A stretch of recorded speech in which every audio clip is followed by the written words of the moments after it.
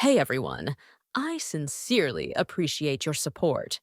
If you enjoy my audiobooks, I would be truly grateful if you could subscribe to the channel. And if you'd like to support even further, you're welcome to become a Patreon member, where you can access audiobooks of novels as long as they are freely available on the internet. Your kindness and support mean so much. Thank you. The turning point. Anton's eyes narrowed as a beam of searing blue energy sliced through the air toward him. Boom! The blast slammed into the wall behind him, vaporizing stone and steel in an instant, leaving a gaping, smoking hole. Even with his cloak absorbing some of the impact, the Arkham Knight armor couldn't stand up to the pure force of Loki's scepter. It was obsolete, good for fighting criminals, not gods. This wasn't a battle he could win dressed in yesterday's war gear. Time for an upgrade. Current justice value, 45 million. You may now redeem Batman Beyond Battle Armor.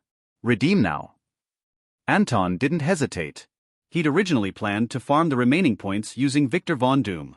But S.W.O.R.D had blindsided him, recruiting Doom into the Avengers early, robbing him of that opportunity. No more farming. No more delays. Redeemed Batman Beyond Battle Armor. Justice value deducted, 40 million. Anton's fists clenched as the system's voice faded from his mind. His armor shifted, metal rippling like liquid under his skin. Across from him, Loki's expression sharpened. In an instant, the once rugged Arkham Knight was gone. Standing in his place was a new figure, sleek, formidable, and exuding a pressure that made even a god hesitate. The transformation was seamless. The golden utility belt turned silver, still emblazoned with the bat emblem. His matte armor hardened into high-density black alloy with a mirror-like finish. The cape changed too, no longer fabric, but razor-edged wings of reinforced metal, housing a sophisticated flight and weapons system. And the suit's greatest secret? It wasn't made for humans. It was forged to fight gods. In the Batman Beyond timeline, superheroes had become tyrants. Their unchecked power left entire cities in ruins. Captain Atom's explosion wiped Kansas off the map, killing nearly 1 million. In the aftermath, a colder, more divine Superman returned, less man, more judgment.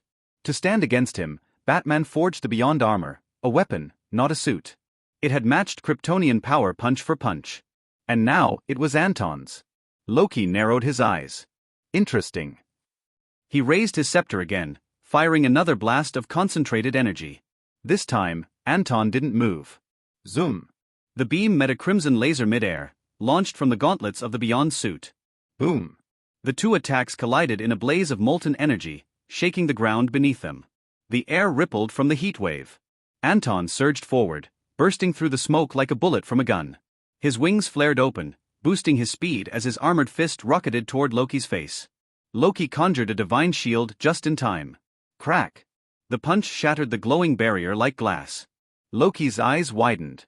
His magic had held off giants. This shouldn't have broken so easily. But Anton was already preparing his next strike. Whoosh! Twin shoulder-mounted lasers fired, piercing through Loki's illusion, the god vanishing into static and mist. Anton landed in a crouch, scanning the area. His voice was calm, his expression unreadable beneath the visor. Figures. The real Loki's probably halfway across Manhattan already. He stood and turned toward the shattered window, gazing at the chaos outside. Above the skyline, the Chitauri swarmed like locusts, pouring through the sky as far as the eye could see. Time was slipping through his fingers. Near Stark Tower. The battle between the Justice League and the Avengers had reached its boiling point. This wasn't training. This wasn't sparring. This was war.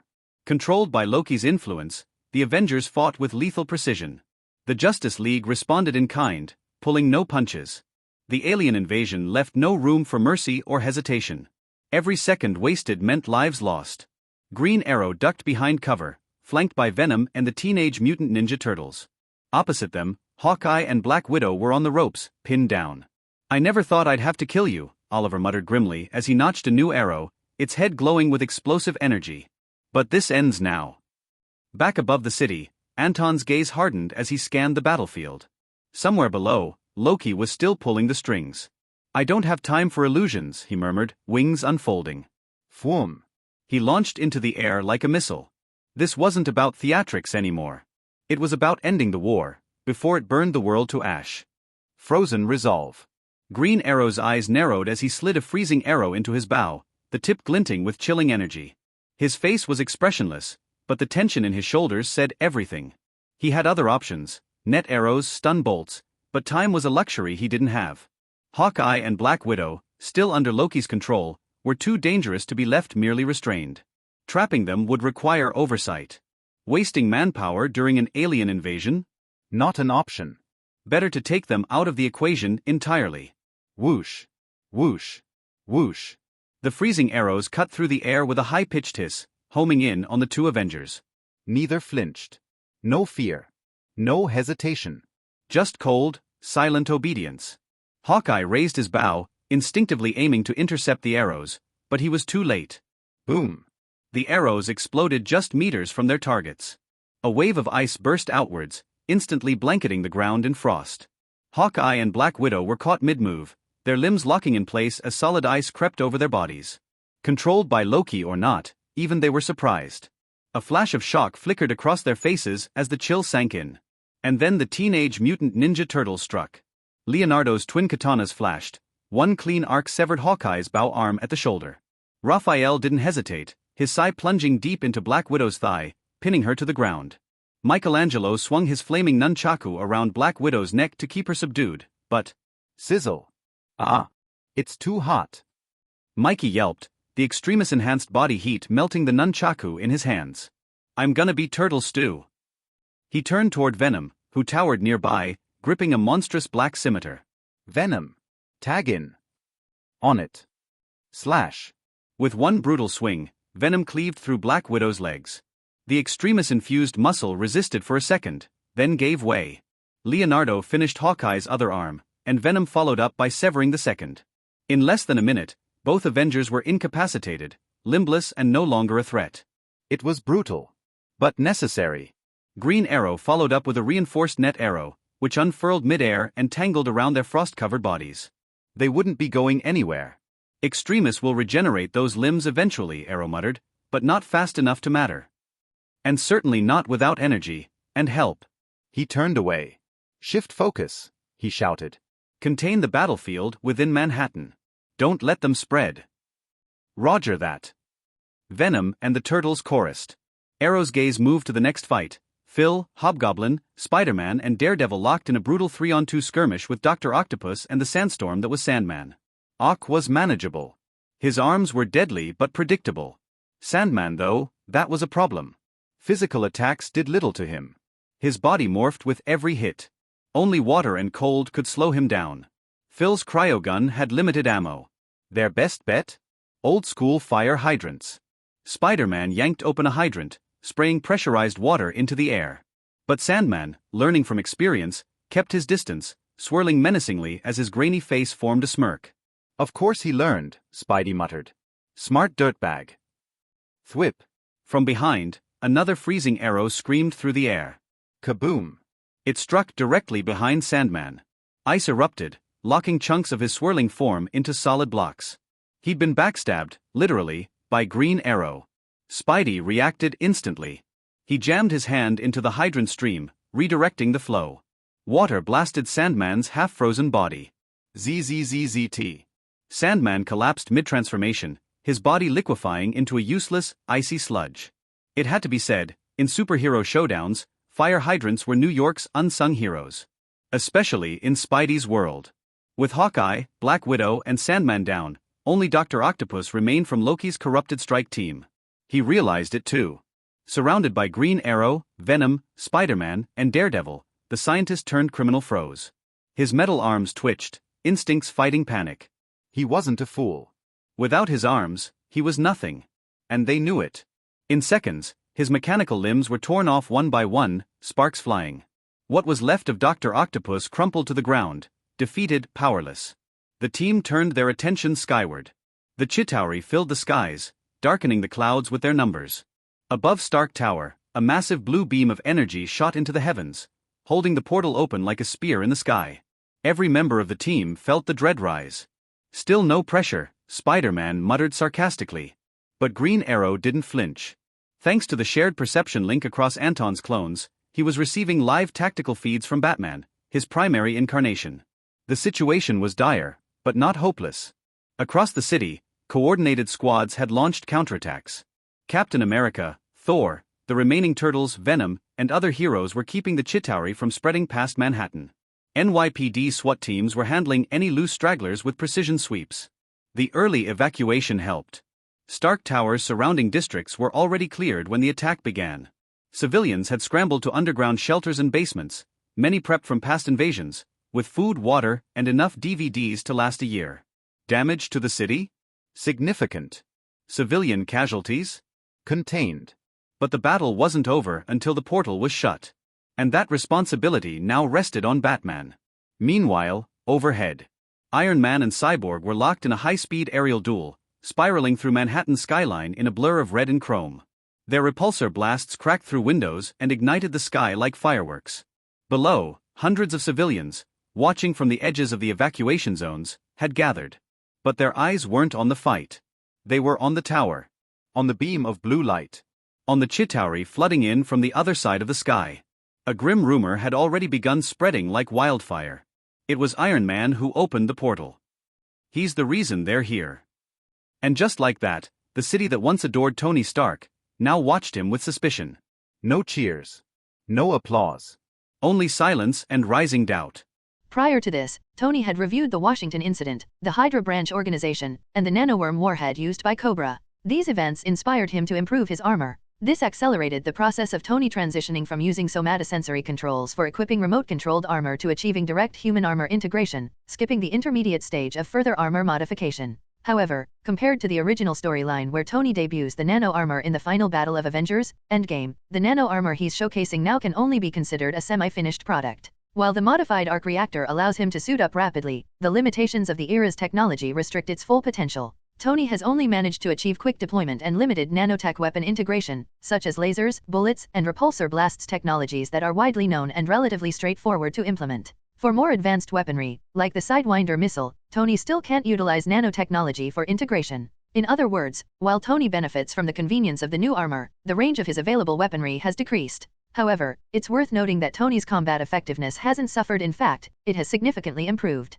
Although the nano armor doesn't allow him to rely on heavy firearms, it enables him to switch between various melee weapons, such as forming shields for defense or attacking with nano-formed throwing knives. Additionally, inspired by Batman, Tony had begun martial arts training in recent months. Combined with his sharp intellect and access to advanced performance-enhancing drugs, thanks to his limitless resources, he's become noticeably more agile in a short period. In summary, this darker, more hardened version of Tony has gained a tactical advantage in battle, allowing him to fight with greater confidence and control. As a result, his fight against Cyborg reached a stalemate. Unlike before, Cyborg couldn't easily overpower Tony with superior abilities and was only barely able to maintain the upper hand. The battle was fierce, and the surrounding Chitauri forces didn't dare approach the clash between the two. The shockwaves from their attacks and defenses were powerful enough to obliterate a Chitauri soldier effortlessly. Of course, while the duel between Cyborg and Iron Man was the most visually striking, everyone knew it wouldn't determine the outcome of the overall battle. From the public's perspective, the true turning point lay elsewhere, atop Stark Tower, near the blue beam of light connecting to the space portal, where Wonder Woman and Victor Doom faced off. Doom struggled in Wonder Woman's grasp. The Tesseract was supplying energy to the space gate, but Doom couldn't draw on its infinite power. Without the limitless energy he once had when defecting from the Pegasus Project base over a week ago, his current combat ability was far weaker than when he last faced his former allies. Even with his superhuman powers to metallize and control electricity, he could barely last 10 minutes against Wonder Woman. Boom! With a divine strike, Doom was sent flying. Wonder Woman shot after him like a cannonball, intercepting him midair. She halted his momentum with a powerful kick, slamming him into the tarmac. Hey! Doom coughed up blood, suffering from the direct blow. Even with his metallized body, the impact left him in agony. Ha ha ha ha ha. Doom laughed maniacally, blood trickling from his mouth. Wonder Woman's foot pressed firmly against his chest, the tip of the God-Killer's sword poised inches from his eye. One swift thrust would pierce his eyeball and drive straight into his brain. Not even his metallic body could withstand such a strike. Close the portal, Wonder Woman commanded. Victor, you only have one chance. I can't. Victor Doom cackled. The Earth is finished. Boom!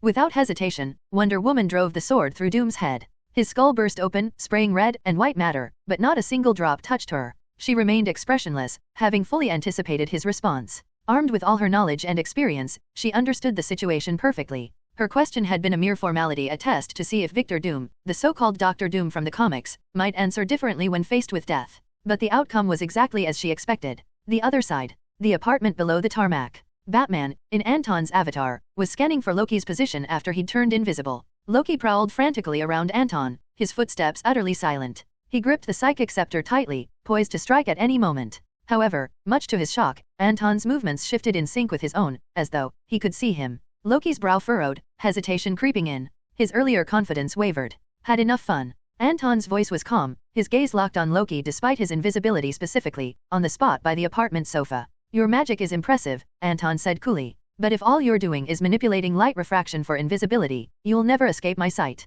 The eternal heat scan integrated into Batman's armor wasn't just for show. Clearly, Loki had underestimated the power of Earth's technology. While Thor might argue that magic is merely a form of advanced technology, Loki's arrogance wouldn't allow for such a comparison. To him, Earth was a primitive backwater, and humans were mere mortals, servants of gods. What could a servant possibly create? A stone axe? A wooden knife? Even Earth's modern technology, in Loki's eyes, was just a small step beyond ancient farming tools. The gap between Asgard and Earth was unfathomable. And now, to be mocked by a native? Whoosh! Loki's face twisted with fury. Humiliated by Anton's taunt, he fired an energy blast from his scepter. Boom! Anton countered with a laser, detonating the incoming blast midair. Flames erupted, and Loki's form shimmered into view, now several feet away. Anton's gaze snapped toward him instantly. Do you think you've won? Loki sneered, pointing the mind scepter toward Manhattan. Look at your world, it's already in ruins. New York is just the beginning. Soon, the whole planet will kneel before me. You should be asking yourself that question, Anton shot back. Loki, do you think you've won?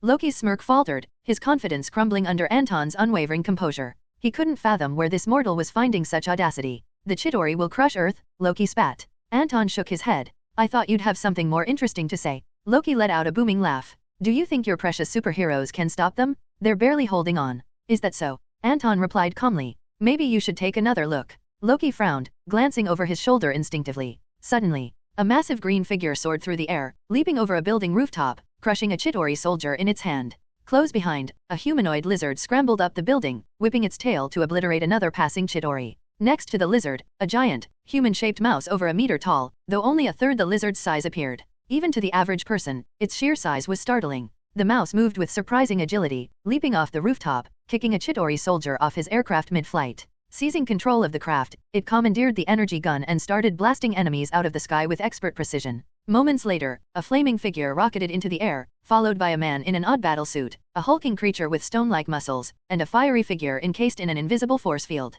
But the most shocking of all was Harry. Previously overlooked after his dark turn, Harry now faced off against an unexpected foe. A man, gliding on a flying skateboard, clad in green armor, his appearance unmistakably goblin-like. Anyone familiar with the scene would immediately recognize him. It was none other than Batman's old nemesis. The Green Goblin. Harry's opponent was none other than Norman Osborn, the Green Goblin who had suddenly appeared out of nowhere. Since the Fantastic Four joined the research team led by Connors and Banner, their combined expertise, along with Reed Richards' contributions, finally led to the development of an ultimate antidote to counteract the side effects of human enhancement drugs. Of course, this didn't mean human enhancement agents could now be mass-produced. At the very least, creating a super soldier like the Green Goblin remained highly improbable, relying on the so-called right time, right place, and sheer luck. Human enhancement agents were still incredibly dangerous. The risk of gene collapse from injection was extraordinarily high, and the mortality rate was terrifying. Even for those who survived the most dangerous phase, long-term side effects were inevitable. And yes, there would be side effects. The exact nature of these side effects remained unclear, but it was likely that even successful subjects would develop genetic disorders, significantly shortening their lifespan.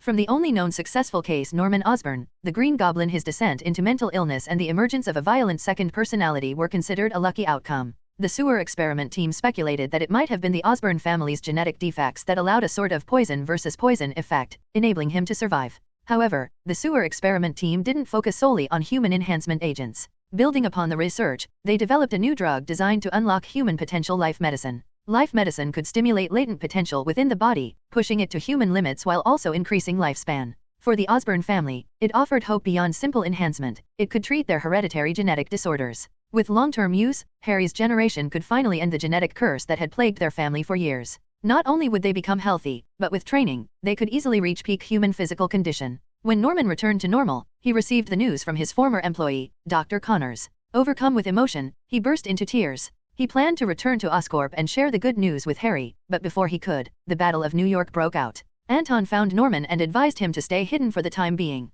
The news of his recovery was kept secret even from Harry. Anton explained that at a critical moment, Norman might need to assume the Green Goblin persona once again, joining the battle in New York to help turn the tide. This would also allow Norman to publicly redeem himself from his past as the Green Goblin. When Wayne Enterprises launched Life Medicine, Norman Osborn would become its most effective spokesperson. The drug would instantly sweep the globe, becoming one of the most influential inventions of the 21st century. Anton's plan was sound. But Anton hadn't anticipated the story taking such a dramatic turn. Loki had managed to control almost all the Avengers, including Harry. Now, standing face to face with Norman, the darkened Harry felt nothing. There was no excitement, no recognition, no familial bond. His face, hidden beneath his mask, was cold and expressionless as if Norman were just another stranger. Harry's attacks were swift and relentless. Whoosh, whoosh, missiles shot from his flying glider nearly identical to Norman's, trailing long streaks of flame as they hurtled toward the Green Goblin. Harry. Norman's voice was heavy beneath his mask. Seeing Harry's lifeless, controlled demeanor made his fists clench in rage.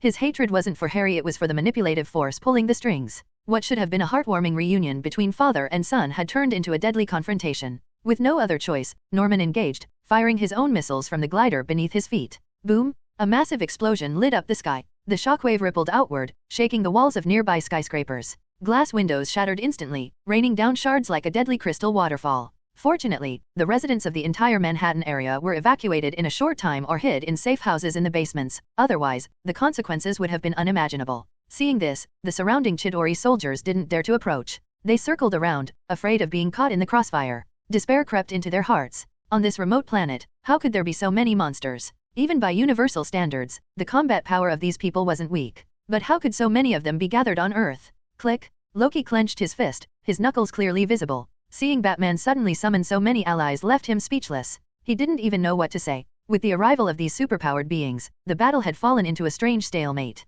As time passed, the Chitauri soldiers continued pouring into Earth, along with the turtle-like bio-warships hovering in the sky. But even that wasn't enough. The defenders in Manhattan managed to hold their ground, and Loki's forces were being pushed back. But Loki hadn't expected Batman to have so many allies beyond the Justice League. Where did all these people come from? Though he had some knowledge of Earth, he couldn't comprehend how Batman had managed to gather such a terrifying force in just over a year. Do you see now? Anton said, noticing Loki's expression shift. His voice was cold. The Chitauri will never conquer Earth. No, you don't understand at all, Loki replied, quickly regaining his composure. A smile crept back onto his face. The Chitauri aren't the key. The Earth cannot escape. What's more, Loki continued, sneering, the Chitauri army you see now, this is just a drop in the ocean. Even if you have the upper hand, how long can you last? You can't close the portal, he taunted, and you can't stop the Chitauri invasion. Anton sighed. There's no point talking to you. Whoosh! Without warning, he drew his grapple gun from his waist and fired at Loki. Loki dodged quickly but froze mid-motion when he realized the grapple wasn't aimed at him, it was targeting the scepter in his hand.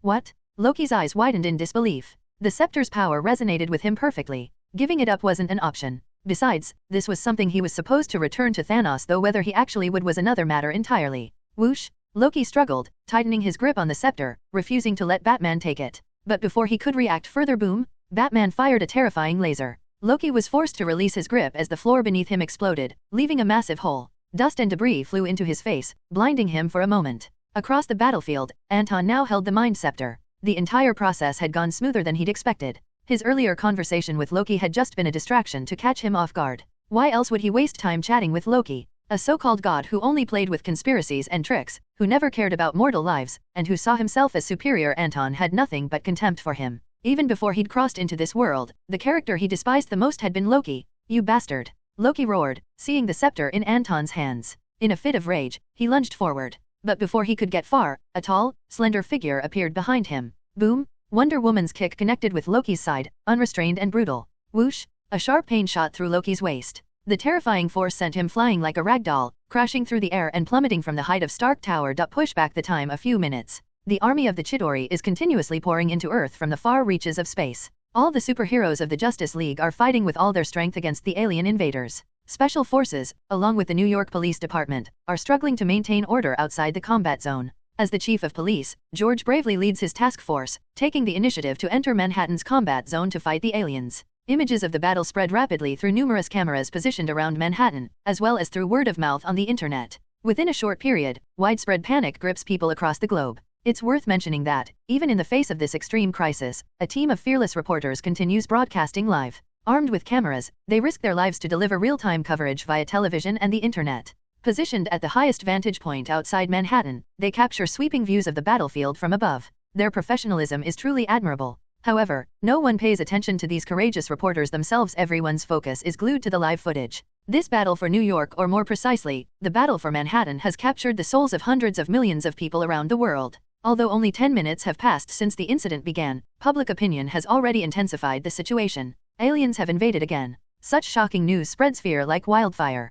Panic, as we all know, is an emotion that knows no boundaries. Governments, the World Security Council, and countless other organizations immediately reach out to U.S. authorities, offering support. Regardless of their motives, at this moment, people around the world are united in a shared sense of urgency. But the U.S. authorities do not respond. In the midst of this emergency, the U.S. military can only focus on deploying its own forces to Manhattan. There's no time to coordinate with outside help. And even in such a critical situation, it's unthinkable for the U.S. to allow foreign troops to step onto its soil. At worst, they'll launch a nuclear bomb. Yes, the U.S. government is well aware of this contingency. If the Justice League can no longer hold the line, they will immediately authorize a nuclear strike obliterating all of Manhattan if necessary. In short, Earth must not fall to the aliens. The live footage has its limits. The team of reporters, stationed at the highest point outside Manhattan, aim their cameras toward the skies above the city. They can only capture the aerial battle. The street-level combat remains obscured. Of course, even with just images of the sky, the devastation is enough to send chills down the spines of viewers everywhere.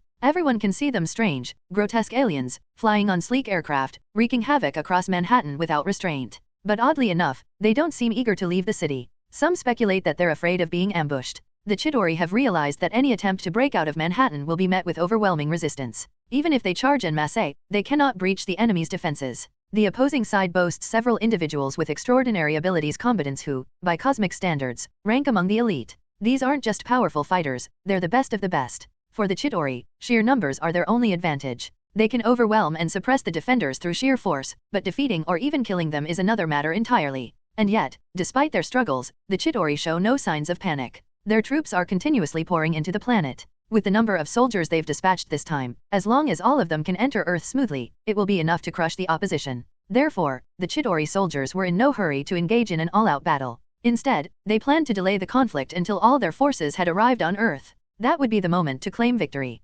Standing against them were the Justice League, the Special Forces, the lone remaining Captain America, and Thor, who, although not officially allied with the United States, had promised his cooperation. Even the officers of the New York Police Task Force joined the fight. The situation was dire, and everyone knew it. No one was foolish enough to underestimate the current threat. Although the arrival of reinforcements like the Hulk, Dr. Connors, aka the Lizard, the Fantastic Four, and the Green Goblin had managed to stabilize the situation somewhat, the enemy's numbers remained overwhelming and they kept increasing. If this continued for even another half hour, there would be hundreds of thousands of Chitauri soldiers swarming the entire Manhattan area. At that point, even with the full force of the US military on site, it would be nearly impossible to completely wipe out the invaders. Unless nuclear weapons were used repeatedly. If the situation grew that desperate, the Justice League's efforts would undoubtedly be considered a failure. What's worse, no one knew whether a nuclear strike would even destroy the space portal. If the portal remained intact, the Chitauri would continue pouring in. Earth would still be vulnerable. With that gateway, this planet would gradually transform into a massive battlefield.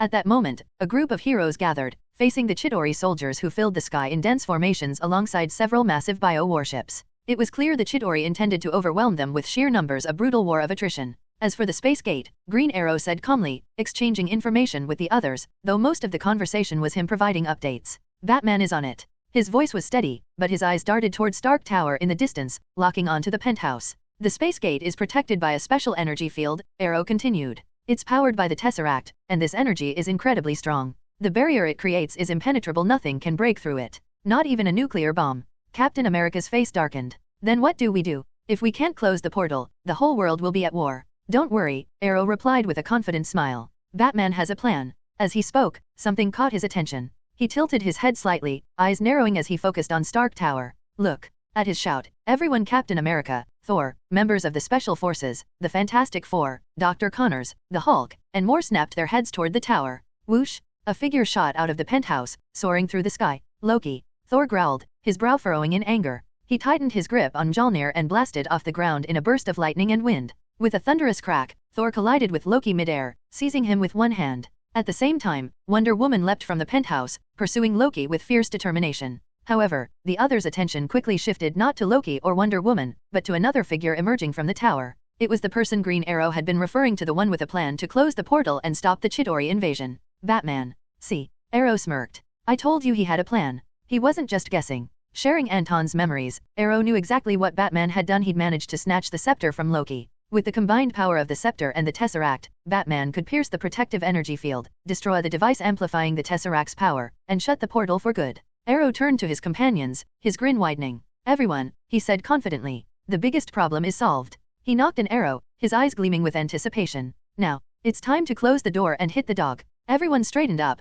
their spirits renewed. Batman's next move confirmed Green Arrow's words. He leapt into the air, the thrusters of his flying device roaring to life as streams of compressed air propelled him upward toward the landing pad on the roof of Stark Tower. A corpse and a pool of blood marked the rooftop, but Batman didn't spare them a glance. His sharp gaze was locked on the shimmering energy field shaped like an inverted bowl. At the center of this protective dome was the Tesseract, radiating a dazzling blue light, an object pulsing with infinite, otherworldly energy. Huh? What's that human trying to do? Some of the Chitauri soldiers had noticed Batman's movements. On the other side of the space portal, aboard a massive warship orbiting Earth, Chitauri commanders observed Batman's actions through tactical displays. A sense of foreboding crept in, and the soldiers wasted no time reporting it to their leader. Seated on his throne within the largest bio-warship, the Chitauri leader watched the live broadcast intently. His piercing gaze fell upon the scepter gripped in Batman's hand. His expression darkened, eyes narrowing with recognition. Stop him, he roared. The command echoed through the ranks like a shockwave. Without hesitation, the order was relayed to every Chitauri soldier both on Earth and streaming through the portal.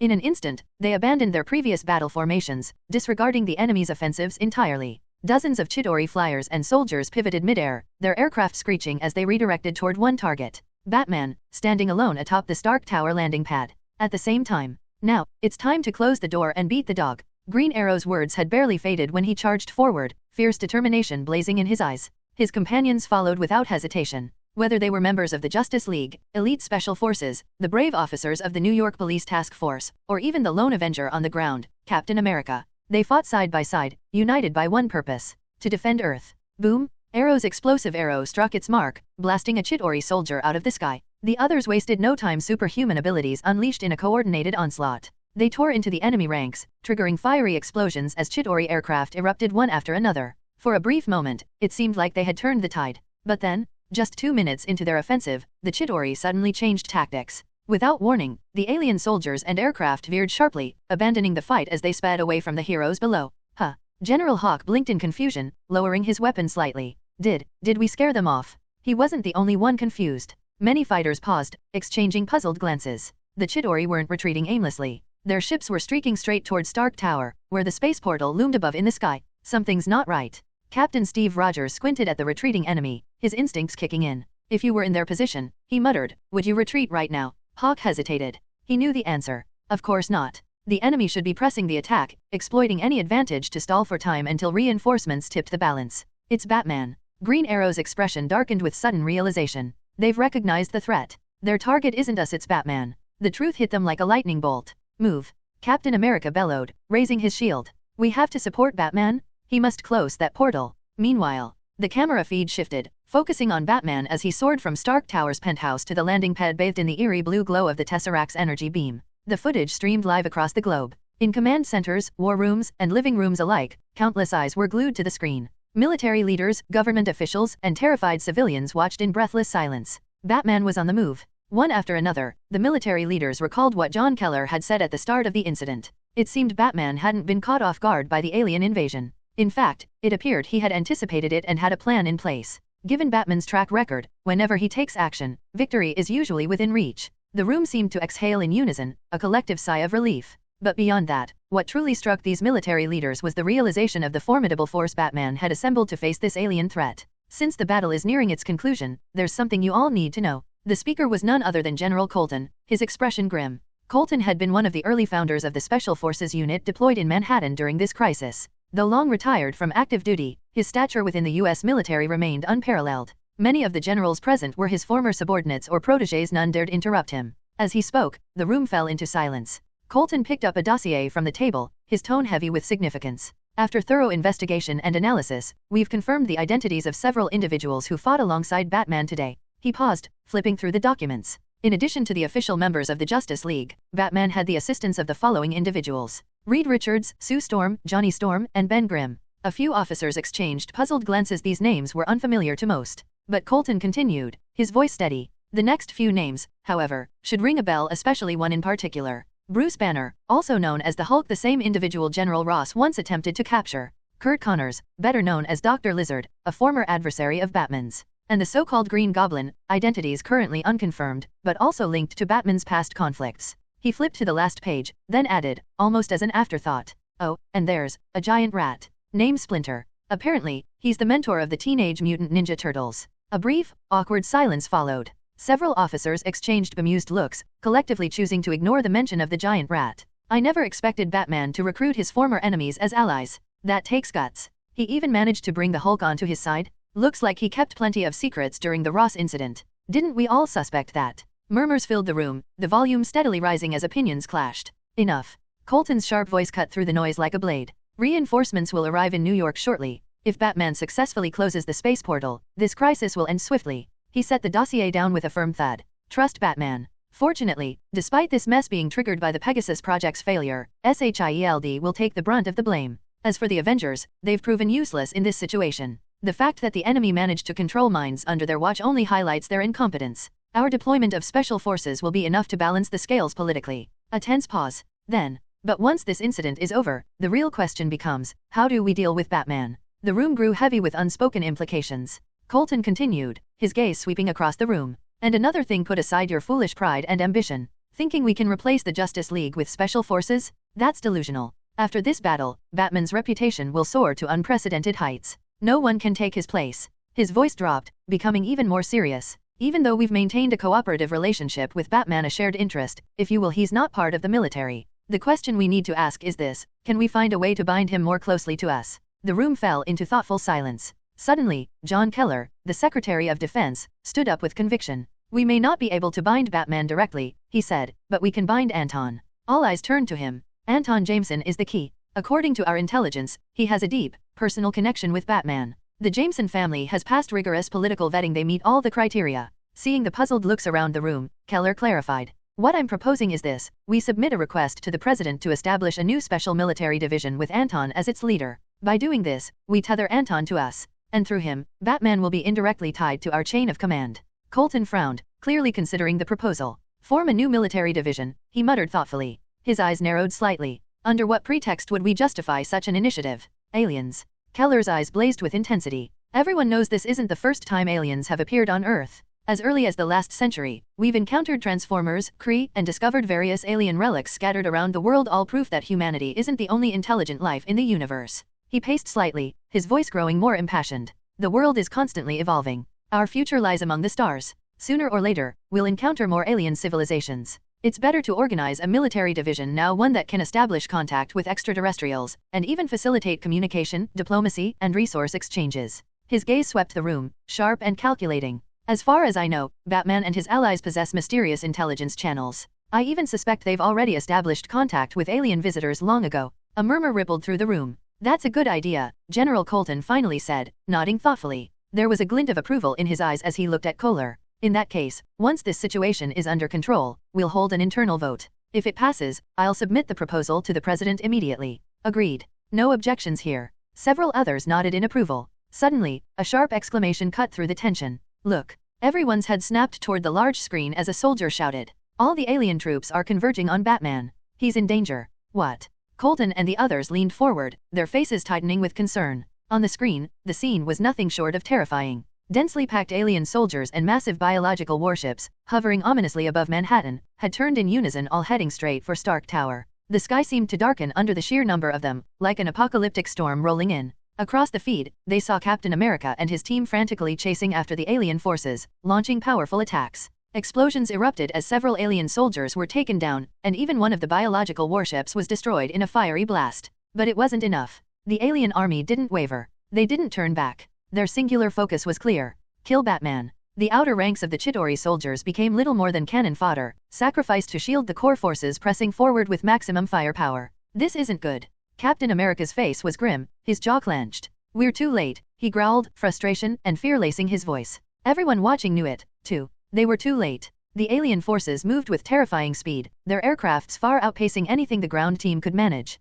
Their mobility and firepower were overwhelming. Worse yet, every available Chitauri soldier and warship had converged into one devastating formation. In just moments, Batman would be hit with an unprecedented barrage of ammunition. If by some miracle he survived the initial wave, Captain America and the others might have a chance to reach him, to fight back, to pull him out of danger. But if Batman didn't survive, it was over. Not just for New York. For the entire Earth. In a flash, the Chitauri soldiers gathered around Stark Tower, surrounding Batman from all directions. Through the live camera broadcast, everyone watching instinctively held their breath. Ordinary people didn't know the key details of the battle. But the moment they saw Batman appear, followed by a swarm of alien soldiers closing in like a black cloud descending from the sky giving him no chance to escape, they immediately sensed that Batman held the key to victory or defeat. Moreover, in the minds of the public, Batman was someone who could turn the tide at critical moments. This belief reinforced their assumption that he was the deciding factor in this battle. In fact, their intuition was absolutely correct. At that moment, Anton stood on the helipad, planning to use the psychic scepter in his hand to breach the protective barrier surrounding the Tesseract. But as he looked around, he saw Chitauri soldiers and bioships converging from all directions, closing in like layers of a sandwich. Taking in the scene, he realized that the Chitauri had already felt the mounting pressure from Earth's defenders. They understood the threat he posed to their plans and they were determined to eliminate him at all costs. Boom, boom. Before Anton could act, the surrounding soldiers opened fire. Together with the bioships, they unleashed a barrage of terrifying shells and dense energy blasts, converging from all angles to engulf Batman in a devastating storm of destruction. Boom, boom, boom. Anton activated his laser and spun rapidly. The swirling beam detonated the incoming energy blasts and shells mid-air. Boom! A thunderous explosion shook the sky, deafening and relentless. The shells and energy rays erupted one after another like a chain of firecrackers. Flames roared into the sky, and the powerful shockwaves created ripples in the air, visible to the naked eye. Thick, billowing smoke spread across the battlefield, shrouding everything in its path. Even the Chitauri soldiers couldn't avoid being swallowed by the dense haze. Seeing this, Green Arrow and the others instinctively froze. Their view of Batman was completely blocked by the Chitauri's encirclement and the heavy smoke.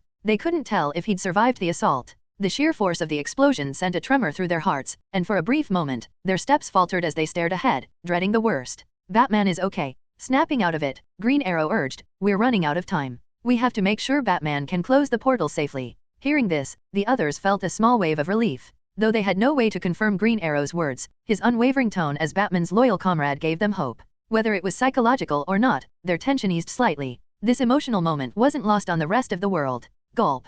A cameraman from a news crew swallowed hard, his voice shaky. "Batman, he'll be okay, right? Don't jinx it," his colleague snapped, trying to steady the trembling microphone in his hands. "Batman's not going down, not today." The reporter gritted his teeth, his voice wavering as he added, "God bless. Batman has to be safe." Though they tried to keep their voices low, the high-quality microphones picked up every word, broadcasting the emotional exchange to millions watching the live stream. Batman must be okay. Across the world, people crossed their fingers, clenched their fists, and held them over their hearts, silently praying for the Dark Knight. Encircled by the Chitauri. Although Anton managed to detonate most of the incoming artillery shells and energy blasts with his lasers, a few slipped through the cracks, striking him directly. With a powerful step, Anton propelled himself off the tarmac, the aircraft behind him exploding in a fiery blast, launching him high into the air. He knew that staying on the helipad would only make him an easy target for the alien forces. Spotting an opening, he dove straight into the heart of the Chitauri formation. Rumble? As he expected, even though he was now within the enemy's ranks, their relentless assault didn't stop.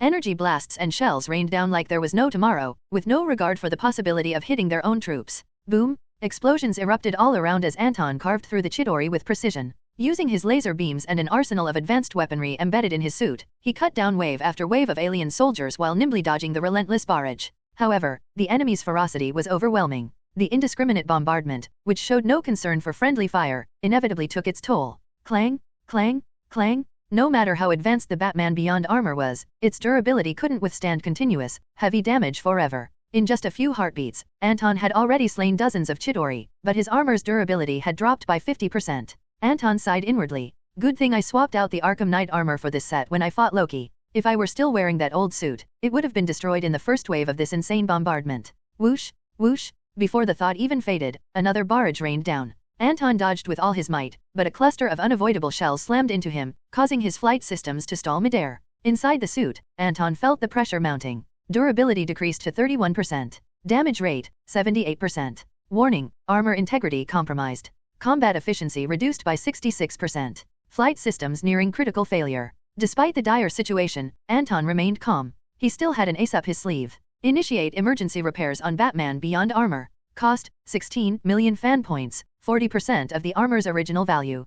Confirm. Yes. Anton confirmed without hesitation. Among all his personas, Batman was his trump card. His accumulated fan points had long surpassed the 100 million mark, and even when combined, his other hero identities didn't come close to Batman's total. Spending a mere 16 million points was nothing. In an instant, the battered, nearly shattered armor was replaced by a pristine, fully restored version of the Batman Beyond armor, its systems reset to factory condition. Anton's power surged back to its peak. His energy levels spiked, his movements sharpened, and his confidence was unshaken. Boom! With renewed strength, he dove back into battle unstoppable. Surrounded by laser fire, the nearby enemies exploded instantly. After Anton's fierce delay, his companion's Green Arrow and the others finally arrived on the scene. "Damn aliens, go to hell," shouted Spider-Man, his masked face filled with rage. Seeing his idol besieged by shameless aliens using overwhelming numbers, dozens attacking just one man, filled him with fury. Whiz! Spider-Man's web shot out, latching onto an enemy aircraft. With a sharp tug, he swung through the air, arcing gracefully before delivering a powerful kick that sent the ship spiraling out of control. The others joined in, each using their unique abilities to disrupt the Chitauri forces, buying Anton precious time. "Batman, do what you have to do," Captain America shouted, gripping his shield tightly. He hurled it with precision, taking down several enemies before it ricocheted back into his hand. Amidst the chaos, he added firmly, "We'll handle things here." Anton gave a slight nod, activating the jet boosters on his back. He blasted through the Chitauri's defensive line, making his way back to the rooftop landing pad. By now, the pad was firmly occupied by the Chitauri. Their leader, having guessed Anton's objective, had ordered reinforcements to secure the area. But no amount of Chitauri could stand in Anton's way. In moments, he was once again standing before the Tesseract. Boom! Just as he was about to act, a massive Chitauri warship emerged through the space portal. Without hesitation, it launched a barrage of devastating energy projectiles, each like a blazing meteor, streaking through the sky with fiery tails. "Batman! Look out!" Cries of alarm rang out from his allies. The crumbling Chitauri formation allowed the cameras to capture the scene clearly, broadcasting it worldwide. In homes, military bases, and command centers across the U.S., millions of people held their breath, fists clenched in silent prayer. Everyone understood the gravity of the moment. But under the intense pressure, as the deadly shells hurtled toward him, Anton the Batman did not flinch. He didn't retreat, didn't hesitate. Instead, he calmly thrust the Mind Scepter into the protective barrier surrounding the Tesseract. "Batman, you madman. No way, is he going to?" Viewers everywhere were stunned, convinced they were witnessing Batman's final, self-sacrificing act. The projectiles closed in fast less than 10 meters from impact. Clang! At the last possible second, a slender figure burst onto the scene. Two gleaming silver bracelets collided with a thunderous crash. Boom! A colossal shockwave of divine energy erupted, creating a shimmering barrier that absorbed the full brunt of the explosion. The warhead detonated outside Stark Tower, the force of the blast shaking the very foundations of the city. Rumble! A massive shockwave rippled outward, tearing through the skyline. The deafening roar was followed by a deep gash carved into the earth, stretching hundreds of meters and gouging holes through several skyscrapers. The Chitauri soldiers caught in the blast were obliterated instantly. Hiss! The surviving heroes gasped, stunned by both the destructive power of the warhead and the sheer might of the woman who had stopped it. Wonder Woman. She stood firm, though beads of sweat glistened on her forehead, betraying the immense effort it had taken. Is this the power of a god? Yet despite her feat, she wasn't the focus of the moment.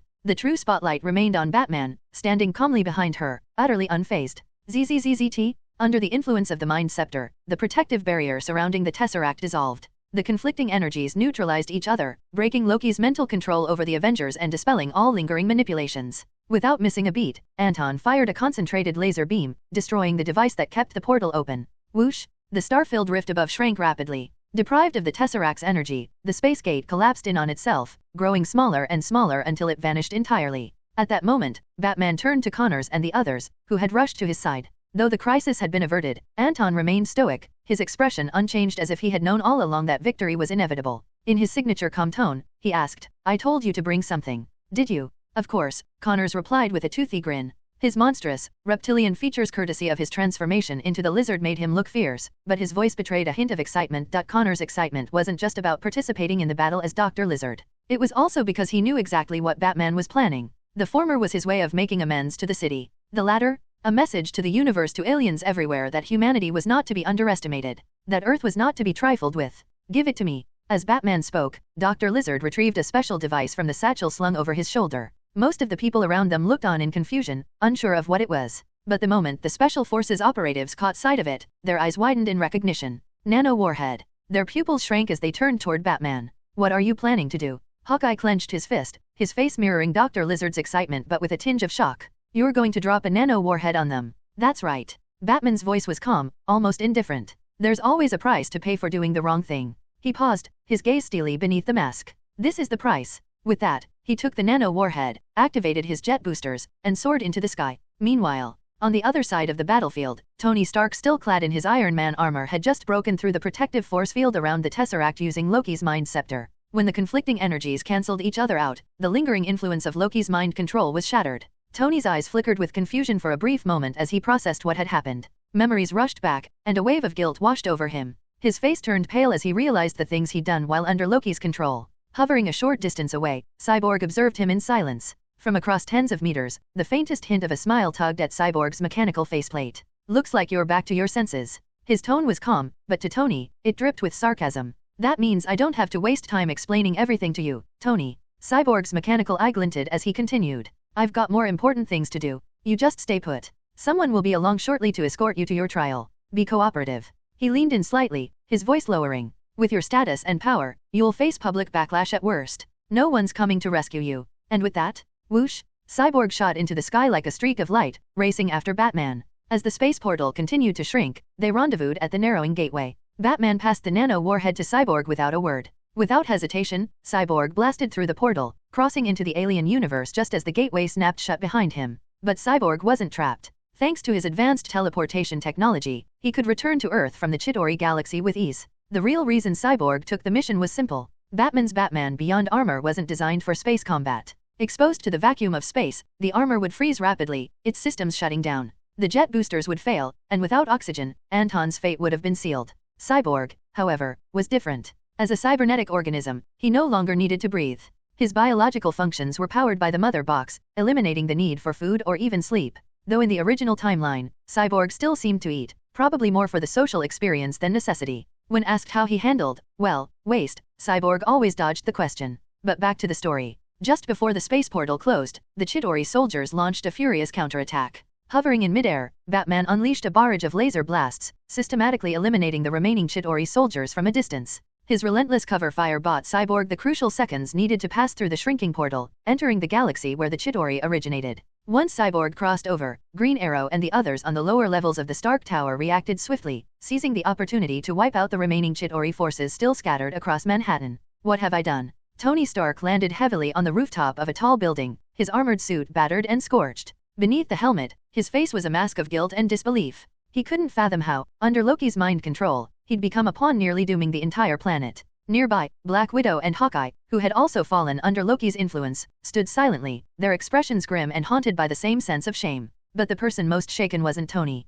It was Harry Osborn. His shock didn't come from the mind control. It came from something, or rather, someone else entirely. Father. As his mind cleared, Harry froze midair on his goblin glider. The sleek helmet retracted seamlessly into his biological armor, revealing a stunned, vulnerable face. There, standing in front of him, clad in sinister green armor with glowing red eyes, was Norman Osborn, alive. You're finally back. Harry's voice trembled with emotion. His fists clenched, his whole body shaking not with fear, but with overwhelming relief and disbelief. Even after Norman's disappearance, Harry had clawed his way back to power, reclaiming Oscorp with Green Arrow's help. But none of that compared to this moment. Son, I'm back. Norman's cold, calculating demeanor softened as he saw his son. Without hesitation, he leaped onto his own glider, closing the distance. They embraced tightly in midair, the past melting away for just a heartbeat. I'm back, Norman whispered, his voice thick with emotion. And I've got good news, our genetic disease has been cured. Harry exhaled a shaky breath, his heart finally settling. That's incredible news. Thank you, Batman.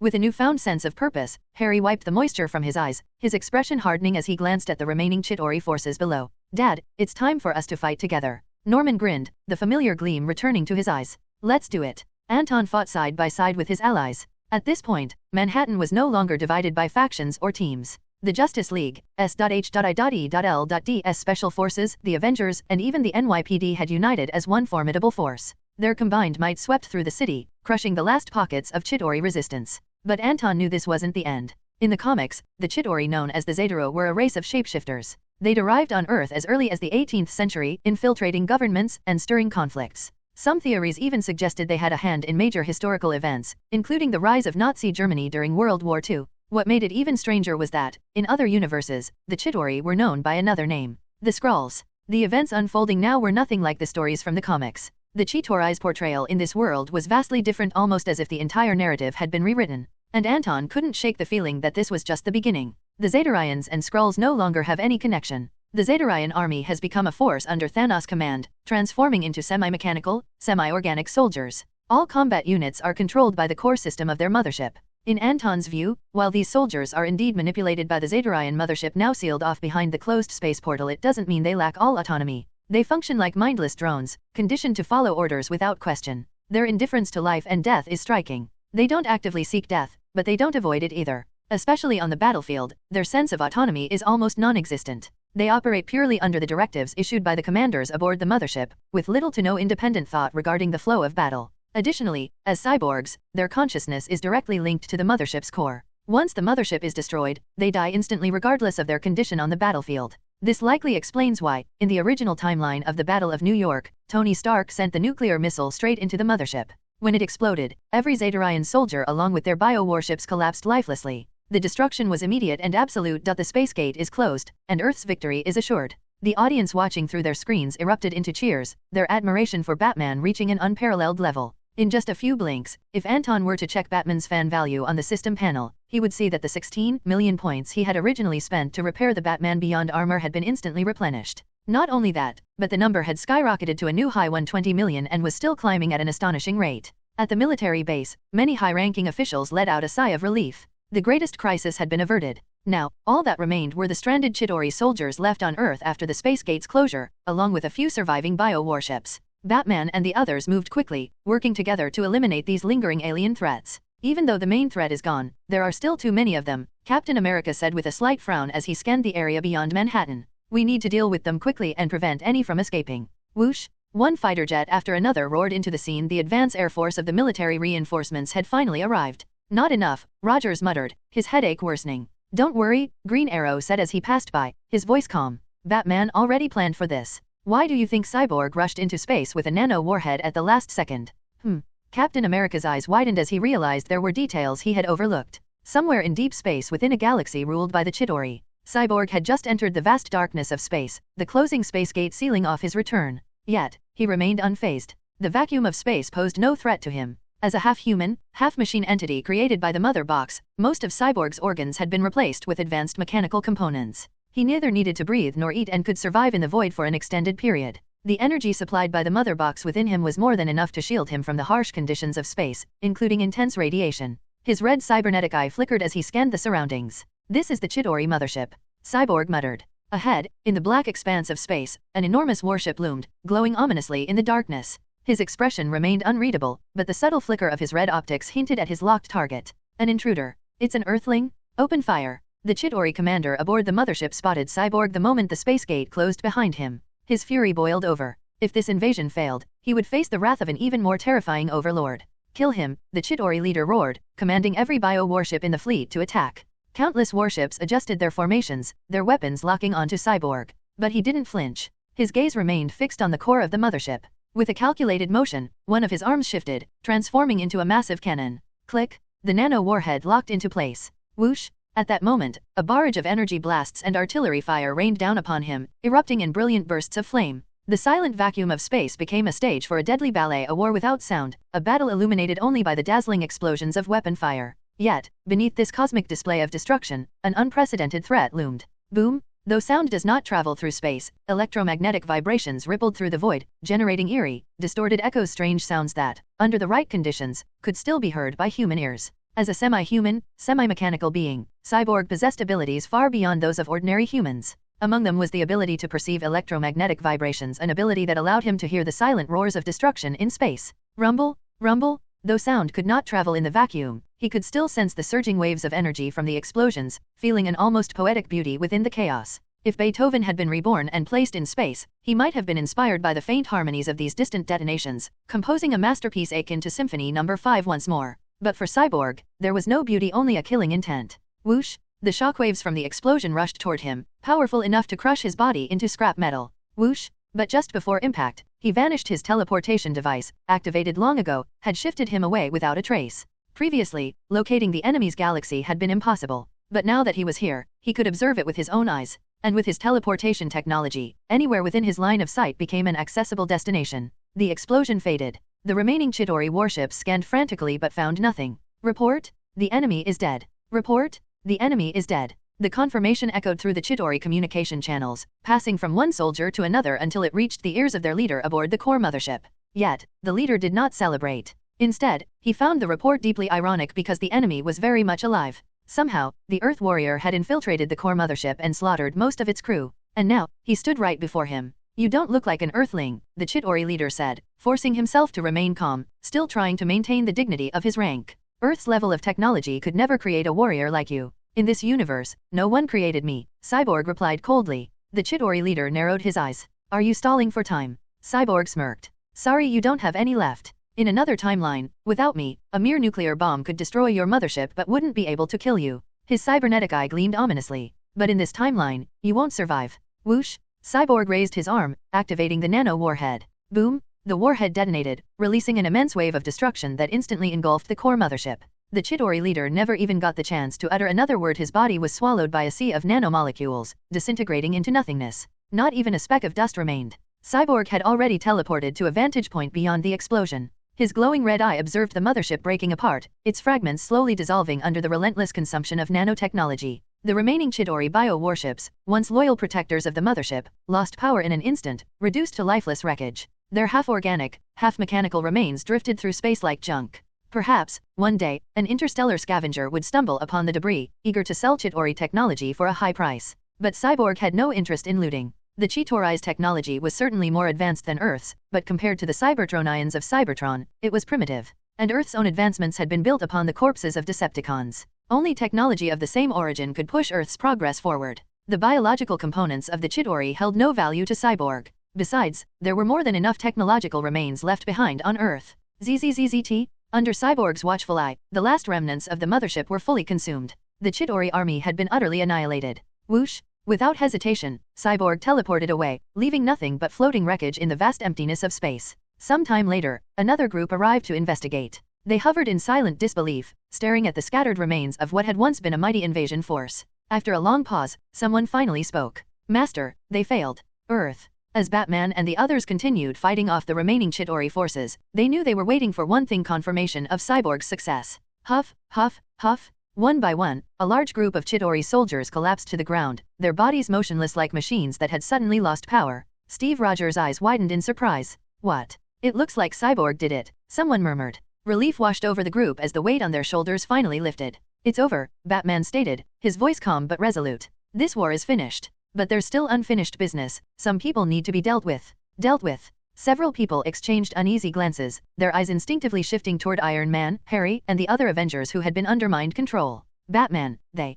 Steve Rogers hesitated. He braced himself and stepped forward, ready to plead for his teammates. You can't blame them for. Batman cut him off before he could finish. I'm not talking about them. His gaze hardened. I'm talking about Loki. Loki. After the long and intense battle, Captain America finally processed the situation. Loki was the true mastermind behind everything. If not for him, this war never would have happened. In Steve's mind, even Victor Doom seemed almost redeemable by comparison. With most of the Avengers having been freed from mind control, he had assumed Doom had also been brainwashed and manipulated by Loki. Anton, however, had no interest in explaining anything to Steve. The Battle of New York was over, but there was still much work to be done. Cleanup, recovery, and countless other aftermath concerns. But first on the list, Loki. Unlike everything else, dealing with him couldn't wait. Whoosh! They're over there, Wonder Woman announced as she arrived. After Anton had successfully seized the Mind Scepter, Wonder Woman had launched a surprise attack on Loki, knocking him off a building. Thor, however, had swooped in at the last second to catch him. His loyalty to his brother undeniable. It could almost be called true love. Whoosh, whoosh, whoosh. A group of heroes rushed to the scene, arriving just in time to see Thor and Loki locked in a tense struggle. Surrounded by an overwhelming force, Loki maintained a neutral expression, but inside, he felt a twinge of unease. He had just witnessed the sheer power of these warriors during the Chitauri invasion. Even by Asgardian standards, they were formidable. If they decided to attack him all at once, not even he and Thor together could withstand them. Sensing the tension, Thor took a deep breath and stepped forward. Everyone, he began, his voice steady, on behalf of Asgard, I deeply regret what has happened to your world. His gaze swept across the gathered heroes before settling on Captain America. But Loki is Asgardian. He is not only my brother but also the son of Odin, the Allfather. I ask that you allow me to take him back to face justice in Asgard. His tone was serious, even pleading. This is why I came to Earth, to bring him home for judgment. Please, for the sake of our alliance and the battles we have fought together, grant me this request. I give you my word that Loki will never set foot on Earth again. Asgard will ensure he faces the punishment he deserves. Asgard will stand with Earth as an ally, he added. And I will always fight by your side. The moment his words fell, silence took hold. Batman glanced around and noticed something. Everyone was looking at him. Thor and Loki noticed it too. It didn't take long to realize that in this room, Batman was the one who held the final say. Batman, Thor said again, this time more earnestly. Asgard acknowledges our negligence in this matter, and we are willing to pay the price. But as Loki's brother, and as a prince of Asgard, I cannot allow him to be dealt with outside our laws. I beg you let me take him back. His voice carried genuine emotion, something rare for a prince of Asgard. Even Loki was momentarily stunned. He had never seen Thor bow his head like this before. Batman finally spoke, his cold gaze locking onto Loki. Personally, out of respect for Odin, I'm willing to let Asgard take him, he said. Loki tensed. There was something in Batman's voice that sent a chill down his spine. Then, Batman turned his attention to Thor. But you're not leaving yet. A heavy silence followed. Loki must first be officially arrested by Earth. He will go through the proper channels, stand trial, and then once the process is complete you may take him back to Asgard. In other words, Loki wasn't going anywhere just yet. He would first face justice on Earth. Only after that would Thor be allowed to bring him home. In addition to convincing Batman, Thor also had to persuade the authorities. And by authorities, this didn't just mean the US government, it included the major world powers behind the World Security Council, particularly the 5 permanent members. However, with Asgard backing Loki, the process became more of a formality. He would go through the official procedures before being taken back to Asgard for trial under Thor's custody. Skipping that process entirely would be a problem. If Batman and the others simply let Loki go without authorization, it could create unnecessary conflict. No problem, Thor said quickly, nodding. I will personally escort Loki to whatever prison you prepare. I will also guard him myself to ensure he doesn't escape. He understood what Batman was implying, and with that reassurance, he felt relieved. Anton gave a slight nod. With this battle over, Earth had once again been exposed to the reality of extraterrestrial threats. This event would change everything. It was better to take control of the situation now rather than reacting later. Asgard's involvement with Earth would mark the planet's first real step into the wider universe. In that grander scheme, Loki himself wasn't the most important factor. Besides, keeping Loki as an official prisoner of Earth could be leveraged to strengthen diplomatic ties with Asgard, an outcome far more beneficial than simply executing him. As one of the key figures in this development, Batman would gain significant prestige, along with official recognition and backing from various nations. And then there was Odin. Anton wasn't looking to provoke the king of the gods, not yet, at least. Superman hadn't entered the picture yet, and until he did, Earth wasn't ready for deeper space exploration. For now, staying put was the best course of action. At the current rate, his Superman fan value had reached almost 70 million. Once the Batman vs Superman arc played out, it would easily surpass 100 million. And when that happened, it would be harvest season.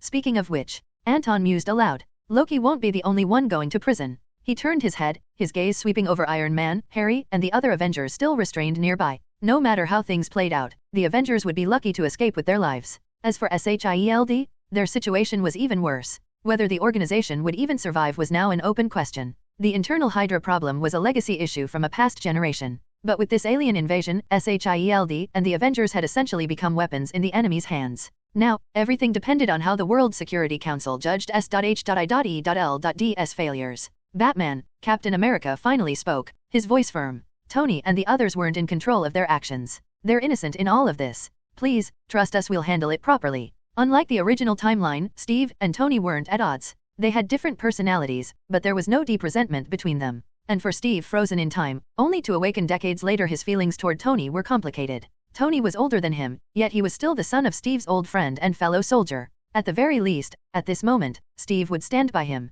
Batman, however, remained unmoved. I don't care how they're dealt with. His tone was indifferent. Maybe you think the Avengers are meant to rival the Justice League, but from my perspective, you're not even worth considering. There was a slight shift in the air as Steve and the others frowned. They wanted to respond, but Batman didn't give them the chance. Of course, he continued, it would be better if you didn't exist at all. Silence. The weight of that statement settled over the group like a heavy fog. All right. Batman glanced around. We're done here. This isn't our job anymore. And with that, a beam of light enveloped him, his teleportation device activating. The remaining members of the Justice League followed his lead, vanishing from the scene one by one. Now, only the Special Forces, the New York Police Task Force, and the remaining Avengers remained. They looked at each other. No one spoke. The entire Battle of New York had played out under Batman's control. And even now, at the very end, none of them had a say in how things would proceed. For the first time, the Avengers felt powerless. And they had nothing to say. It's over. As the military base and the space portal closed, John Keller, Colton, and the others let out a sigh of relief. On the screen, they saw a fighter jet soaring away. Meanwhile, the remaining alien soldiers on Earth were retreating rapidly under coordinated attacks from all sides. Then, something strange happened. The aliens suddenly collapsed, as if drained of power, their bodies hitting the ground lifelessly. Even their bio-warships plummeted from the sky. Everyone had the same thought. Batman had done something. Just before the portal closed, the armored vigilante had been holding an unknown device, seemingly striking at something on the other side of the universe. There was no doubt it had to be connected to the aliens' sudden demise. You all saw it. Batman understands these aliens better than any of us. He was prepared. Colton spoke slowly, his tone thoughtful. So, let's return to our earlier discussion. We bind Anton to the military, make him the head of a new department, and ensure that Batman works for us. Seconded. Agreed. The decision passed unanimously. John Keller fought to contain his excitement as he stood. I'll submit the request to the president immediately. Once he approves, I'll reach out to Anton and persuade him to join us. Good. I'll leave that to you? Colton nodded. Now, let's move on to the matter of S.W.O.R.D and the Avengers. At the mention of those names, the room grew tense. This was the real issue at hand. Recruiting Batman was merely a strategic step. But dealing with S.W.O.R.D and the Avengers meant going up against the World Security Council, and none of its 5 permanent members were easy to handle. Especially the China. The Battle of New York wasn't just a concern for the US military. Nations around the world immediately began analyzing every individual and faction involved. 4 key groups had emerged during the battle. The Justice League, led by Batman. The Avengers, represented by Captain America. The Special Forces, commanded by Hawk. The NYPD Task Force, led by George. The NYPD Task Force had played a minor role, valiantly picking up the pieces, protecting civilians, and securing leftover alien tech. Their courage and dedication to the city were widely respected, but no one expected them to be a major force in the battle. The Special Forces were a different matter. They represented various nations, and their combat effectiveness had caught the attention of global military leaders. Many were now re-evaluating their own tactical capabilities based on what they had witnessed. However, neither of these groups was the primary focus. All eyes were on the Justice League and the Avengers. It was undeniable the Justice League had been the key player in ending the invasion. Meanwhile, the Avengers had been present but seemed to be playing second fiddle, a supporting act rather than the main force. Even so, the Avengers could not be ignored, because intelligence reports indicated that the entire invasion had originated from a project within S.H.I.E.L.D, the very organization they were tied to. The World Security Council had the authority to launch a full inquiry. Many nations remained in the dark about the specifics, but the 5 permanent members of the World Security Council who had access to privileged intelligence had already pieced together what had happened. And they weren't happy. There was growing consensus that S.H.I.E.L.D needed to be reined in. From the Washington, D.C. incident a few months ago to the New York war now, S.H.I.E.L.D had been at the center of every global catastrophe. Their unchecked authority had become a risk that could no longer be ignored. For once, the 5 permanent members normally engaged in political maneuvering against each other had reached a rare agreement. S.H.I.E.L.D needed to be stripped of its autonomy. Some hardliners even suggested dissolving S.H.I.E.L.D entirely and revoking the Avengers status. As for the World Security Council itself, they weren't concerned about the Avengers as individuals. These superheroes were unpredictable, difficult to control, and often operated outside government oversight.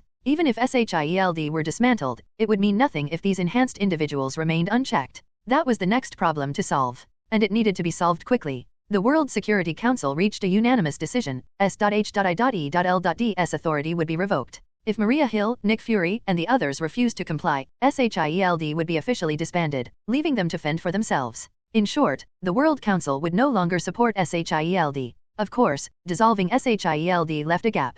The Council needed to back a new organization with similar global security responsibilities. Immediately, their thoughts turned to Batman, or rather, to Anton Jameson, the man closest to him. Batman's movements are unpredictable. No one can find him, let alone establish direct contact. Moreover, Anton's Wayne Company has already partnered with the US military, and the military has even become a shareholder. We must remain cautious. The Justice League has clearly fallen under the influence of a certain country. The Chinese representative spoke in a calm yet pointed tone, clearly targeting the United States. US representative, I must emphasize that the Justice League is an affiliate of our military. Batman could very well be a US citizen. How can you claim that the Justice League has fallen under another country's control? It is an American organization. Chinese representative, go tell Batman that and see if he agrees. US representative, why don't you try looking for him yourself? Chinese representative, with a smirk, if you mean tracking down Anton Jameson, do you think you can actually find him? Enough. The Russian representative cut off the brewing argument. We all know that none of us can truly control the Justice League. He shot a glance at the US representative. Even if you use the military to try and bind them, Batman will never truly work for you. Shifting the discussion, the Chinese representative's eyes glinted with calculation. I've heard that the US military intends to create a new organization to handle the rising number of alien crises in recent years. His tone was neutral, but everyone understood the implications. We believe that such an organization should not belong to a single country but should be closely tied to the people and nations of the world. Therefore, I propose that this organization be established under the authority of the World Security Council. Agreed. Seconded. 4 of the 5 permanent members voiced their approval. Only the U.S. representative remained silent, his brow furrowed. Technically, the U.S. held veto power, but blocking this proposal would be meaningless. If they refused, the other 4 nations could simply move forward without them, leaving the U.S. isolated and disadvantaged. After a moment of thought, he sighed and made his final statement. I can agree, but only if one of our people leads this department. The Chinese representative narrowed his eyes. And who exactly do you propose? Without hesitation, the U.S. representative replied. Anton Jameson. As Batman's closest associate, he is the most qualified person for the role. This move had been pre-planned. The U.S. president had already signed off on it, and John Keller was standing by, ready to persuade Anton to accept the position. The other representatives exchanged glances but didn't argue. There was no need to overcomplicate things. One by one, they nodded. Agreed. 2 days had passed since the Battle of New York. The New York Police Department task force was still busy with post-war reconstruction efforts. The battle had left Manhattan in ruins. The damage was severe, and early estimates placed property losses in the tens of billions. The ripple effects on the global economy could amount to hundreds of billions. But if anything rivaled the property damage, it was the question of casualties. Surprisingly, the number of civilian deaths was astonishingly low, fewer than 100. Given the scale of the invasion, this was nothing short of a miracle. The credit? Batman. His early warning before the battle and the citywide emergency broadcasts 10 minutes before the attack had saved countless lives. Meanwhile, Anton was stuck at home, utterly bored. Eddie Brock and Phil Urich, along with the rest of the Daily Bugle staff, were busy covering every angle of the New York War. As Batman's designated media outlet, the Bugle had dominated the news cycle. Every report they released was met with praise and overwhelming support, not just from Batman fans and Justice League supporters, but from all of New York. And since Batman himself rarely made public appearances, people redirected their admiration to those closest to him. That included Anton. As the owner of the Daily Bugle, the Justice League's most visible member, and Batman's official spokesperson, his online following exploded. On social media, his fan count skyrocketed, even surpassing Tony Stark's, whose popularity plummeted due to his loss of control during the battle. Meanwhile, John Keller and the Old Man had fully embraced vacation mode. With New York in ruins and business operations restricted, they extended their vacations indefinitely. They weren't planning on coming back for at least a couple of weeks, maybe even 10 days, or longer. As for S.W.O.R.D and the Avengers, their punishments remained uncertain. However, according to John Keller, Coulson, and Nick Fury, both wrapped up like mummies, had struggled back to S.W.O.R.D headquarters in wheelchairs to join Maria Hill at the World Security Council meeting. The first round of negotiations?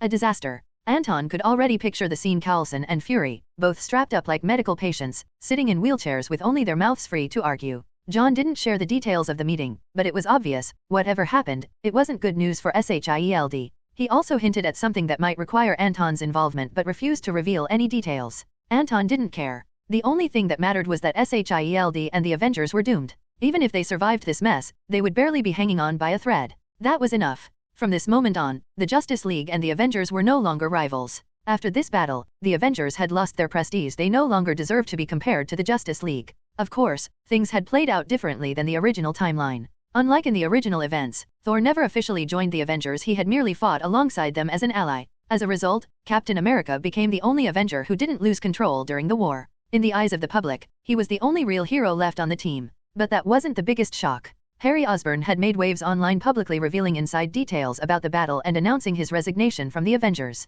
As one of the mind-controlled victims, he had been arrested alongside Tony Stark and several others. Of course, he and Tony were different from the rest. They could afford bail. Thanks to Osborn Industries and the Stark Group, the two of them spent only one night in jail before their legal teams bailed them out the next morning. It was Norman Osborn who bailed out Harry Osborn. Norman's sudden reappearance in the public eye caused a sensation. At Oscorp, the reaction was one of pure relief. As the chairman, Harry's bad press from this battle could have seriously damaged the company's reputation. They had barely begun to figure out a strategy when Norman Osborn, who had been missing for nearly a year, suddenly returned. With swift and decisive action, he took back control, shut down any internal dissent, and publicly revealed Oscorp's ties to Batman and the Justice League. The shareholders rallied behind him instantly. Meanwhile, the Stark Group wasn't so lucky. Thanks to Pepper Potts' leadership, she insisted on bailing out Tony first, coordinating the move in sync with Oscorp. That left 4 unlucky Avengers still behind bars: Black Widow, Hawkeye, Dr. Octopus, Sandman. Until the World Security Council and S.W.O.R.D reached an agreement, these 4 would be stuck in prison, eating whatever was served to them. Anton pondered for a moment, then shook off the distractions and smiled to himself. Business was looking good. His Constantine fan count was nearly at the threshold for an exchange. While the New York War had caused fluctuations in theater attendance, it was a localized event. It hadn't significantly impacted global box office numbers. Right now, Constantine's fan value stood at 28.7 million, just 1 million more to go before the exchange was possible. As his first magical hero, Anton was eager to see John Constantine in action. Meanwhile, in Hollywood, production on Batman v Superman had officially begun, completely unaffected by the New York War. Los Angeles and New York, two powerhouses of film and television, one on the West Coast, the other on the East Coast, rarely cared about each other's problems. If one was in turmoil, the other was more likely to celebrate than sympathize. So Anton wasn't surprised that the movie was proceeding as scheduled. But the real victories weren't just external.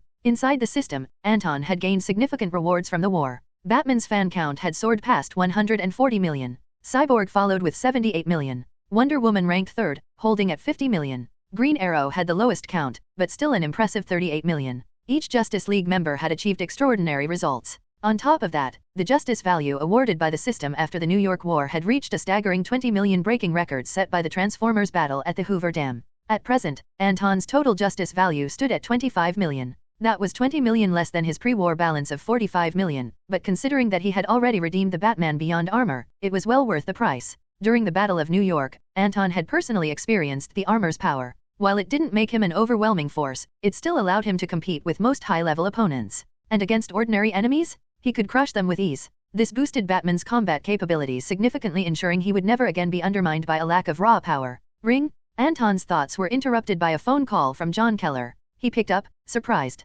"Mr. Keller, what's up?" Anton asked. "I thought you were busy chasing after S.W.O.R D, stabbing them in the back." John chuckled. "Oh, don't worry. The knife is already deep enough. The World Security Council's final ruling on S.W.O.R D and the Avengers is nearly complete. You'll hear the good news soon, but I won't spoil the surprise just yet." Anton raised an eyebrow. "Then why are you calling?" John's tone shifted. "Because there's something else I need to talk to you about." "Oh, what's going on?" Anton was surprised and puzzled. "Is there something you need from me? Are you planning to contact Batman to give honors at the White House?" "No," John Keller replied with a smile. "It's not something we can discuss over the phone. We need you to come to Washington immediately. Don't worry, it's definitely good news." "All right, I'll be there." Anton hung up, pondered for a moment, then took out his phone and called Betty. A few hours later, a plane took off from New York and soon landed in Washington. At the airport, Keller greeted him personally, and they drove straight to the White House. "So formal," Anton remarked. "Why do I feel like this isn't actually good news?" "If this isn't good news, then your standards are way too high," Keller said.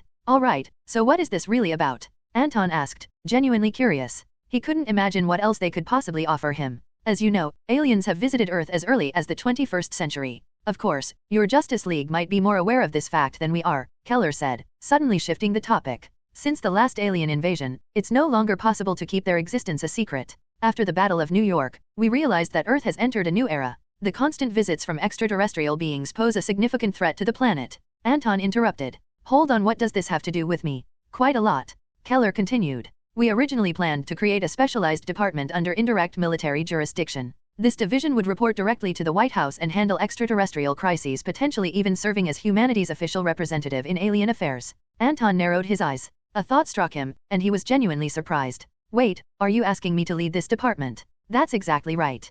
Keller nodded. "We want you to be the head of this division." Anton's eyes widened. This was actually surprising. "Hold on, you just said you were going to do this." Past tense. What changed? He had caught the subtle shift in Keller's wording. Something wasn't adding up. Keller sighed, spreading his hands. "As you said, things have changed, but not for you. You're still the head of this department." "Then what changed?" Anton pressed. While the World Security Council was discussing how to handle S.W.O.R D, certain, interested parties caught wind of our plans. Some of the permanent members, let's just say a particular nation, decided they wanted a piece of the action. They pushed to transform this from a U.S.-controlled agency into an international organization under UN oversight. Anton's expression shifted in realization. "So now this department doesn't belong to the United States anymore, it belongs to the United Nations? Or more specifically, the World Security Council." "Exactly." Anton was surprised. "That means I'm now a colleague of S.H.I.E.L.D. "In a way, yes." Keller nodded. "But don't worry about S.H.I.E.L.D. They're no longer a threat to you. Your authority is far greater than theirs, you aren't on the same level." Anton raised an eyebrow. "That's quite the implication." "It's not that your authority is higher, per se, it's that S.H.I.E.L.D's authority has been forcibly lowered," Keller explained. "The World Council initially wanted to dissolve S.H.I.E.L.D. altogether, but given their ongoing responsibilities, they backed off from that decision. However, punishment was still necessary. Their final ruling was to strip S.H.I.E.L.D. of most of its authority. They've been reduced to a glorified law enforcement agency, limited to operating within individual nations and focusing primarily on tracking down remnants of Hydra." There was a pause. In addition, the Avengers have officially disbanded. Public perception of them is similar to that of the rest of the world. Most people see them as uncontrollable factors. That is good news. Anton smiled. Although he didn't particularly care about S.H.I.E.L.D's fate, he had to admit that its dissolution would create a mess. Annoying as SHIELD was, they still handled certain responsibilities. In other words, they were a necessary evil. Now that SHIELD was being stripped of most of its authority by the World Security Council, they wouldn't have the power to dictate international affairs anymore. Their new primary objective would be cleaning up their own mess, starting with hunting down the remnants of Hydra. As for the Avengers, Anton wasn't surprised by their disbandment at all. At this point, they weren't unique. The Justice League could easily take over their role in protecting Earth. Besides, the US military had already developed its own specialized forces, originally intended to counter both the Avengers and SHIELD. In a way, having so many overlapping groups was redundant, more of a liability than a strength. A burden that nobody really wanted. Their disbandment could be summed up in one phrase: good riddance. I originally planned for you to find out about this through the news tomorrow, Keller said with a smirk. After all, the existence of both SHIELD and the Avengers is no secret to the public. But since you were so curious, I figured I'd tell you in advance. Anton raised an eyebrow, and SHIELD just accepted this. What choice did they have?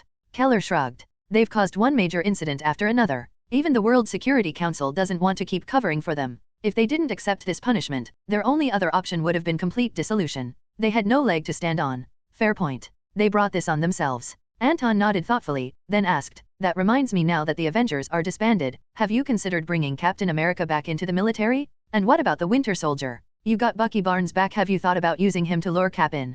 Keller's expression grew serious. It's complicated. We haven't fully reversed Hydra's brainwashing of Bucky yet. Then, after a brief pause, he added, but yes, there is a plan in place. Captain America is a military icon. There's no way we're going to let SHIELD keep control over him forever. Just then, the car pulled to a stop. We're here. Keller gestured toward the building. This is your new office. From now on, this space belongs to you. But don't worry, this is just your Washington office. The headquarters for your department will be in New York, for various reasons. Anton looked up. The sign read, UFO SWAT Team. He frowned. That name sounds terrible. It's already been approved. Keller chuckled. We've also prepared a special uniform for you. It's a black suit made with cutting-edge technology, highly protective but designed to look like a normal suit. You'll blend into any crowd without drawing attention. Then, with a grin, he added, and that's not all. You'll have access to plenty of high-tech equipment, and your budget is, let's just say, more than enough. Anton narrowed his eyes. A black suit? Something about this felt very familiar. Wait a second. Men in black. Keller blinked. M.I.B. Anton looked at him, then at the building again. This is literally just M.I.B. Keller paused, then burst into laughter. Men in black. That's actually a pretty good name. Washington, SHIELD headquarters. Maria Hill, Phil Coulson, and Nick Fury, the three pillars of S.H.I.E.L.D, were gathered together. Among them, only Hill remained standing. The other two, wrapped in bandages like mummies, sat slumped in wheelchairs, looking utterly miserable. Their only movable features were their eyes and mouths. Despite the ridiculous sight, the atmosphere in the room was extremely tense. The World Security Council has made its decision. We have no chance. Nick Fury's expression was grim. Our only way forward is to eliminate Hydra. Coulson sighed. If we can do that, we might earn back the World Council's trust and secure new appointments. SHIELD is finished, and the Avengers are officially disbanded. So, Nick, what's your plan? Maria Hill stood with her arms crossed. Unlike the two injured men before her, she showed no sign of panic. Her tone was calm, almost indifferent. I know you don't plan on staying with SHIELD. Nick Fury was silent for a moment. Then he said, I'm joining S.W.O.R.D. S.W.O.R.D. Coulson's eyes widened. Nick, you do realize the World Security Council is already forming a UFO Special Police Task Force? Its functions will overlap with S.W.O.R.D's. Are you sure this won't put you in direct conflict with them? S.W.O.R.D. is still operating in the shadows. Only a handful of people even know about its existence. Right now, the World Council doesn't have a clear picture of S.W.O.R.D's scope, which means they won't move against us, at least, not yet. Nick Fury's voice was steady, unwavering. The truth is, their reach doesn't extend to extraterrestrial affairs. And whether they like it or not, the world needs S.W.O.R.D. The 5 permanent members of the World Security Council unanimously voted to create the UFO Special Police Force to make it clear that humanity is now united in facing extraterrestrial threats. Given that, S.W.O.R.D. is more necessary than ever. Hill showed no surprise at Fury's decision. She clearly knew about S.W.O.R.D. and said, Anton has been chosen to lead the UFO Special Police Task Force. If you go through with this, you'll be competing with him. And he's not the type to make your life easy. Anton may be in the same camp as Batman, but you and I both know he is not Batman. Nick Fury was resolute. He never wavered once he made a decision. Then, with a serious expression, he continued, with Carol's help, S.W.O.R.D has already gathered preliminary intel on interstellar affairs. The world is entering a new era. Hydra? They're relics of the past. He turned to Hill and Coulson. I'm done wasting time fighting Hydra. That's your job now. Coulson interjected, Batman also has a lot of information. He seems to know more about extraterrestrial matters than he should. Nick Fury corrected him, Superman. In all of Anton's movies, only Superman and Constantine have yet to appear. But logically, they must exist. As an alien, Superman is probably off-world just like Carol was before she returned. If Batman has any cosmic knowledge, chances are, he got it from Superman. Then, after a moment's pause, Fury added, as for Constantine, well, you know how it is. Magic is a whole different world, one that ordinary people can't easily access. So, we've been on the same starting line as Batman from the very beginning. Coulson sighed. No. Nick Fury's voice was firm. We're already behind. His expression was resolute. But we can't afford to fall any further. New York. Tony Stark received word of the Avengers' disbandment ahead of time. His expression remained unusually calm, as if he had expected it all along. But his eyes betrayed a sense of unease. Even if the Avengers hadn't fallen apart, he would have left just like Harry. To be honest, his time with the Avengers had been the worst, most frustrating period of his life. Tony had never imagined he could feel so powerless. There was no denying that the Avengers were filled with exceptional individuals. Yet, somehow, when they came together, it was as if 1 + 1 equaled a negative number. Disappointing. Every single time. Click. His fist clenched tightly. Batman. Justice League. He muttered the words, his tone a mix of helplessness and frustration. Don't get him wrong, he didn't resent Batman or the Justice League. He resented his own incompetence. His failure to face threats head-on. His reliance on others. His constant vulnerability to enemy schemes. Each and every one of these irrefutable truths stabbed at his pride like a dagger. It can't end like this. Tony's face darkened. There shouldn't be only one superhero team in this world. The thought flickered in his mind. The Avengers were gone. Fine. They were doomed to fail anyway. S.H.I.E.L.D's leadership had always been aimless, lacking any real sense of direction. Tony's personality was full of pride, some would call it arrogance. In the original timeline, Iron Man had grown into a true hero, one willing to take responsibility. But in this world, the repeated failures had pushed him to the edge. Now, more than ever, he believed that no one could lead him. No one but himself. I'll form a new superhero team. Tony made his decision. He had the talent. He had the wealth. There was no reason Batman could do it, and he couldn't. So he thought of someone.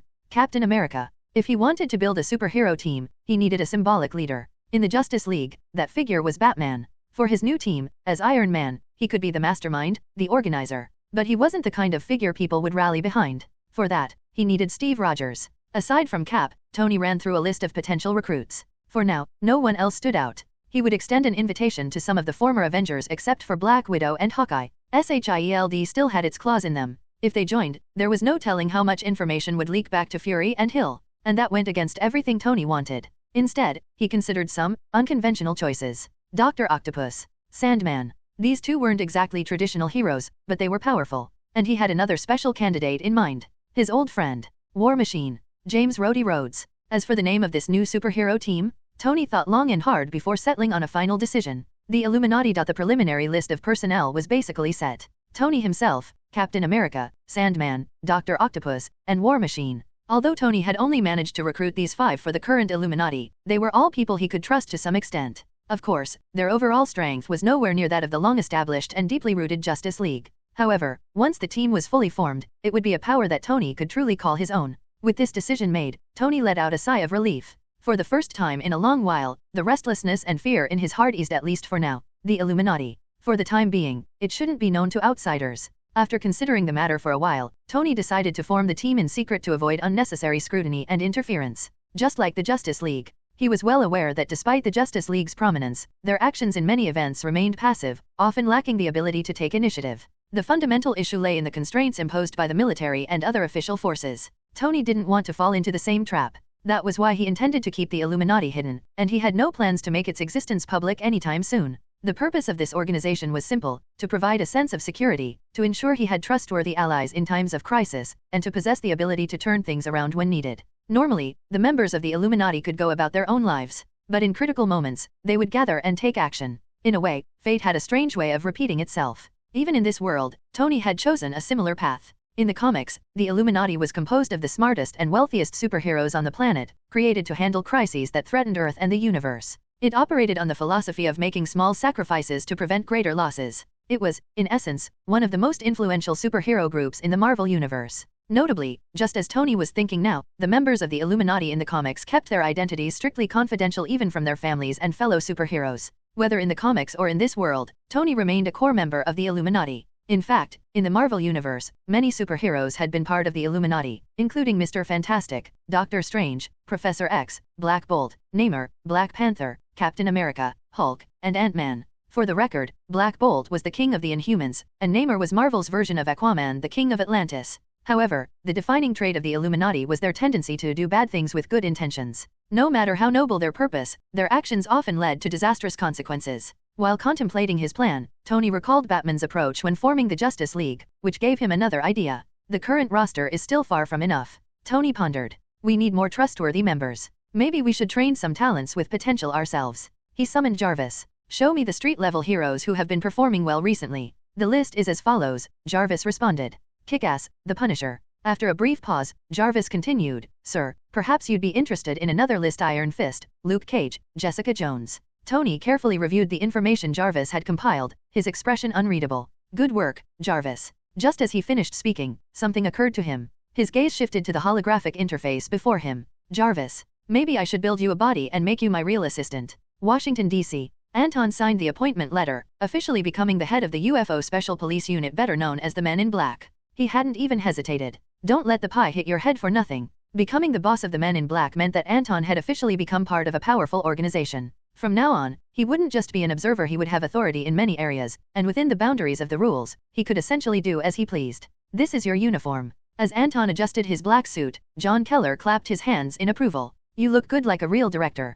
Thank you, Anton nodded. I appreciate the arrangement. Right, there's one more thing. John Keller continued, although this department operates under the direct jurisdiction of the World Security Council, we've assigned you a deputy agent. Z, come out and introduce yourself. At Keller's cue, a tall, stone-faced man in his 40s stepped forward. This is Agent Z, the best operative in our intelligence division. Z. Anton raised an eyebrow. That's his name. Keller nodded. Yes. Z is both his code name and his official designation. Only when he retires will he be allowed to use his real name again. So I only get one deputy. Anton smiled. What about K and J? Can they help me out? This is my first time running such a big department, I could use the extra hands. Don't push your luck. Keller rolled his eyes. We've already given you our best agent. Expect nothing more. He crossed his arms. If you're looking for K and J, go find them yourself. There are 26 letters in the alphabet. You can recruit O, M, T, C, or H if you want. You're the boss now, it's up to you. Anton's smile deepened. Noted. O, M, T, C, and H, I'll keep those in mind.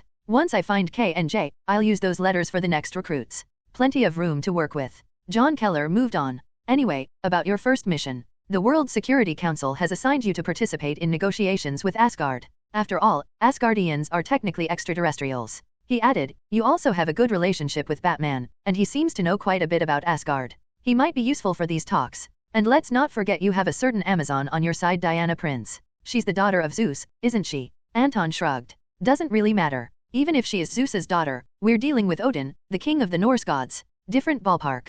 He leaned back. That said, I'm fine with participating in the negotiations. But as far as I know, Asgardians rely heavily on magic. To them, magic is just another form of technology, but you shouldn't expect too many advantages out of this meeting. Keller nodded. The key point is that this marks humanity's first formal diplomatic exchange with an advanced alien civilization. And they don't just see themselves as aliens, they call themselves gods. On top of that, they look exactly like humans. He clapped Anton on the shoulder. Anyway, that's enough for today. Get to know Agent Z. You two will be working together for a long time. Anton did chat with Z, spending a considerable amount of time discussing the letter K. Z simply stated that he had no colleague by that name. Anton could only sigh in disappointment. If this were truly the Men in Black, then K should be Z's subordinate, and J would be the rookie that K eventually recruits. As for the other letters, what Anton was most interested in were H, played by Thor, and M, played by Valkyrie. Bringing all these people together would definitely be interesting. Of course, he still wasn't sure if the Agent Z standing before him was the former boss Z from the Men in Black franchise.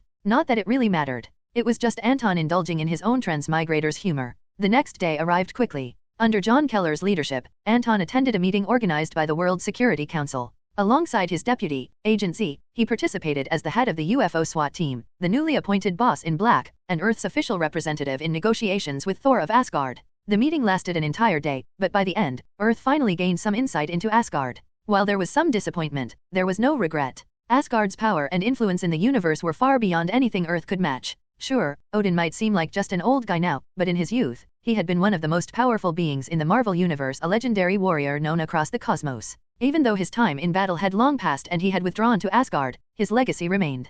Perhaps the newer generations didn't speak of him as much, but his record of achievements could never be erased. In short, until Odin succumbed to old injuries and passed away, he was not someone to provoke. Because Odin would not hesitate to drag others down with him. He wouldn't fight to the death himself, but he'd make sure you suffered for it. And Odin was definitely capable of pulling off that kind of move. With Anton's insight into Asgard's leadership, Earth took a more cautious approach and ultimately agreed to Asgard's terms. In reality, Asgard hadn't made many demands, they only wanted Loki returned to Asgard for trial. As for Asgard's side, Thor, acting as the first heir to the throne, had granted several concessions to Earth's representatives, making the negotiations relatively smooth.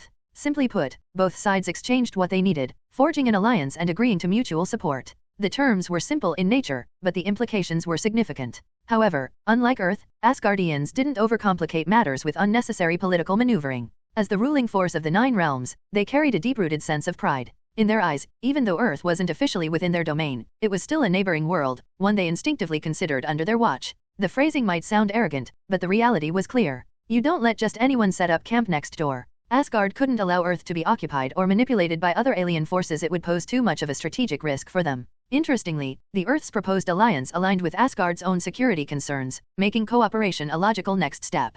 Once the negotiations concluded, Thor took Loki back to Asgard. At that moment, John Keller approached Anton with an interesting question. The Tesseract, is it in Batman's hands? Anton's expression remained perfectly calm. No, he said flatly. The Tesseract was destroyed. There wasn't even a flicker of hesitation, his face was composed, his heartbeat steady. During the Battle of New York, maintaining the portal required an immense amount of energy. At a critical moment, the Tesseract's energy output caused space resonance. Batman had no choice but to destroy its outer protective casing to prevent a catastrophic event. In the end, the Tesseract shattered. The collapse of the portal followed soon after. Keller narrowed his eyes slightly. And the fragments? Gone. Anton didn't miss a beat. The fragments of the Tesseract couldn't be preserved. They gradually dissipated. Keller was silent for a long moment, studying Anton's face carefully. Then, he gave a slow nod. Well, either way, the Tesseract was never a good thing. Whether it's truly destroyed or not, it's best that no further trouble comes from it. Anton's voice remained firm. Don't worry, Mr. Keller. I have no reason to lie to you, the Tesseract is gone. As he had said, the Tesseract was indeed destroyed. However, what was broken was merely the outer crystal, not the Space Stone itself. The Tesseract was nothing more than a containment vessel for the Space Stone, and once it shattered, the true form of the Infinity Stone was revealed. Now, both the Space Stone and the Mind Scepter, which houses the Mind Stone, are securely stored in the depths of space, hidden within the Justice League's War Fortress. Of course, there was no need to share that information. Keeping the Infinity Stones on Earth would only invite disaster after disaster. It was far safer for Anton to keep them off-world. Besides, if he wanted to unlock the ultimate armor, he would need to use Infinity Stones to do it. His system required additional conditions to exchange for high-level battle armor, which meant Anton had no choice but to gather the stones himself. Not that he minded.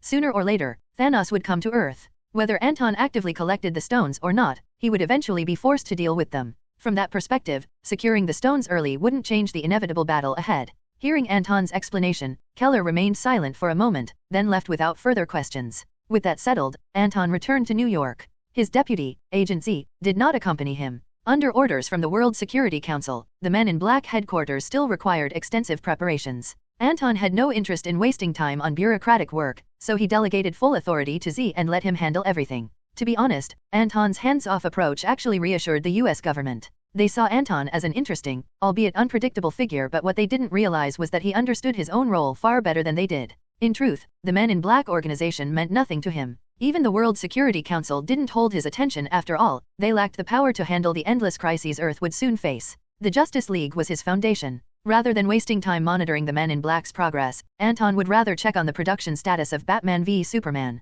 Half a month later, the Men in Black headquarters was finally operational. Agent Z, having spent the past 2 weeks running the entire operation alone, finally tracked down Anton, who had been relaxing the entire time, and invited him to visit. In the entire half-month since his appointment, Anton hadn't set foot in the headquarters once. At times, Z even felt like he was the real boss of the Men in Black. Of course, he wasn't foolish enough to believe that. Behind Anton stood Batman and the Justice League, an alliance of extraordinary individuals. In today's world, who would dare underestimate them? The only organization with enough influence to oppose the Justice League, S.W.O.R.D, had already been effectively dismantled. In truth, the World Security Council hadn't chosen Anton to lead the Men in Black because of his personal abilities. Not at all. This was nothing more than a strategic move away for the World Council to align itself with Batman and the Justice League. It was a political statement, signifying that the Justice League's influence had reached new heights. Even the United States government, for all its power, now had to tread carefully when dealing with them. That said, both sides had a mutual understanding. As long as no one stepped on the other's toes, there was no reason for unnecessary conflict.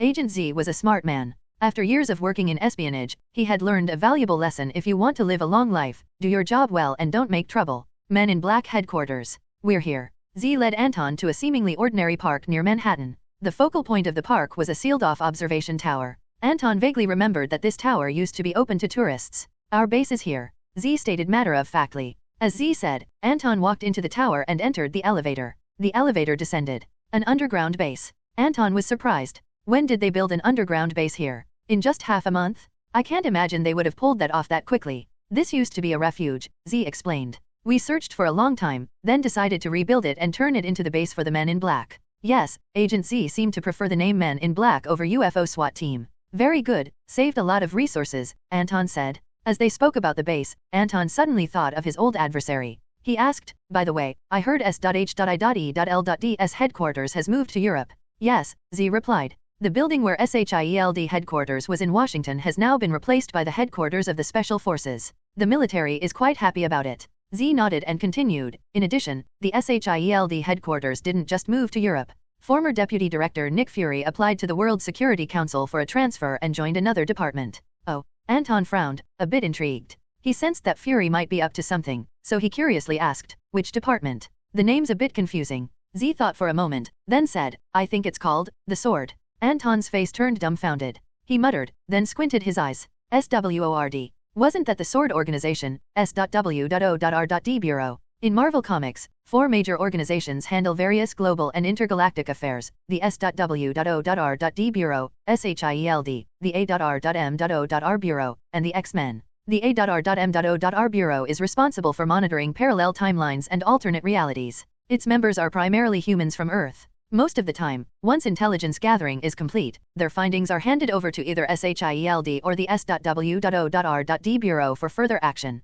The X-Men, of course, are composed of mutants, with Professor X as their guiding figure. When the responsibilities of these organizations overlap, SHIELD typically takes precedence. However, in the current Marvel Cinematic Universe, MCU, neither the A.R.M.O.R Bureau nor the X-Men officially exist. As for SHIELD, there's little need for an introduction. Everyone already know everything about them. Now, let's focus on the S.W.O.R.D. Chronologically, the S.W.O.R.D Bureau first appeared in the WandaVision series, gradually coming to light after the events of Avengers Endgame. One of their first known actions was dismantling Vision's body, treating him as a valuable resource rather than an individual. Their handling of the situation was even more callous than S.H.I.E.L.D's past operations, which ultimately enraged Wanda. Her grief and fury led her to use powerful reality-altering magic to encapsulate the town of Westview, creating a fictional version of Vision and triggering the events of the series. While WandaVision focused on Wanda and Vision's personal life, which some may find unremarkable, one notable detail was the introduction of the S.W.O.R.D as a fully established organization, not merely a post-S.H.I.E.L.D. reformation.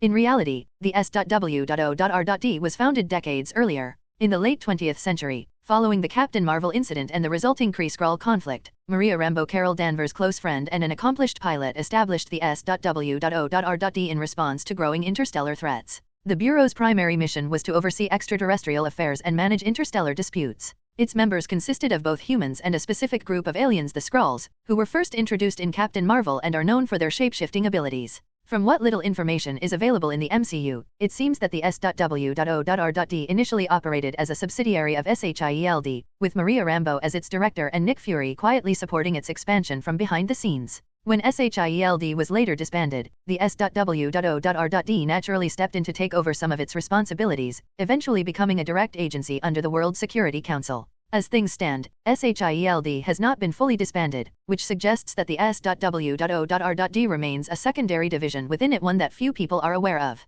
However, Nick Fury's recent transfer to the S.W.O.R.D has brought the organization into the public eye. But why would Fury, of all people, request such a transfer? Wouldn't that be an admission of failure, a blow to his own legacy? Anton's mind raced through everything he knew about the S.W.O.R.D. His expression darkened slightly, and his demeanor shifted so much so that even Z, standing beside him, sensed something was off. Anton, is there a problem? Z asked cautiously. For a brief moment, Z felt an overwhelming pressure emanating from Anton, an aura completely different from the easygoing man he had met just 2 weeks ago. He was stunned. His perception of Anton changed instantly, realizing that this man was not someone to be underestimated. With everything he knew, Anton was far from an ordinary civilian. Z recalled what was in Anton's dossier before the Battle of Washington. Anton had been a student at Columbia University. Yet he had single-handedly taken down multiple terrorists without sustaining a single injury, saving an entire banquet of people with almost supernatural skill. At the time, his remarkable feats had been overshadowed by his extraordinary teammates, allowing most to overlook Anton's own talents.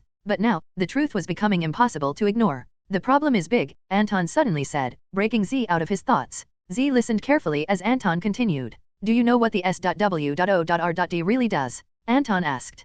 No, Z admitted. And that was the problem. Anton knew that not knowing was often more dangerous than knowing too much. Z thought for a moment before saying, however, I heard that the S.W.O.R.D is only a secondary department within SHIELD, probably equivalent to its intelligence division. That intelligence division isn't as simple as it seems, Anton replied. Since Z was his deputy and, in the future, would be executing most of the Men in Black's operations, Anton didn't mind revealing some confidential information to him. I don't think you're aware of this, but aliens have been invading Earth since the last century. What? Z's expression shifted to one of shock. He truly had no idea. The intelligence regarding the Kree invasion had always been classified at the highest levels. The United States had the most extensive information on the subject, but even within their intelligence network, access was heavily restricted. Only high-ranking officials like John Keller had ever been privy to details about extraterrestrial threats. But things were different now. The existence of aliens was no longer a secret. It had become widely known, even sensationalized in the media. What was once top-secret information was now common knowledge. They were called the Kree, Anton continued. For reasons unknown, they invaded Earth in the last century. But in the end, they were driven back. Driven back? In the last century? Z looked even more bewildered. To him, it sounded like a fairy tale. The Earth of the last century was far weaker than the Earth of today. And yet, despite facing an advanced alien race capable of traversing the vastness of space, humanity had somehow managed to repel them? Gulp. Z swallowed hard, his face betraying his shock. I won't go into the details, Anton said flatly. But after that incident, the S.W.O.R.D was established. His tone was calm, measured, but Z could sense the weight behind his words. Then Anton added, the important part is that, during the invasion, an alien species infiltrated Earth. Very few people in the world know about this, and the organization responsible for handling it was SHIELD. Z couldn't help but speak up. But what does that have to do with the S.W.O.R.D? In truth, an unsettling thought had already formed in his mind. But it was so unbelievable that he struggled to accept it. If things were really as he suspected, then SHIELD had been playing an incredibly dangerous game. Anton's next words confirmed his worst fears. The name of that alien race is the Skrulls. They possess the ability to shapeshift, and once transformed, they can temporarily access the memories of the person they're impersonating. They are, quite literally, an alien race born with extraordinary abilities. Z's eyes widened as Anton spoke. And then, the final revelation came. I can say with certainty that the S.W.O.R.D is composed of both humans and aliens. At this moment, most of the Skrulls hiding on Earth are likely working as operatives within the S.W.O.R.D, scattered all over the world. Silence. Z said nothing for a long time. As a man in black agent and Anton's second-in-command, he was trained to read between the lines. And now, he fully understood the implications of what Anton had just revealed. The Men in Black organization was established due to the endless extraterrestrial crises Earth had faced since entering the 21st century, especially in the past 2 years. From this perspective, the World Security Council's decision to create the Men in Black was not solely about using Anton to keep the Justice League in check. The sheer frequency and severity of alien threats had forced their hand. Now, the entire world knew that aliens existed. And so far, none of the extraterrestrial beings encountered had come in peace. It was the Dark Forest theory in action. Simply put, the Dark Forest theory states that once a civilization reveals its presence, it will inevitably be targeted by others. In the vastness of the universe, there is no friendly cooperation, only aggression, conquest, and survival of the fittest. In light of everything that had happened, not just the general public, but even world governments had come to believe in this law of the cosmos.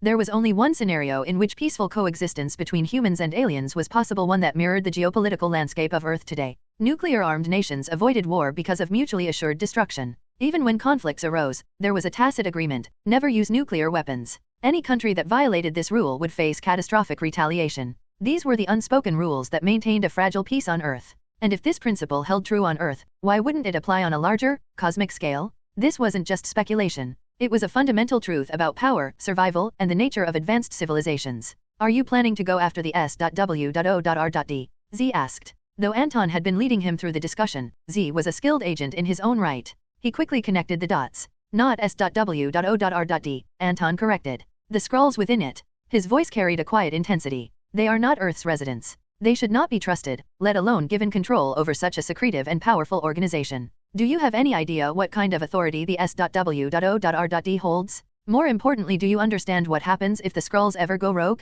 With their abilities, the damage they could do to Earth would be catastrophic. Giving them law enforcement power on our planet is nothing short of a betrayal of humanity. Z remained silent. He didn't have answers to Anton's questions. But judging by Anton's firm stance, Z could already guess the severity of the situation. More than that, he could infer the source of Anton's information. The man standing behind Anton was Batman. To Z, there was no doubt that the intelligence Anton possessed had come from Batman himself. After all, when Anton had first stepped into the Men in Black headquarters, he hadn't even known about Nick Fury's transfer to the S.W.O.R.D. Yet, moments later, he spoke with certainty about the organization's inner workings. Clearly, Batman had already investigated the S.W.O.R.D. And now, through Anton, he was setting the stage for a move against the Skrulls hiding on Earth. Nick Fury seems to trust the Skrulls a lot, Z noted. And given the current situation, the S.W.O.R.D isn't going to let us purge their alien members without a fight. Anton's response was calm, almost indifferent. Then it's simple. We go back to square one. He glanced at Z. Like you said, I'm not planning to go after the S.W.O.R.D, but if they stand in my way, I will take them down as well. That won't be difficult for us, will it? He let the words hang in the air for a moment before adding, SHIELD couldn't stop us. Do you think the S.W.O.R.D will fare any better? There was an inevitability in Anton's tone, a quiet confidence that left no room for doubt. In the tide of history, only a handful of people rise to the forefront, becoming the ones who shape the era. And Nick Fury. Anton let out a small, knowing smirk. He's not one of them. With that, he turned to Z. By the way, I need you to file 2 reports. One for Mr. Keller, and one for the World Security Council. Anton's expression hardened. Tell them the Men in Black have officially launched their first mission, to cleanse Earth of hidden alien infiltrators. Z straightened and gave a sharp nod. Understood. He knew that once these 2 reports were sent out, it would officially mark the Men in Black as being in direct opposition to the S.W.O.R.D. Moreover, this move would deal a severe blow to the S.W.O.R.D's operations. However, from Anton's explanation, it was clear that even if Nick Fury hadn't joined the S.W.O.R.D, the Men in Black would have still taken action against them. After all, the S.W.O.R.D harbored unknown alien members. That fact alone made them a potential threat. Ironically, this entire chain of events had been set off simply because Anton had asked a casual question after arriving at headquarters. Learning about Nick Fury's involvement had jogged his memory. On one hand, the S.W.O.R.D's functions overlapped with those of SHIELD. On the other hand, its very existence posed a hidden danger to the Men in Black. Not an immediate threat, at least, not yet. SHIELD, the parent organization of the S.W.O.R.D, was already in disarray.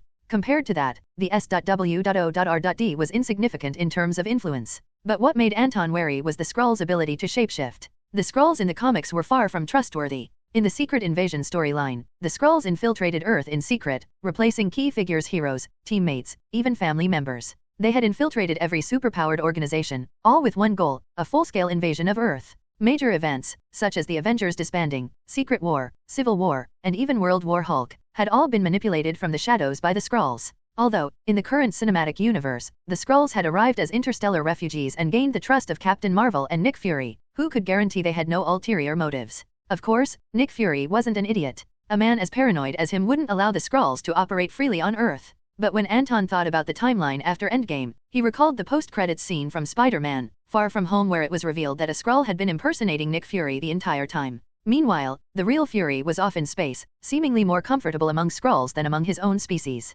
Wasn't that the definition of betrayal? Maybe it was time to really teach that one-eyed bastard a lesson. Z worked with remarkable efficiency. As soon as the reports were completed, they were immediately sent to both John Keller and the World Security Council. There was no doubt once they received this information, both parties would be furious. After all, this wasn't just about another covert agency operating in the shadows. This was about something much more terrifying. Aliens have been living among us. And no one had realized it until now. The military, represented by John Keller, in addition to their anger, also carried a slight sense of surprise. This unexpected situation within the S.W.O.R.D, once confirmed, meant that the World Security Council would no longer show any leniency and would dismantle the S.W.O.R.D bureau completely. At that point, Nick Fury wouldn't even have the chance to defend himself. The World Security Council would directly convict and punish him for crimes against humanity, aiding aliens in hiding their identities and allowing them to join a powerful international law enforcement agency. Letting aliens judge humanity? Considering the shape-shifting abilities of the Skrulls, the enemy could replace anyone around them at will. If Anton hadn't pointed out the existence of the Skrulls, they would still have no way of knowing. Isn't this blatant anti-humanity? Even if Nick Fury managed to defend himself, the World Security Council would never trust him again. No one would dare rely on a subordinate who deceived his superiors and concealed such critical information. This was certainly good news for the military. Until now, SHIELD had operated far from Washington's control, relying on the World Security Council's backing to act recklessly within the United States, which had long irritated the military. Now, not only was SHIELD being pushed out to Europe, but even S.W.O.R.D, operating under SHIELD, faced the risk of being dismantled. With Nick Fury already halfway into prison, what could be better news for the military? Naturally, John Keller was overjoyed and did not forget Anton's contribution. The Men in Black had just been established, and Anton had only recently taken charge, yet he had already stirred up such an explosive incident. This undoubtedly pleased the American faction that had initially supported Anton as the leader of the Men in Black. Thinking of this, Keller immediately called Anton. "It looks like you've received the report," Anton said with a smile. "So, feeling a little creeped out? There's always the possibility that someone close to you could be a Skrull in disguise. Please, don't say that." "I'm already on edge," Keller replied seriously. "Anton, are you certain about the authenticity of this information? You know that if this is true, the World Security Council won't spare Nick Fury. No one likes a disobedient subordinate who acts on their own." Although Keller believed the information was true, he still wanted confirmation from Anton. Of course, Anton nodded, knowing exactly what Keller wanted to hear. This intel came from Batman. While investigating SHIELD, he stumbled upon information about S.W.O.R.D. "And with you electing me as the head of the Men in Black, the timing couldn't be better." "That's reassuring," Keller said. "Nick Fury is doomed this time. By the way, regarding the Skrulls' abilities, if they can truly become any one of us, can you detect them?" "It's difficult," Anton replied. "Skrulls can alter their appearance at will, perfectly mimicking another person, including their memories. It's almost impossible to detect them. However, I remember that SHIELD once had a Skrull corpse back in the last century. You want to obtain the corpse to develop a way to counter them?" Keller asked, suddenly realizing Anton's plan. "Exactly," Anton confirmed. "The Justice League has the best research team in the world. Reed Richards' scientific capabilities are on par with Tony Stark's. Bruce Banner was once part of your military, and you know more about him than I do. Then there's Dr. Kurt Connors, also known as the Lizard. If you can help me acquire that Skrull corpse and bring it to the Men in Black headquarters, I can definitely provide you with a solution." "It is good," Keller nodded. "I'll take care of this. I'll contact the U.S. representative of the World Security Council and have them retrieve the Skrull corpse and deliver it to the Men in Black organization." By the way, Anton added, "if the World Council plans to deal with S.W.O.R.D, it may not be that simple. If you need help, feel free to contact me anytime. As the head of the Men in Black, I'm happy to assist." "Don't worry, I won't hesitate to reach out," Keller replied before hanging up. The cooperation between the military and Anton had always been relatively smooth. Although both sides had their own hidden agendas, their overall goals were consistently aligned. Keller felt quite reassured by Anton's guarantee. Beep. A smile appeared on Anton's face as he heard the busy tone from the other end of the call. He knew that the S.W.O.R.D. Bureau's time was up. There was no need for him to add fuel to the fire. Simply informing the military and the World Security Council of the current situation was enough. Those two would handle the dismantling of S.W.O.R.D. themselves. No one could trust an alien with shape-shifting abilities, capable of replacing anyone at any time, especially when hidden within their own organization. The current S.W.O.R.D. Bureau was entirely different from the one that emerged after the final battle in the original plot. This version was still a subsidiary of SHIELD, with less authority and capability than its future counterpart. Once the World Security Council recognized the threat and decided to take action against S.W.O.R.D, Nick Fury would have little room to maneuver. The only real threat left would be the Skrulls, especially those with shape-shifting abilities powerful enough to launch a counterattack. Anton remembered that among the Skrulls, the strongest Super Skrull could even replicate the abilities of those they imitated. In other words, if a Super Skrull transformed into the Thing from the Fantastic Four, they would also gain the Thing's immense strength and invulnerability.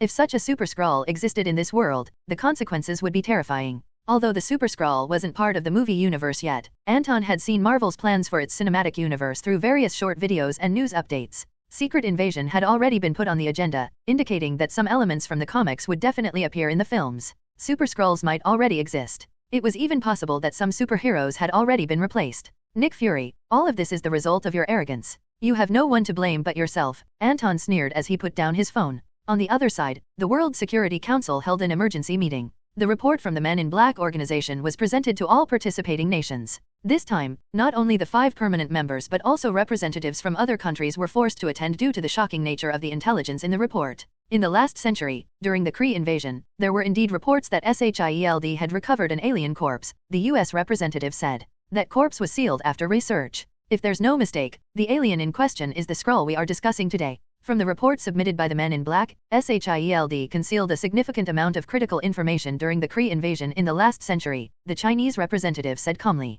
However, considering that the director at the time was Alexander Pierce, a known Hydra member, all of this seems reasonable. Alexander Pierce was indeed the director of S.W.O.R.D, but Nick Fury was directly involved during the Kree invasion, the U.S. representative added. It's also possible that Hydra, represented by Alexander Pierce, established contact with the Skrulls. In short, while Nick Fury may not be a Hydra member, he is far from innocent. At this moment, the Russian representative looked around the room. We all understand the current situation, so let's express our positions on how to handle the S.W.O.R.D. I propose capturing Nick Fury immediately and taking control of all S.W.O.R.D personnel, leave no one behind, the U.S. representative stated firmly. Anton Jameson, on behalf of the Men in Black, has requested the Skrull Corps sealed within S.W.O.R.D. He and the Justice League have promised to do their best to find a solution to counter the Skrull's shape-shifting abilities, the U.S. representative continued. Agreed. Agreed. For once, the major powers of the World Security Council unanimously passed the U.S. representative's proposal. Then, I recommend deploying the Special Forces to carry out this mission, the U.S. representative suggested.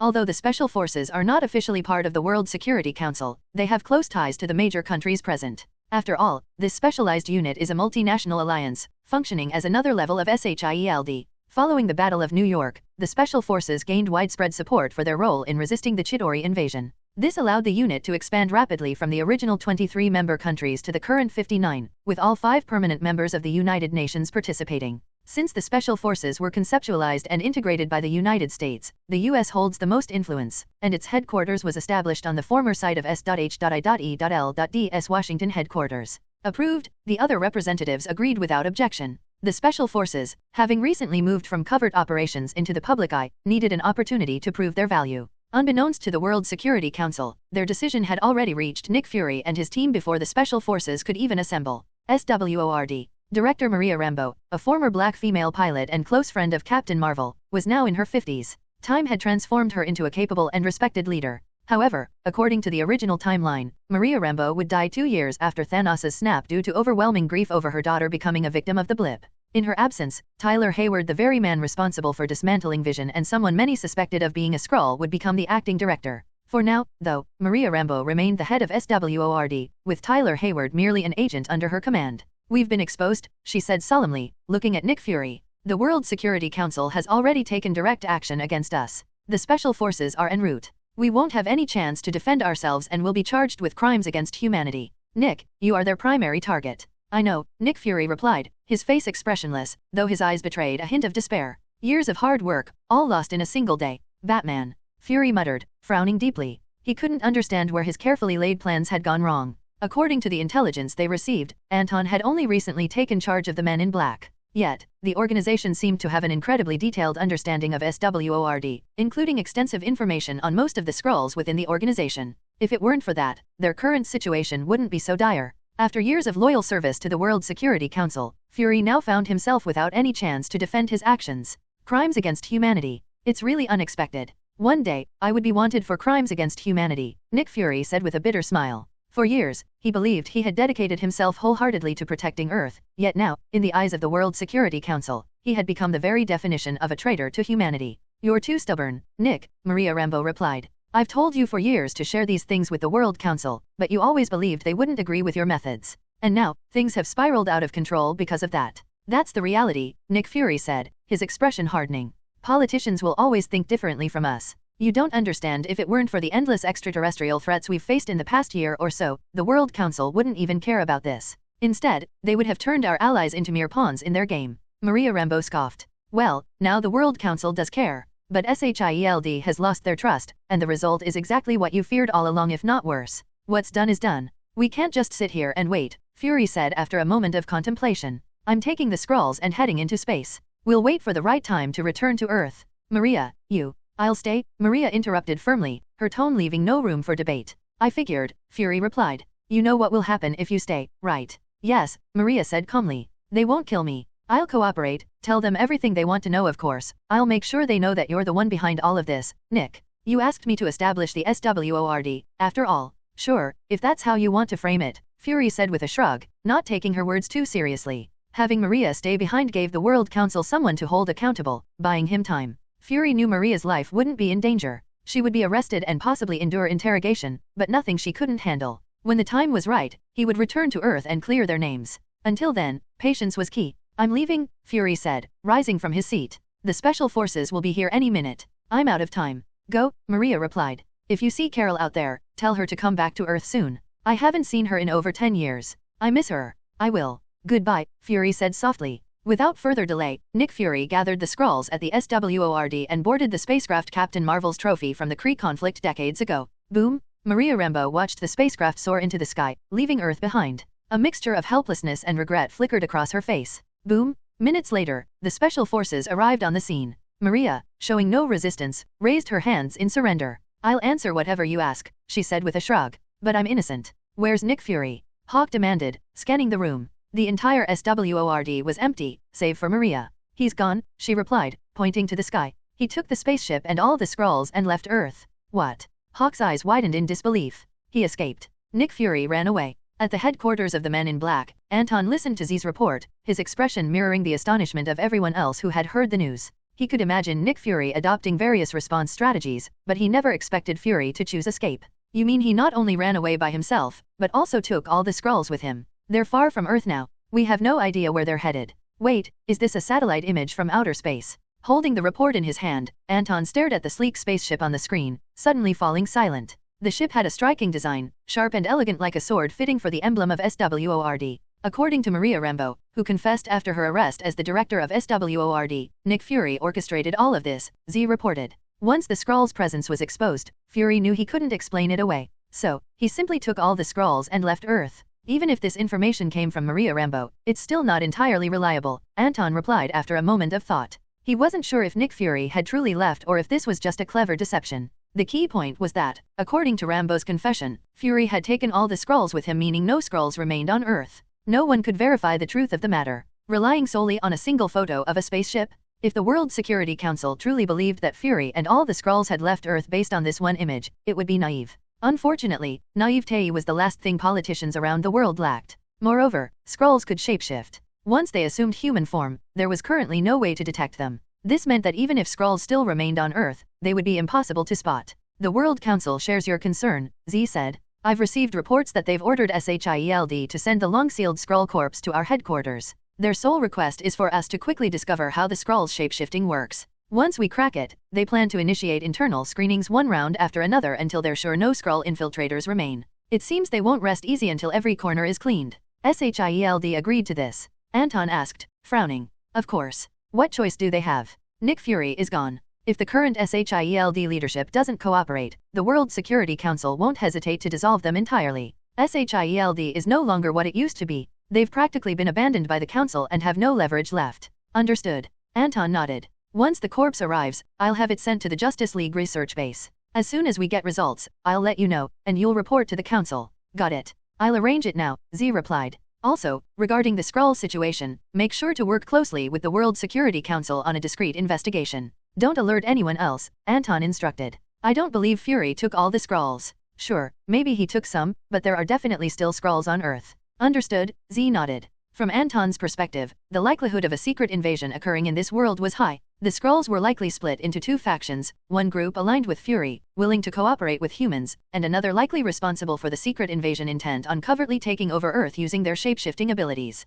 Whether Fury had caught on to this or not, Anton wasn't sure. Either way, he knew he had to step in and clean up the mess. After half a day, sure enough, the corpse of the Skrull was transported to New York by special forces sent by the World Council. The reason the special forces handled the transport was that the World Council, after confirming the existence of the Skrulls and Nick Fury's careful scheming, was both angered and terrified. An alien race capable of shapeshifting at will had been hiding on Earth for more than a decade. If this race were allowed to grow and carry out a secret invasion, who would control the fate of Earth in the future, humans or aliens? Would politicians across various countries gradually be replaced by these aliens, wearing human faces? The terrifying consequences were clear. The World Council urgently needed a way to counter the Skrulls' shapeshifting abilities and identify them. For now, Anton's revelation of the situation indicated that he or the Batman figure behind him had more information than the World Council. Furthermore, Anton was the head of the Men in Black, an organization under the Council's command. Given the current circumstances, the World Council was more than willing to place its trust in Anton and Batman. Anton himself was confident that he could develop technology to counter the Skrulls' shapeshifting abilities.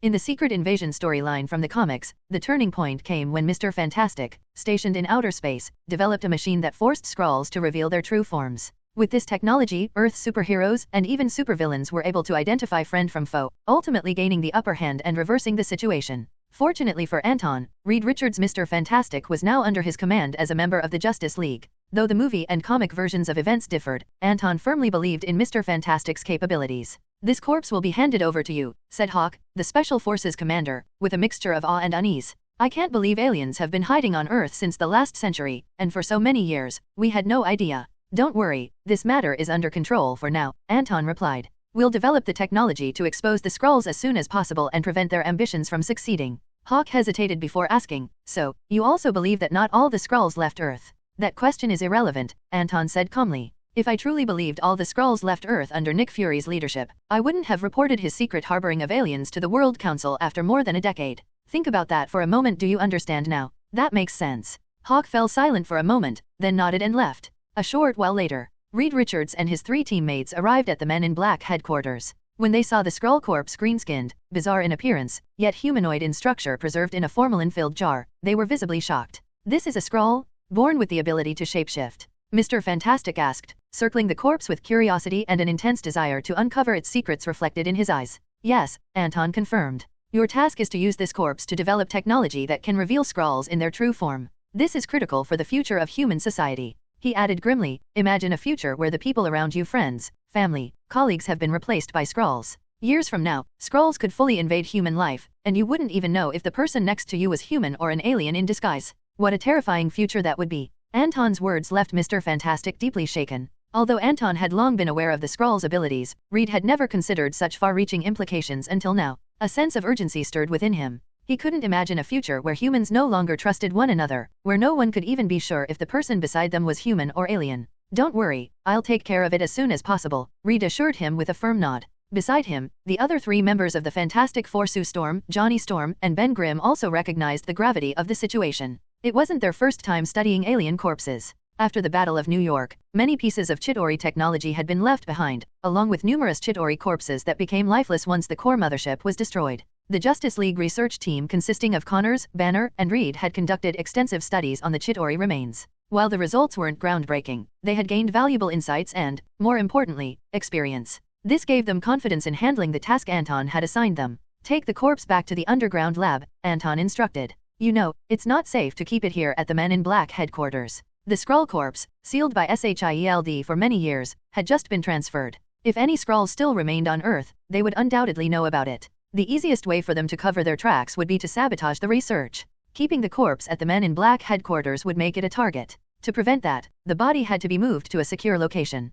Even in the worst-case scenario, if the Men in Black headquarters were attacked, it would just mean spending more money on renovations, something Anton could afford without worry. After all, his funds were practically limitless, and he still hadn't figured out how to spend them all. "Got it," Reed and the others agreed, then left with the Skrull corpse. Anton was also preparing to leave when Z suddenly appeared beside him. "Anton, we're a little short on manpower," Z said. "Do you have any suggestions?" "Up to you," Anton shrugged. "I don't have anyone specific to recommend. You know, most of the people I know are superheroes. I'm not mobilizing their power for this." He paused, then added, "But I suggest checking major police departments across the US for recruits. Those elite officers are hidden gems." "Good idea," Z nodded, realizing the potential. "I'll get started on that now." "Wait a second," Anton called out just as he was about to leave. He pulled a pair of sunglasses from his pocket and handed them to Z. "These are for you."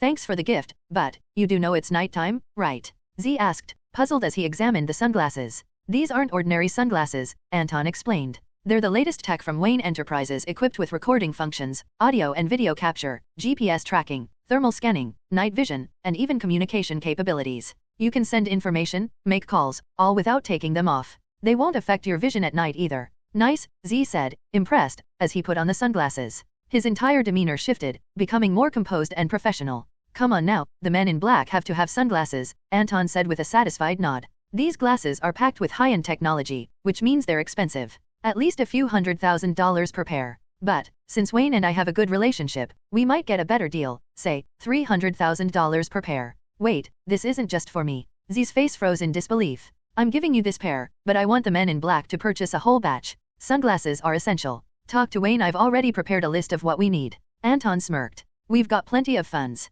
No point letting them go to waste. With that, he waved his hand and left the headquarters. Z stood there, watching Anton's back as he disappeared, feeling a little stunned. Sure, Anton sounded logical, but something felt off. A good relationship with Wayne? Wasn't Wayne actually yours? Anton drove away from the headquarters, taking a route that bypassed most of Manhattan's blocks. At this time, the Manhattan area was still reeling from the devastation caused by the Battle of New York. Buildings were undergoing reconstruction, with construction companies across the city seizing every opportunity they could, laughing all the way to the bank. Judging by the progress of the rebuilding efforts, even at the fastest pace, it would take at least 6 months for Manhattan to recover even half of its former glory. Most major companies in the area had relocated their offices to other parts of the city, with only a handful choosing to remain in Manhattan. Among those that stayed were the Daily Bugle and DC Media, both under Anton's control. Of course, other industry giants like Wayne Enterprises, Oscorp, and Stark Industries also remained. These companies had become symbols of their respective industries, making relocation largely irrelevant to their operations.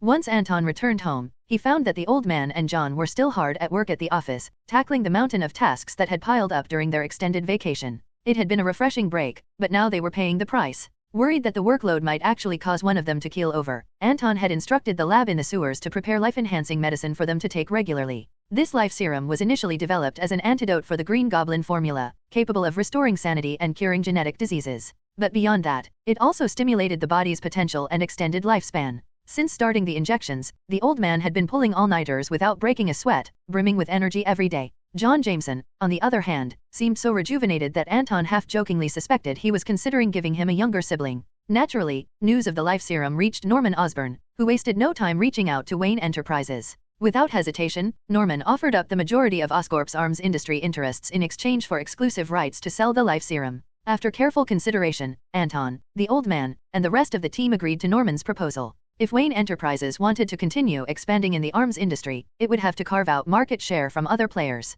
Oscorp voluntarily stepping back made for an easy win. While the life serum was undeniably powerful, it was also costly to produce and required continuous injections to achieve its full effects over several stages. Moreover, mass production wasn't currently feasible, making the serum a niche product for the time being. From a market perspective, it couldn't yet rival the profitability of the arms industry, making the trade-off with Oscorp all the more worthwhile. The affairs of Wayne Enterprises were handled by the old man, and Anton had little interest in them. At this stage, while he wasn't as wealthy as Tony Stark, his net worth still exceeded that of 99% of the world's population. He had established solid cooperative relationships with political, business, and military entities, as well as the World Security Council. Yet, none of these matters truly captured Anton's interest. What fascinated him most were the superheroes within the system that he had yet to unlock, like John Constantine, for example, whose fan value had now accumulated enough points for redemption. John Constantine fan value, 35.12 million. Redemption criteria met. Redeem. Seeing the system prompt on his panel, Anton couldn't help but smile.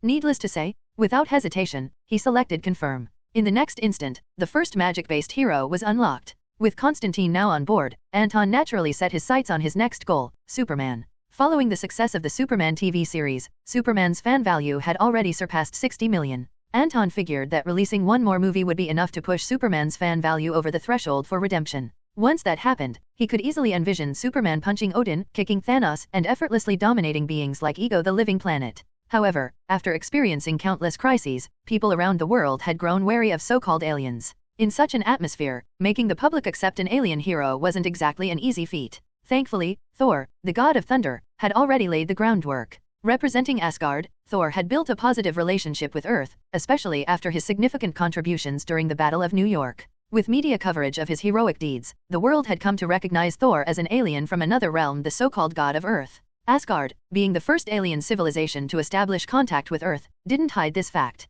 Instead, they actively disclosed the news and collaborated with major media outlets to promote Asgardian culture and the alliance between the two worlds. Moreover, Thor's human-like appearance and the historical marks left by Asgard's influence on human civilization over millennia naturally fostered a sense of familiarity and acceptance among humans. This significantly reduced the general public's distrust of alien civilizations. Of course, this didn't mean the Dark Forest theory ceased to exist. Many still believed that some alien civilizations were inherently dangerous. Anton's goal was to ensure that Superman wouldn't be seen as one of those threats. Thor had the backing of Earth's authorities, and similarly, Superman had the Daily Bugle, Batman, and the Justice League in his corner. Plus, Superman's appearance was indistinguishable from that of a human. In Anton's view, the chances of Superman breaking through the public's inherent prejudice against aliens and earning their trust were quite high. In Batman v Superman, Batman nearly killed Superman before they teamed up to defeat Doomsday. Anton mused, stroking his chin. A pretty standard plot highlighting the unity of the Justice League. After contemplating for a moment, Anton decided to head to Los Angeles to visit the film set. New York, still recovering from the Battle of New York, didn't have much for him to do at the moment. The affairs of the Men in Black headquarters were handled by Z-Wayne Enterprises was managed by the Old Man, the Daily Bugle was overseen by Eddie, and DC Media was in Betty's hands. As the ultimate hands-off boss, Anton could go wherever he pleased. Additionally, with Constantine now in play, Anton could finally intervene in the inevitable Hell Dimension invasion that Johnny Blaze would soon face. And if things escalated to the point of pissing off Mephisto, well, that would be Constantine's problem, not Anton's. The next day, Anton arrived in Los Angeles via private jet, where Jim personally came to greet him. "How's the crew doing?" Anton asked casually. "Not bad," Jim replied. "Quinton's holographic projection technology has been a huge help. We should wrap up filming in about 2 months, then another month for editing and post-production before the movie's ready for release." Jim shrugged. "You know, the director isn't a genius like you. To ensure the movie's quality, we've got to take it slow. Especially with Batman in this film, if we screw up, people will say we're tarnishing Batman's image." Anton chuckled, fully understanding the pressure Jim was under. Batman v Superman was no small project, especially when it involved Batman. As a film produced by DC Media, the public viewed this project as almost a direct sequel to Batman's autobiographical film. If Jim and his team delivered subpar quality, it would inevitably spark backlash from Batman fans and could even lead to boycotts. So far, the number of Batman fans worldwide was staggering. With the continued buzz following the Battle of New York, Batman's popularity showed no signs of fading. He had become the most famous celebrity in the world bar none. Anton's system panel reflected this surge. Batman's fan count had skyrocketed past 200 million, and Anton felt it was only a matter of time before it hit the 300 million mark before eventually stabilizing. "Relax, Jim," Anton said with a smile. "Look at it this way, if your final product is accepted by most people, you've basically guaranteed the global box office champion of the year, right?" "True enough," Jim grinned. As Anton pointed out, while the pressure was immense, the potential rewards were even greater. In this era, who could resist watching a Batman movie? "By the way," Jim added, "after Constantine is done, what's your plan for the next movie? Or are you planning to take another break?" "Of course, I'm taking a break," Anton replied. "I'm not a workaholic. I'll reach out when inspiration strikes. In that case, I have a suggestion." "Let's hear it." "I want to make a Justice League movie," Jim said, his eyes blazing with excitement. "After Batman v Superman, I want to bring the Justice League to the big screen." Anton stared at him, momentarily stunned. "Do you even know the full scope of the Justice League?" Anton asked. "Come on, I'm an executive at DC. Of course, I know what the Justice League is about," Jim replied, rolling his eyes. "But I have an idea." He added after a brief pause. "I want to include Venom, Spider-Man, the Teenage Mutant Ninja Turtles, and more in the Justice League movie. Basically, bringing in real-world heroes from the New York War as part of the League's lineup.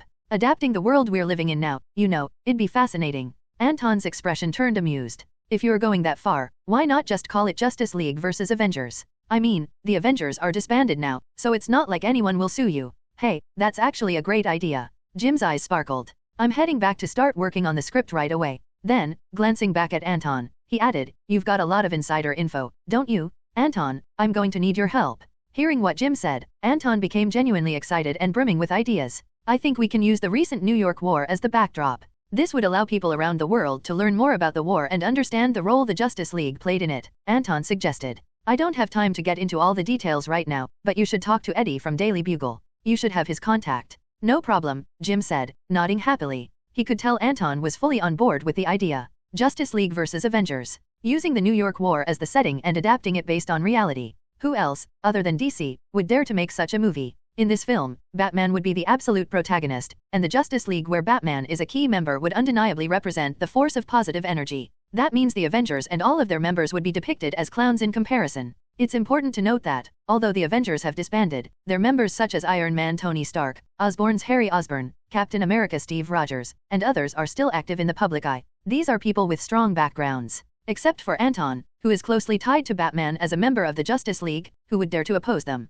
This means that once the film is made, it will undoubtedly become the focus of global attention. The project simply cannot fail. If it does, Jim would be willing to twist his head off and offer it up to Anton. After the discussion with Anton wrapped up, Jim eagerly called Eddie. After some communication, both of them were thrilled. Eddie, who had a cheeky and fun personality, was excited about the fact that this film would feature a huge crossover of heroes, and the whole world would see it once it was released. Filled with excitement, he quickly got back to work. He told Phil about the project, who turned out to be even more excited than Jim. Don't forget, after becoming a superhero, Phil had always dreamed of having his own standalone movie, just like Batman, Wonder Woman, or Cyborg. Being part of the movie industry with a film like Justice League vs. Avengers seemed to mean that a solo movie for his character was already on the horizon. Phil couldn't wait to drag Eddie to DC and meet with Anton's exclusive editor, Toby, to discuss the script. Eddie and Phil were so eager they even slapped their chests to promise they could bring in authentic heroes like Spider-Man, Daredevil, the Teenage Mutant Ninja Turtles, Venom, and Goblin. Meanwhile, Anton had other matters on his mind. After leaving Jim's crew, he headed to a stadium in Los Angeles to watch a huge stunt show. The performer, hailed as the world's best stuntman and holder of 9 world records, was none other than the legendary Johnny Blaze. After Hell Detective was released, Johnny, who played Satan, gained widespread attention. Though his role was brief, his performance was praised by critics, elevating Johnny's already impressive stunt career. Now, with even more fame, Johnny decided to challenge his limits. He planned to drive a motorcycle across a football field, covering the distance between 2 goalposts. Many media outlets called it a death wish, accusing Johnny of disregarding his life. Only his dedicated fans cheered him on. What they didn't know was that even Johnny's own team had started questioning his decision. But Johnny was resolute. He didn't listen to their concerns, as if he had foreseen something. Today's stunt would be a pivotal moment for him, a moment where he would face life and death. Anton sat in the front row, watching with interest. He glanced around, noting the dozens of cars set up in the distance. With stunts like this, I can't believe Johnny survived all these years and set 9 world records. It's rarer than an angel's blessing.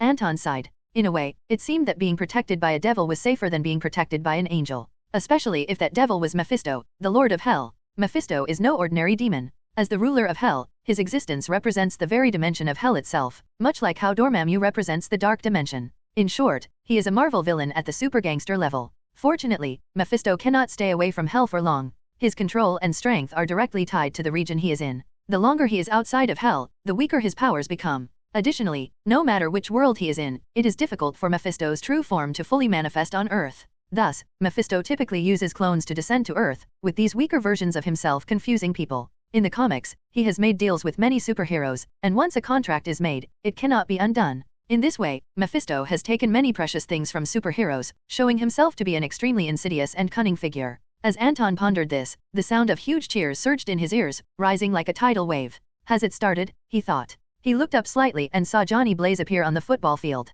The audience, sporting flame stickers on their faces, cheered loudly. As fans of Johnny Blaze, they had expectations far beyond the ordinary for this stunt performance. This was a man who constantly pushed the boundaries of his own life. Boom! Soon, Johnny revved the throttle on his motorcycle. As the exhaust emitted a roar like a dragon, Johnny soared into the sky, launching off the ramp. He executed a perfect arc in midair before landing smoothly on the other side of the ramp. The audience's cheers grew louder, but many of them seemed to hear nothing at all. Their eyes were fixed on Johnny, who was gripping the motorcycle handlebars tightly. A bead of sweat ran down his back. Anton, sitting in the front row, kept his eyes locked on Johnny in midair, narrowing them in concentration. Having mastered all of Constantine's knowledge, Anton could clearly see that Johnny was surrounded by a black aura, one that only a few could perceive. This was a sign of demonization. It seemed that Johnny had indeed sensed something, which was why he made such a dangerous decision in the name of challenging himself. The performance was a success. Johnny successfully leaped over a football field with tens of thousands of spectators watching in person, along with hundreds of thousands more glued to their screens during the TV broadcast. Once again, he set a world record. Mr. Invincible. Johnny. The crowd erupted in cheers. Sitting in the front row, Anton felt his ears ringing from the deafening noise. However, he wasn't particularly moved by Johnny's achievement. This was all predetermined. He was certain Johnny had expected this outcome. As long as Mephisto needed Johnny to achieve his goals, he would never let him die. Anton's gaze fell on Johnny, who was surrounded by an ecstatic crowd. Yet, instead of excitement and joy, Johnny's face carried a trace of heaviness. That only confirmed Anton's suspicion. Johnny had realized something. After filming Hell Detective, Johnny had taken on this high-stakes stunt. During their time together on set, Anton had subtly guided Johnny to reconsider a past experience, the gray-haired old man he had once encountered. A demon. That white-haired old man was a real demon. And Johnny now believed it. After the Battle of New York, Thor's name resounded across the world. As a god from Norse mythology, his existence confirmed the truth behind ancient legends. With everything Johnny had experienced firsthand, what reason did he have to doubt the existence of the devil? Good job. You broke the world record again. You're practically a god. Oh my god, my heart nearly jumped out of my chest, Johnny. His teammates surrounded him in celebration. Johnny forced a smile and nodded, barely managing to feign joy. The people around him were too caught up in the excitement to notice anything amiss. Suddenly, Johnny's eyes locked onto Anton through a gap in the crowd. His gaze sharpened. Make way. He pushed through his teammates, striding toward Anton. However, the moment Anton saw Johnny approaching, he smirked, got up, and disappeared into the inner passage of the stadium, quickly vanishing from sight. Wait, Anton. Johnny's expression darkened. He couldn't understand why Anton was avoiding him. By the time he finally broke free from the crowd, Anton was gone. Johnny stood still, looking lost. He felt as if Anton had abandoned him. Recalling the promises Anton had made to him on set, Johnny clenched his fists. No one was ever obligated to help him. Johnny had learned that lesson the hard way through years of hardship. He let out a bitter laugh before turning back to his teammates. Let's go. Let's celebrate. His team quickly engulfed him once more. Meanwhile, on the other side, Anton had already left the stadium. Contrary to Johnny's assumption, Anton wasn't avoiding him out of reluctance to help.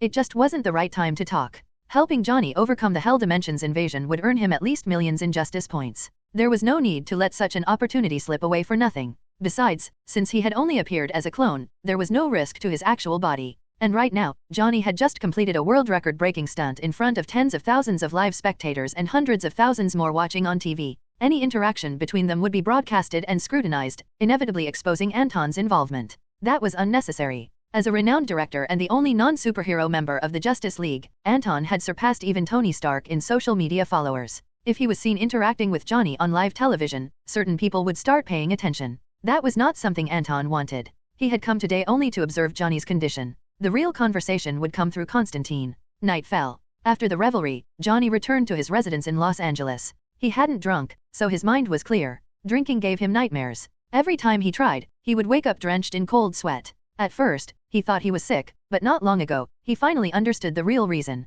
Because of that nightmarish incident in his youth. Sitting on the sofa, Johnny turned on the TV. The Discovery Channel's special on howler monkeys echoed in the background. It should have been the kind of program he loved, but his face remained blank. He stared at the screen, unfocused and lost in thought. There was something Johnny had never told anyone. Whenever he pushed the limits riding his motorcycle, attempting seemingly impossible jumps, he always felt that fatal moment when death was inevitable. Yet, at that exact point, an inexplicable force would lift him up and carry him across the finish line. 9 world records. No, tonight made it 10. And every time, it was the same. Johnny once dismissed it as an illusion, but now he was certain. It was real. Even next time, when he faced the most dangerous moment, he knew he would rely on that unknown power once again. This wasn't his own strength. Someone, somewhere, was silently helping him. But no help comes without a price. And silence always hides greater demands. Boom boom boom. A knock at the door interrupted his thoughts. Who is it? Johnny snapped back to reality, frowning slightly. He assumed it was his agent who had just dropped him off. Mark. He got up and headed for the door but suddenly stopped, a chill running down his spine. If it were Mark, he wouldn't knock. Most importantly, Mark had a key. Who the hell is it? Johnny clenched his fists, grabbed his helmet from the side table, swung it twice for reassurance, and cautiously approached the door. I'm here to help you. A voice came from the other side. Help me. Johnny hesitated, then opened the door. Standing there was a stranger. A blonde man, effortlessly stylish, leaned against the railing near the entrance. He wore a beige trench coat, stubbed out his cigarette, and gave Johnny a knowing, almost mischievous smile. Let me introduce myself, the man said. My name is John Constantine, and I'm a magician. Magic. Johnny blinked in confusion.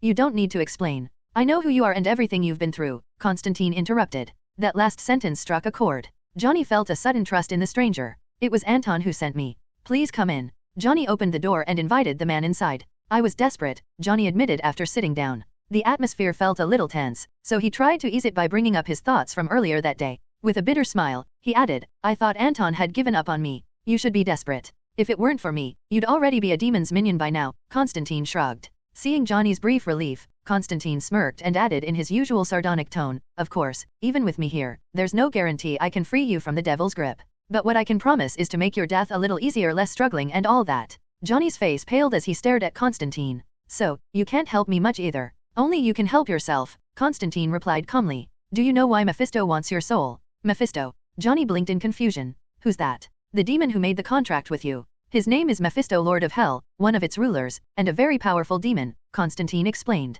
His clone roams the world constantly, collecting fallen souls, making deals, toying with people's desires, and ultimately taking the most precious things from those he bargains with. Then why does he want my soul? Johnny asked, still trying to piece it all together. Because of the spirit of vengeance Zarthos, Constantine replied. Zarthos was once an angel with a soul of pure justice, but for various reasons, he became a curse tied to your family. In this world, you are uniquely valuable to Mephisto. I've never heard of that name. Zarthos. Johnny muttered, perplexed. It's the curse passed down by your bloodline, your family's legacy, Constantine continued.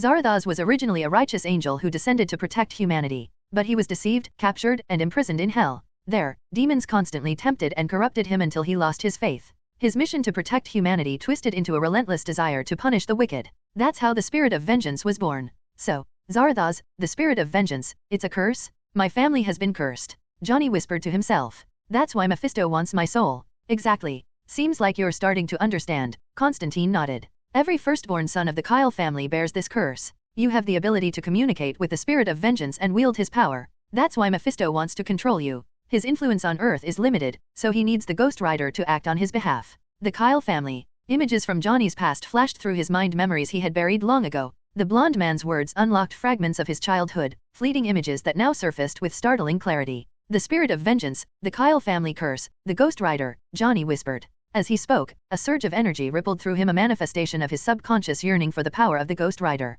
Constantine narrowed his eyes, sensing the potent demonic energy entwined within Johnny, like an intricate web. Ah! Suddenly, Johnny clutched his head in agony as a vivid image of a skull engulfed in flames burned into his mind. Falling to his knees, he groaned, his expression contorted in pain. What's happening to me? Get out! Get out of me! Boom! A burst of flames erupted behind him. His exposed skin on his face and hands began to burn away, revealing gleaming white bones beneath. The Ghost Rider was awakening. Johnny had gradually begun to tap into the power of Zarthas, the spirit of vengeance. In other words, as long as Johnny was willing, he could transform into the Ghost Rider at any moment. However, an uncontrolled Ghost Rider would simply roam the streets, punishing criminals indiscriminately. This form of punishment was no different from outright killing. Constantine, sitting across from Johnny, sighed. He stood up, walked over, and placed a hand on Johnny's head, muttering an incantation under his breath. Slowly, with the aid of the spell, the spirit of vengeance still not fully awakened was gradually suppressed. Johnny's breathing steadied as he came back to his senses. Although the headache still pounded relentlessly, the terrifying sensation of losing control had subsided. What happened to me? Johnny asked, his voice filled with lingering fear. The memory of what had just occurred was vivid in his mind. Panic flashed across his face as he swallowed hard and looked at Constantine. That was the spirit of vengeance, Constantine replied. You just awakened him. But even if you hadn't awakened him now, it would have happened sooner or later. I'd say you have about a month at most before the full awakening. In other words, you don't have much time left. My time is running out. Johnny sat down on the floor, completely drained from the struggle. Beads of sweat rolled down his face as a dazed expression settled in his eyes. Don't get me wrong, Constantine clarified. I'm not saying you're dying. I mean, the spirit of vengeance is about to awaken fully, and your days of peace are numbered. Once he's fully awakened, you'll have the power to transform into the Ghost Rider. And when that happens, Mephisto will come for you. He'll try to control you and use the Ghost Rider for his own ends. That's probably his greatest obsession on Earth. After all, you've already signed a contract with him. Your soul belongs to him now. Johnny fell silent, processing the weight of Constantine's words. After a moment, he asked quietly, what should I do? You must have a way, right? He realized how dire his situation was. It felt like standing on a tightrope strung between two cliffs, with danger looming in every direction. Since Constantine had come, Johnny believed there had to be a solution, even if no promises had been made yet. Of course, Constantine replied with a smirk. I suggest you accept the reality. The only path forward is to control the power of the spirit of vengeance, rather than letting the spirit control you. That's why I'm here. Control the power of the spirit of vengeance? Johnny asked, still catching his breath. He staggered back to his chair, stretching out his hands and staring at them blankly. Like those superheroes. He seemed to grasp something. You mean I can control the spirit of vengeance and become like those superheroes with special abilities? Yeah, that's the gist of it, Constantine replied after a brief pause, giving a small nod. Johnny's experience is actually quite narrative-driven, just like the most typical protagonists of online fiction from 10 years ago. The so-called curse of his family is more of a bloodline ability, a talent that allows him to become a Ghost Rider upon reaching adulthood. While the power of the spirit of vengeance is formidable, it is also uncontrollable, heavily influenced by Zarathos' will. The urge to punish the guilty is akin to an addiction, but there's no denying that this ability is extraordinarily powerful. The Kyle family has inherited this so-called curse for generations. It grants them strength but also brings endless peril. The Lord of Hell, Mephisto, considers their bloodline forbidden. For countless years, Mephisto has coveted the spirit of vengeance and the power of the Ghost Rider, attempting to corrupt each generation of the Kyle family. Yet, despite his efforts, he has never fully succeeded. Johnny Blaze, the eldest son of this generation's Kyle family, lost his biological father to a fatal motorcycle stunt accident. His mother, aware of the family's curse, feared what the future held for Johnny. To keep him safe, she entrusted him to his father's friend for adoption, then left with his younger siblings. As Johnny grew up with his adoptive father, the memories of his biological family faded into a blur. However, just as he neared adulthood, his adoptive father was diagnosed with terminal rectal cancer. Desperate to save him, Johnny made a deal with Mephisto, not realizing the deception he was walking into. Mephisto cured the cancer but never promised to let his adoptive father live. Soon after, under Mephisto's manipulations, his adoptive father died in a tragic stunt accident, eerily mirroring the fate of Johnny's biological father. Of course, in this sequence of events, Johnny's first love, Roxanne Simpson, played a significant role. But, as the saying goes, a woman only slows down the Ghost Rider, so she is mostly left out of the equation. After his adoptive father's death, Johnny left his hometown and continued to perform motorcycle stunts. However, Mephisto had not yet achieved his goal. He couldn't allow Johnny to die before fulfilling his purpose. As a result, Johnny, under the devil's protection, became seemingly unkillable, no matter how reckless his stunts were. This allowed him to break world records and rise to fame as the ultimate stunt rider. Then, the spirit of vengeance began to awaken. Mephisto was ready to come knocking again. And so, the real story began. The battle between villain and protagonist was about to unfold. Anton, who had read plenty of similar stories in his previous life, was unimpressed. Constantine, having inherited all of Anton's memories, was similarly unfazed. There was nothing particularly thrilling about it to him. The only truly noteworthy aspect was Johnny's ability Ghost Rider. He possessed the full power of the spirit of vengeance, the fire of hell, the penance stare, immortality. Beyond that, the Ghost Riders in the comics wield even more supernatural abilities: petrification, summoning, witchcraft, and more. However, the most formidable aspect of the Ghost Rider is his ability to traverse freely between the mortal world and hell, an ability that Constantine himself also possessed. That said, Johnny Blaze, as depicted in the movie, never demonstrated this particular power. Constantine suspected it was because Johnny had never fully embraced the Ghost Rider within him. He resisted it, and in doing so, failed to tap into its full potential. He believes that Ghost Riders are evil, uncontrollable, and may even become tools for Mephisto to ravage the world. Because of this, he resists the spirit of vengeance every night, refusing to fully accept it. As a result, he begins to withdraw from society, fleeing from both his powers and his past. He leaves the place where he was born, seeking rebirth in darkness, and chooses to live in seclusion on the other side of the world. This resistance prevents the true power of the Ghost Rider from ever being fully unleashed. However, this changes in the second movie, Spirit of Vengeance. Johnny initially expels the Spirit of Vengeance with the help of the church, only to later reclaim it. This time, the flames on his body shift from red to blue, signifying that he has truly embraced the Spirit of Vengeance and accepted his mission as a Ghost Rider to punish the guilty. As a result, his strength ascends to the next level. By the end of the movie, he easily destroys Mephisto's physical form, banishing him back to hell. Thus, Johnny can only truly become the superhero from the comics wielding his full array of abilities when he wholeheartedly accepts the spirit of vengeance and the responsibility that comes with it. At this moment, Constantine's goal is to fast-track Johnny's transformation. Instead of letting him struggle through his resistance, Constantine wants him to start directly with blue fire, raising his baseline power from the very beginning. If that happens, then the demons would stand no chance against a Ghost Rider who starts at full power. But why does Constantine want to do this? Because he, or rather, Anton, has realized a crucial fact. First, another question must be addressed: why is Constantine so powerful? Is it because Constantine himself is exceptional? Not exactly. His personal abilities are just one part of his greatness and, arguably, the least significant part. In the grand scheme of DC's major storylines, there are many powerful magicians. Compared to them, Constantine is far from the most outstanding. So, what makes Constantine special? When you really think about it, the reason Constantine is so powerful, the reason he can make DC's Satan grind his teeth in frustration while still loving him, and make God frown while still tolerating him, is his unique ability to navigate between heaven and hell with ease. He is a master manipulator, playing both sides against each other. He walks a fine line, balancing between two worlds, stepping on two boats at once. And even if one capsizes, he never truly falls. But that's in the DC universe. Now, in this world, the Marvel Cinematic Universe, can Constantine still jump back and forth between heaven and hell so effortlessly? Not at all. He doesn't know Marvel's versions of Satan or God.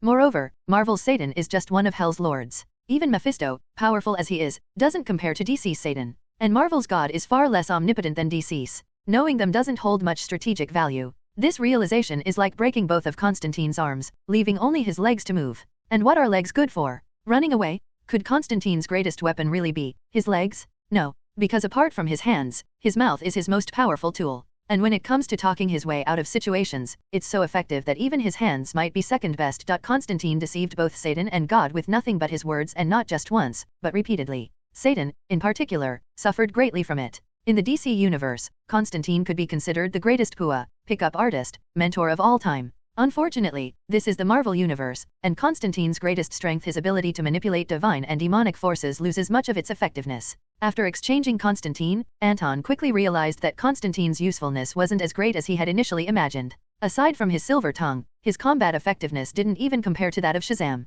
Shazam possessed the wisdom of Solomon, the strength of Hercules, the stamina of Atlas, the power of Zeus, and the courage of Achilles, a magical superhero who might seem unreliable at times but was, in reality, incredibly powerful. Of course, in Anton's view, the wisdom of Solomon likely referred more to Shazam's ability to speak directly with Solomon rather than any innate intelligence. Shazam was like an unchained husky. On paper, huskies ranked 45th in dog intelligence above average, meaning they could technically be considered smart. But in practice, their hyperactive, erratic personalities made them seem among the least intelligent breeds in the eyes of trainers and dog owners alike. Still, even though Anton recognized that Constantine's cost-effectiveness was lower than Shazam's, having a superhero on his side was never a bad thing. A win was still a win. Constantine's arrival was now best seen as bringing in a magical consultant for the Justice League. If I want to control the spirit of vengeance, what should I do? Johnny thought for a moment, his gaze locked onto Constantine with a burning intensity. Willpower. You have to strengthen your willpower, Constantine replied. He took a drag from his cigarette and exhaled. Zarathos, the spirit of vengeance, is manic and chaotic.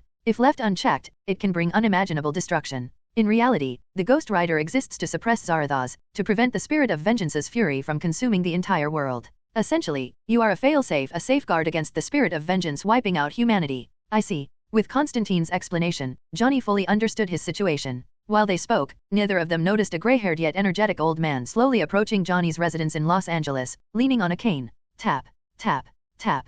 His footsteps echoed as he climbed the stairs to Johnny's door. Then, he suddenly stopped. The old man sensed something unusual. A familiar divine energy, one he had not encountered in many, many years. His eyes fell upon the door. At its center, an intricate symbol was carved. A pair of eyes. Mephisto's face darkened instantly. He knew those eyes all too well. The Eye of Horus. Horus, the ancient Egyptian god of the sky, also known as the Pharaoh's guardian. His eyes held sacred significance representing divine blessing, supreme authority, and protection. Tonight, these eyes served as Johnny Blaze's amulet. Who did this? Mephisto frowned, his gaze piercing through the door as if he could see the blonde man inside. So, you've found yourself a mage. Constantine furrowed his brow and abruptly turned his head toward the door behind him. What's wrong? Johnny had never seen Constantine react so sharply before, and an ominous feeling crept into his heart. He's here. Constantine spoke calmly. Who's here? Johnny's eyes widened in confusion. Mephisto, the Lord of Hell, the demon who signed a contract with you. As Constantine spoke, he strode toward the door, completely ignoring Johnny, whose face had gone deathly pale. With a crunch, he pulled the door open. Boom! A surge of hellish energy flooded in, thick with scorching heat and a sinister, almost intoxicating intensity. Standing in the doorway was an old gentleman in a well-tailored suit, leaning casually on a cane. He smiled at the two men before him, his expression eerily pleasant. Huh? Johnny froze. His vision blurred. In place of the old man, he saw something monstrous, a towering, 3-meter-tall demon with jagged bone spurs protruding from its body. Its hideous face twisted into a cruel grin, scarlet eyes gleaming as they locked onto him. Constantine, on the other hand, remained perfectly calm. He studied the old gentleman before him, unaffected by the illusion. So, you're Mephisto. Constantine shrugged, his gaze flicking briefly to the Eye of Horus etched into the doorframe. His expression suggested he had expected this outcome. I figured. This thing wasn't going to stop you. Mephisto chuckled. If Horus himself were standing before me, perhaps I'd show some respect. But a mere rune? It holds not even a fraction of his true divine power. Why would I hesitate? Anyway, aren't you going to invite me in? Horus, the ancient Egyptian god of the sky and kingship, was linked to Ra, the sun god. In antiquity, Ra was also known as Adam, and he had a peculiar habit, one that involved merging with others. Literally, not metaphorically. In the comics, Adam slaughtered most of the first-generation demons and was feared as the god-eater. Naturally, demons harbored a deep-seated wariness of the old Egyptian deities. But those myths and civilizations had long faded into obscurity, lost in the sands of time. Mephisto had nothing to fear. He spoke with an air of casual confidence, as if chatting with an old friend, but Constantine recognized it for what it was, a naked threat. Makes sense. Constantine smirked. If you were here in your true form, I'd hand Johnny over immediately. But this? You're just an avatar. A mere fraction of your full power. Why should I let you in? Well now, Mephisto remained unbothered. I'll remember you. What's your name? John. Constantine exhaled a cloud of smoke. John Constantine. A magician who doesn't particularly like magic. Mephisto's smirk deepened. So, are you sure you want to meddle in my business with Johnny? His tone turned sharper. Do you even realize who you're speaking to? Mephisto, Lord of Hell, or at least, one of them? Constantine's smirk widened. If you were the undisputed ruler of all hell, I might be a little more interested in you. A shadow flickered across Mephisto's face. It's been a long time since anyone dared to speak to me like this. His eyes turned pitch black. In an instant, a wave of demonic energy erupted, surging like a raging sea. Constantine stood firm, his expression unchanged. Behind him, Johnny suddenly snapped his head up. His flesh vanished, replaced by gleaming white bone. A surge of hellfire ignited around his skeletal form. The Ghost Rider had awakened. I can't control myself. Johnny was in great pain, clutching his head in his hands. The searing agony of hellfire burned across his body, his flesh dissolving into skeletal form, fully revealing the spirit of vengeance before Constantine and Mephisto. Yes, that's it. Mephisto laughed wildly. John Constantine, you can't control the Ghost Rider at all. You should just hand him over to me. When I turn Earth into hell, I will forgive your sins. Otherwise, he grinned, eyes glinting with malice. I will let the fires of hell devour your soul forever. Enough nonsense. Constantine rolled his eyes. You want me to repeat myself? You're just a washed-up old devil. You can't do a damn thing. Without warning, Constantine raised his leg. Boom! Mephisto was caught off guard, never expecting Constantine to strike so suddenly. He knew Constantine was reckless, but to actually attack him, and so brazenly, the impact sent Mephisto flying backward, crashing into the corridor wall with a dull thud. A grey shoe print was now stamped across his chest. You're weak, Constantine scoffed. Your human vessel is old what? Toss your cane aside, and you'd be limping down the street? Why the hell are you even trying to act tough in front of me? Mephisto groaned, coughing up dark blood. His black eyes shrank to needlepoints as fury consumed him. Your soul. Mephisto seethed. I will rip your soul away. Constantine smirked. Yeah, get in line. Plenty of folks want my soul. Maybe you should ask Satan and God from a few dimensions over if they'll let you have it, assuming you can even find them, let alone beat them. Mephisto snarled and moved in an instant. Boom! A dense black mist erupted, swallowing the entire building. Inside, those asleep began to tremble violently, caught in the grip of horrific nightmares, unable to wake. Constantine remained standing. He knew how to counteract this magic, but it would take effort. And effort? That wasn't really his style. Constantine had a simple rule: let someone else deal with the trouble first. Then, when the bodies had piled up, he could step in and do what he did best. Fortunately, there was someone far better suited to take on Mephisto. Boom! A figure wreathed in hellfire burst into existence behind Constantine. Johnny was gone, his flesh reduced to bone, his soul overtaken by the spirit of vengeance. He was no longer in control. A dark, ancient force had fully awakened in his mind, devouring all traces of his self-consciousness. The Ghost Rider had taken over. John Constantine. The Ghost Rider loomed behind him, his scorching presence making the air shimmer with heat. Constantine could almost smell the scent of brimstone, a familiar stench. Like coming home. Of course, in his case, home usually referred to hell. Hell looks like the same miserable dump in every universe, Constantine muttered, turning to face the rider. Twin pits of darkness burned where Johnny's eyes had been. The penance stare, huh? Constantine smirked. All right then. You wanna judge me? Go ahead. Try it. The rider's eyes flared. And yet, nothing happened. Why? The Ghost Rider hesitated. The flames around his eye sockets flickered. His fury wavered. Why can't I see your soul? His voice carried an edge of confusion, as though something was disrupting the very nature of his power. Your soul. It's being guarded. By something, no, someone immensely powerful. Constantine simply smiled, utterly unfazed. Of course it is. The rider's flames flickered again. Constantine exhaled a stream of smoke from his cigarette and met his gaze. You're not strong enough to judge my soul. His voice was steady, almost amused. Even in this world, my soul is still locked away, shielded by forces far beyond you. Then, as if sensing something, Constantine turned. From the swirling darkness, Mephisto's form began to emerge, his presence saturating the air with malevolence. Constantine grinned. And you, Murphy? His voice was laced with disdain. You don't deserve my soul either, Murphy. The Ghost Rider heard the name and felt his fury surge, old grudges mixing with new ones. From ancient times to the present, he had never been a willing servant of Mephisto. If he had, Mephisto wouldn't have spent centuries scheming to claim his power, fixating on the Kyle bloodline to try and turn him into an obedient soldier. Boom! With a casual flick of his wrist, the Ghost Rider's presence ignited a decorative chain hanging in the house. The metal turned red hot, as if awakening to his call, then shot into his grasp with an eerie sense of will. A moment later, the blazing chain transformed into a whip. Crack! The fiery lash struck Mephisto, sending him flying once more. The black mist blanketing the building thinned, its suffocating grip weakening under the chain's supernatural power. In this mortal shell, Mephisto was no match for the Ghost Rider. His current body was already old, decaying far from the ideal vessel for wielding his full strength. Worse still, every burst of anger accelerated his decline. Constantine had provoked him, and now the Lord of Hell was paying the price. His wrath was a double-edged sword. The more he raged, the closer his human body crept toward death. He would have to find a new vessel soon. On the other side of the room, Constantine watched the chaos unfold with his usual smirk. Ghost Rider rampaging in the black mist, chasing Mephisto like a predator hunting its prey? Yeah, that wasn't surprising at all. After all, the Ghost Rider had another name, God's Wrath. Zarathos, the spirit of vengeance, was, in the end, still a creation of God. Heaven and hell, no matter the universe, were always at odds. If Johnny ever fully embraced the spirit's power, his red flames turning to blue, his strength would reach new heights. Strong enough, perhaps, to ride straight into hell and back again. This isn't over. Mephisto's voice dripped with venom as his form, along with the lingering mist, dissolved into the void. Johnny remained in his Ghost Rider form, his burning eye sockets staring at Constantine for a lingering moment. Then, without a word, he turned, descended the stairs, mounted his hellfire-wreathed motorcycle, and sped off into the night. The road behind him burned with a trail of flame, stretching toward the horizon. The Ghost Rider's duty was to punish the guilty. And Constantine? He was beyond judgment. Johnny had other business to attend to, darkness to hunt beneath the wings of angels in the so-called City of Angels. Tonight would be far from ordinary. The next day, the entire Los Angeles Police Department was in chaos. Overnight, just one night, 38 people had died across the city. Every single body looked the same, shriveled, as if drained of all blood, their skin stretched tight over brittle bones, like mummified remains. There was no need for forensic analysis. Anyone could see it at a glance. These 38 victims had all been killed by the same murderer. The LAPD scrambled to pull surveillance footage, only to uncover a terrifying sight. A flaming skeleton, clad in a leather jacket, riding a motorcycle wreathed in fire. The footage showed the fiery figure emerging from an alley, its presence alone enough to suggest the overwhelming power it had unleashed in a single night.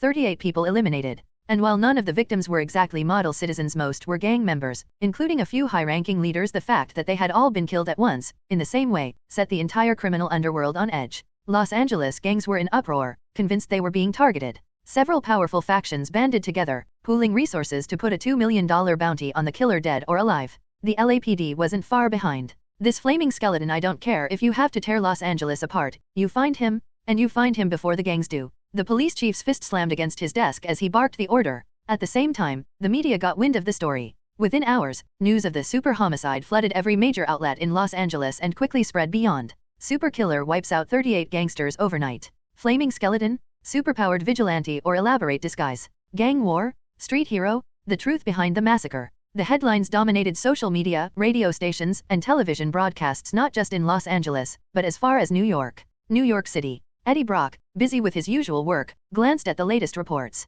He knew Anton was in New York, so he picked up the phone. "You hear about this?" he asked. Anton's reply was simple. "Leave it alone." Eddie immediately got the message. On the set of Batman v Superman, Dawn of Justice, Anton casually strolled through the studio, overseeing production while keeping one eye on his phone, scanning updates from the Los Angeles Times. According to the police, they had found some clues but refused to disclose details until a formal press conference. Meanwhile, the city's gangsters weren't waiting for an investigation. They moved much faster than the LAPD. Their first stop? Chinatown. The last place the flaming skeleton Ghost Rider was seen before disappearing. Anton had little personal stake in Los Angeles, but that didn't mean he lacked influence here. The Continental Hotel, protected under Batman's watch in New York, was a high-table establishment. And the high-table's reach extended across the world, including LA. Plenty of gang members secretly worked under the high-table's thumb. If Anton wanted to track down the movements of Los Angeles' criminal underworld, it was far easier than trying to monitor the LAPD. Chinatown. Anton thought for a moment. It was worth checking out.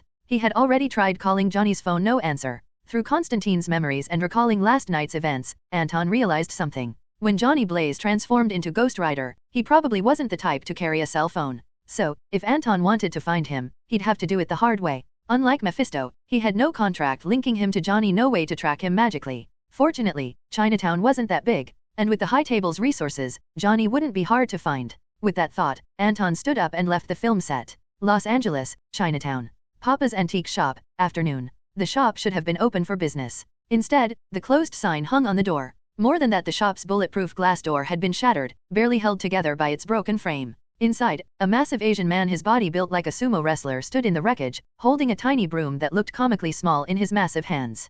Carefully, he swept shards of glass off the floor. A voice came from behind him. "Father, how is that person?" A little Asian girl, about 10 years old, excitedly asked in Chinese, surrounded by a thin, white-haired old man. "I found out his identity. His name is Johnny Blaze. He's a motorcycle stuntman. He's broken world records 10 times. He's basically the god of motorcycle stunts." She clenched her fists and struck a playful punching pose. But his fans would never expect that their idol is actually a demon. The murderer who killed 38 gang members last night, that was Johnny Blaze. "Oh, S.W.O.R.D, be careful. You're about to knock over my antiques." The old man quickly pulled her aside. "That bastard already broke so many antiques, I'm making him pay double for the damages." As he spoke, he turned to a large, timid-looking man. "True, go check if he's awake. If he is, he owes me money." "Daddy." True shrank back, his massive frame at odds with his fearful expression. "I'm scared." "Scared?" The old man's face darkened. "What is there to be scared of? It's daytime. The spirit of vengeance doesn't appear during the day." "Spirit of vengeance? Ghost Rider." S.W.O.R.D jumped up excitedly. "Father, so what you said yesterday was true. The Ghost Rider punishes the guilty, that's why he killed all those gang members. But yesterday, he tried to kill True. Does that mean True is guilty?" "The Ghost Rider has zero tolerance for evil," the old man said gravely. "S.W.O.R.D, in this world, most people have done something wrong. True used to work for Wallen. He followed orders and did a lot of bad things, of course. He's guilty. But he's changed. The 13 districts have pardoned him. He's not the same man anymore." "Then why did the Ghost Rider still try to kill him?" S.W.O.R.D frowned. The Ghost Rider doesn't forgive ever, even if someone makes up for their past mistakes. Before the old man could respond, a voice interrupted them. All three turned toward the shop entrance. Uncle Long. Xiao's eyes lit up. She ran over and jumped onto one of the men like a koala, clinging to him with excitement. Then, she glanced at the blonde-haired stranger beside him. Who's he? Jackie Chan scratched his head, setting Xiao back down. I don't know. He said he was here to buy antiques. He turned to the blonde man. By the way, I forgot to ask what's your name, sir. The man gave a slight smirk. John. His eyes flickered with something unreadable. John Constantine. Hell detective? Xiao is a big fan of the Justice League and Batman. Naturally, she's also familiar with most of Anton's films about the Justice League. You are the Hell's detective. Xiao screamed in excitement, her eyes shining. You're real? So, you're also a member of the Justice League, right? No, I wouldn't call myself a full member of the Justice League, Constantine replied, shaking his head. At best, I'm a magical advisor for them. Strictly speaking, he was part of the Justice League Dark, not the main Justice League. Anton, however, had no intention of revealing this to the public just yet. Either way, you know Batman. Xiao declared firmly. That's good enough for me. Yes. Constantine smirked at her enthusiasm. He glanced around and saw four familiar yet unfamiliar faces. Comparing them to his memories, he quickly recognized who they were. His smirk widened. I know Batman. That's enough. After arriving in Los Angeles' Chinatown, Anton first searched the High Table's information database for intel on the local gangs. One detail caught his attention: an antique shop that even the major gangs seemed to avoid. Papa's Antique Shop. The name sounded oddly familiar. As he approached the shop, realization dawned. The storefront matched an image from his memories exactly. And just a few steps away from the entrance, he spotted a man with a big nose who looked 90% identical to someone he knew. Isn't this just Jackie Chan with a different name? For a brief moment, nostalgia hit Anton, and he found himself standing still, watching. Then, as Jackie Chan, or his lookalike, headed toward the shop's entrance, Anton made a decision. In a dimly lit alleyway nearby, a blonde figure in a trench coat emerged. Constantine stepped forward and casually struck up a conversation with Jackie. Before long, the two of them entered the antique shop together. As they reached the doorway, familiar voices drifted out: Xiao and Dad speaking in Chinese. Their exchange felt both warm and nostalgic. Seizing the moment, Constantine responded to Xiao's question in fluent Chinese. As for Ghost Rider Johnny Blaze, it didn't surprise Anton to find him in the antique shop. Earlier, when Anton arrived at the store, he had already noticed something unusual. The entrance had been reduced to just two door frames, with shattered glass covering the ground. And right outside, faint motorcycle tire marks gave away Ghost Rider's last known location. This finally explained Anton's lingering doubts. Johnny had entered Los Angeles earlier that night, and within 4 hours, he had eliminated 38 ruthless gangsters. By now, it was only around 5 a.m. still dark. Normally, Ghost Rider's power and the spirit of vengeance's influence peaked during the night. If that was the case, why had he suddenly disappeared right after 5 a.m.? Typically, Ghost Rider wouldn't relinquish control until dawn, when Johnny regained his body. Something must have happened around 5 a.m. Now, it was clear Dad had stopped Ghost Rider with magic. The previous night's events likely played out like this. Ghost Rider stormed into the antique shop, ready to deliver judgment on a thug under Valmont's control. But that thug had since turned over a new leaf and become Dad's apprentice. There was no way the old man would stand by and let his apprentice get burned alive by Ghost Rider. A magical battle ensued, and Dad successfully halted Ghost Rider's attack. Then, as dawn broke, the spirit of vengeance relinquished control. Johnny reverted to his human form, but because this was his first transformation into Ghost Rider, the experience overwhelmed him. He passed out on the spot and hadn't woken up since. As Anton processed all of this, he saw Jackie enter the shop. Without hesitation, he summoned a clone of Constantine. Then came the Chinese conversation between Constantine and Xiao. By the way, that Chinese you just spoke, your Chinese is so good. Xiao jumped up and down excitedly. They never mentioned that in the movies? Not once did they say you could speak Chinese. Even in the DC novels and comics, it's never brought up. The stories are just a reference. Constantine smiled. I've mastered many languages, Chinese is just one of them. As he spoke, he could tell he had earned the trust of everyone present. Because they all knew Batman. Even though Constantine had just denied being a member of the Justice League, his very presence was enough to represent Batman in their eyes. And in this day and age, the only people who didn't trust Batman were either criminals or those with bad intentions. The four people in the antique shop, Dad, True, Xiao, and Jackie Chan, clearly didn't fall into that category. Right. Jackie Chan suddenly interrupted the conversation, as if remembering something important. I went out to check things out. The Los Angeles gangs have put out a $2 million bounty to capture last night's super killer, or, well, Ghost Rider.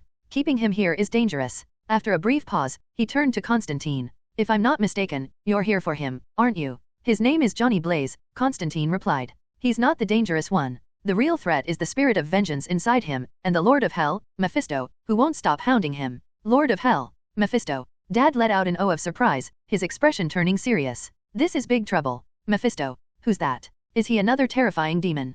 Xiao, True, and Jackie exchanged uneasy glances. He's a demon far more terrifying than the Holy Lord.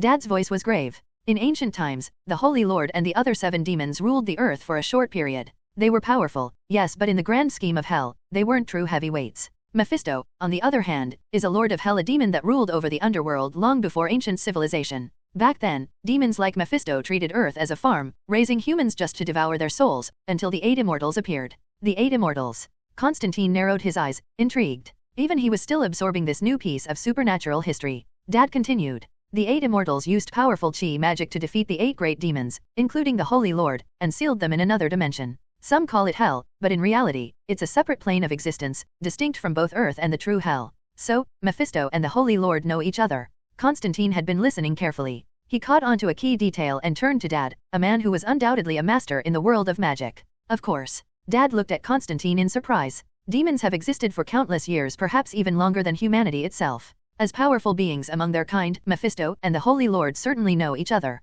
Then this is going to be a problem. Constantine felt a headache coming on. He had already anticipated that when Ghost Rider Johnny Blaze rushed into this antique shop, Mephisto would sense the shift in fate. Right now, Mephisto might have already found the Holy Lord and was likely planning to use his influence on Earth to form an alliance. On one hand, he could help the Holy Lord break free and plunge the world into chaos once more. On the other, he could manipulate Johnny into finding the San Venganza contract, a relic powerful enough to open the gates of hell. That had to be Mephisto and the Holy Lord's biggest objective at the moment. And in fact, Constantine, or rather, Anton was right. The moment Ghost Rider barged into the antique shop, Mephisto sensed the shift in fate and became aware of the Holy Lord's existence. This revelation surprised him. During ancient times, the Holy Lord and his 7 demonic brethren had been sealed away by the 8 immortals in another dimension, severing all contact. Mephisto hadn't expected that the Holy Lord had somehow returned to Earth, seeking to re-establish demonic rule. For Mephisto, this was excellent news. Without hesitation, he immediately used his influence to investigate everything about the antique shop and soon discovered the Holy Lord's whereabouts through none other than Valmont. Mr. Murphy, this way, please. Valmont wore a flattering smile as he led Mephisto into a building. Although Valmont was the leader of a mafia syndicate, he was still just a gang boss, a far cry from a true power player. Mephisto, in contrast, had taken on the guise of a cult leader. This cult was no small organization. It had high-ranking political figures from multiple countries, along with billionaires from around the world. With this influence, Mephisto easily bought Valmont's loyalty, pulling him into his ranks. The Holy Lord is inside. Valmont gestured as they arrived at his office, a luxurious suite on the top floor of a skyscraper in Los Angeles. Floor-to-ceiling windows revealed a breathtaking cityscape beyond. But neither Valmont nor Mephisto had any interest in the view. Mephisto's gaze locked onto a massive oriental dragon sculpture coiled in a circular shape, a knowing smile creeping onto his face. Holy Lord, it's been a long time. His voice was slow and deliberate, carrying a chilling undertone. The moment he spoke, something stirred. Hiss! The dragon's eyes snapped open. Scarlet irises burned with a sinister glow, radiating an overwhelming aura of malice that immediately engulfed Valmont and Mephisto. Murphy, it's you. A deep, hoarse voice echoed in their minds. Valmont immediately broke out in a cold sweat. Sealed inside a sculpture. How pathetic. Mephisto chuckled, his tone dripping with amusement. Murphy. The Holy Lord's voice seethed with fury. If you've come to mock me, you're wasting your time. I will soon regain my power and make the world bow before me once more. Humph. Mephisto let out a derisive snort. Don't forget, after you escaped from hell hundreds of years ago, someone sealed you away again, turning you into this miserable stone prison. After becoming aware of the Holy Lord's presence, Mephisto had quickly launched an investigation, uncovering key details about his past. A few hundred years ago, after breaking free from his dimensional prison, the Holy Lord had established a new empire somewhere in Asia, only to be sealed away once more by a powerful enemy. Asia had long been a weak point for Mephisto's influence. Because of this, he had rarely paid attention to the region's affairs, which was why the Holy Lord's existence had escaped his notice all this time. But now, things were different. Now, Mephisto had found him. Of course, before he encountered Constantine and the Ghost Rider escaped from his grasp, even if Mephisto had known about the Holy Lord's existence, he wouldn't have actively sought him out. As one of the Lords of Hell, Mephisto was used to acting alone. Cooperating with other demons could damage his prestige. If it weren't for his current human vessel growing weaker, where using demonic power too frequently could cause the body to deteriorate, he wouldn't have even considered approaching the Holy Lord. Master Saint Seiya, Lope. The Holy Lord closed his eyes in silence for a moment before reopening them. That was my mistake. Once I regain my power, I will crush anyone who stands in my way. No. Mephisto shook his head and sighed. Humanity has evolved. Their modern civilization has given rise to forces that even we demons must acknowledge. There are too many extraordinary beings now, and they pose a real threat to us. That is why we must join forces. He paused, his voice dripping with persuasion. Holy Lord, I can help you. Oh, The Holy Lord narrowed his eyes. You are not one to offer help out of kindness, Murphy. Speak your true intentions. I will help you reclaim your talismans. In return, you will assist me in capturing the Ghost Rider and retrieving the San Venganza contract, Mephisto proposed. An equivalent exchange that is our way, is it not? You wish to open the gates of hell and descend in your true form. The Holy Lord was no fool. The moment Mephisto mentioned the San Venganza contract, he immediately understood the latter's real objective.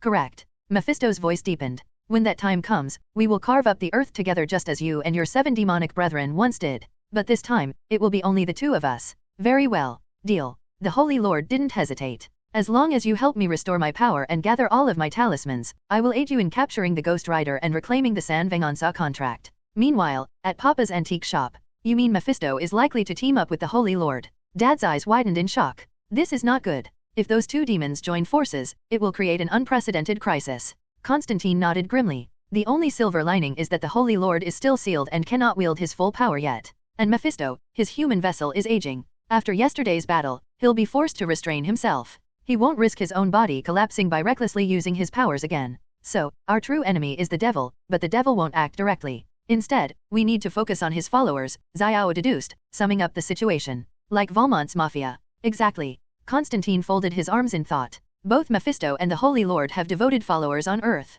We must be prepared to face them. While Constantine was discussing with Dad and the others, Anton, who had yet to leave Chinatown, made a call to the High Table. The High Table moved swiftly. As a major power in the underground world, they had countless informants throughout Los Angeles, ensuring they could gather intelligence rapidly. A few minutes later, Anton received a response. This morning, at the Mafia's headquarters, in one of their buildings, their leader Valen had personally welcomed an elderly, gray-haired man. The message was clear. Mephisto had made contact with the Holy Lord. Upon receiving this news, Anton frowned slightly. He was now certain that Mephisto intended to cooperate with the Holy Lord.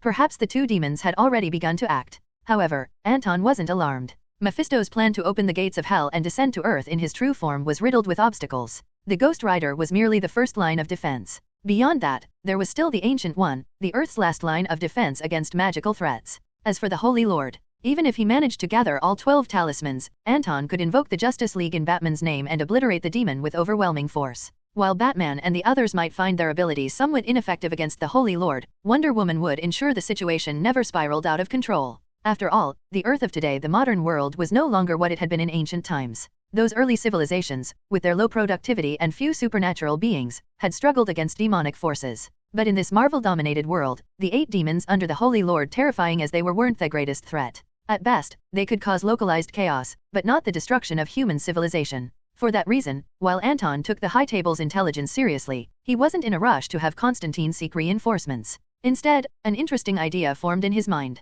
Since Constantine wasn't strictly a member of the Justice League, why not take advantage of this world's unique setup? Anton considered forming a magic-oriented team, one that would include Ghost Rider, Father, Jackie Chan, S.W.O.R.D, Taro, and others to handle supernatural threats. In essence, it would be a Marvel version of the Justice League Dark. The traditional Justice League, led by Batman, primarily dealt with non-magical threats aside from a few major magical crises, such as the Battle of New York or the events of Thor's arrival. The Dark Justice League, on the other hand, would be spearheaded by Constantine, focusing exclusively on magic-based threats, such as the Ghost Rider incident and the resurgence of the Holy Lord. The 2 teams wouldn't interfere with one another. Instead, they could operate in parallel. And when faced with a catastrophic threat such as the inevitable arrival of Thanos, both sides could join forces. After all, both teams were Justice League, and both were extensions of Anton himself. The only difference was their scope of operations. Batman had no supernatural abilities. When it came to magic-based crises, all he could really do was shout orders, hardly a valuable contribution. It made far more sense to leave those situations in the hands of magic-specialized heroes.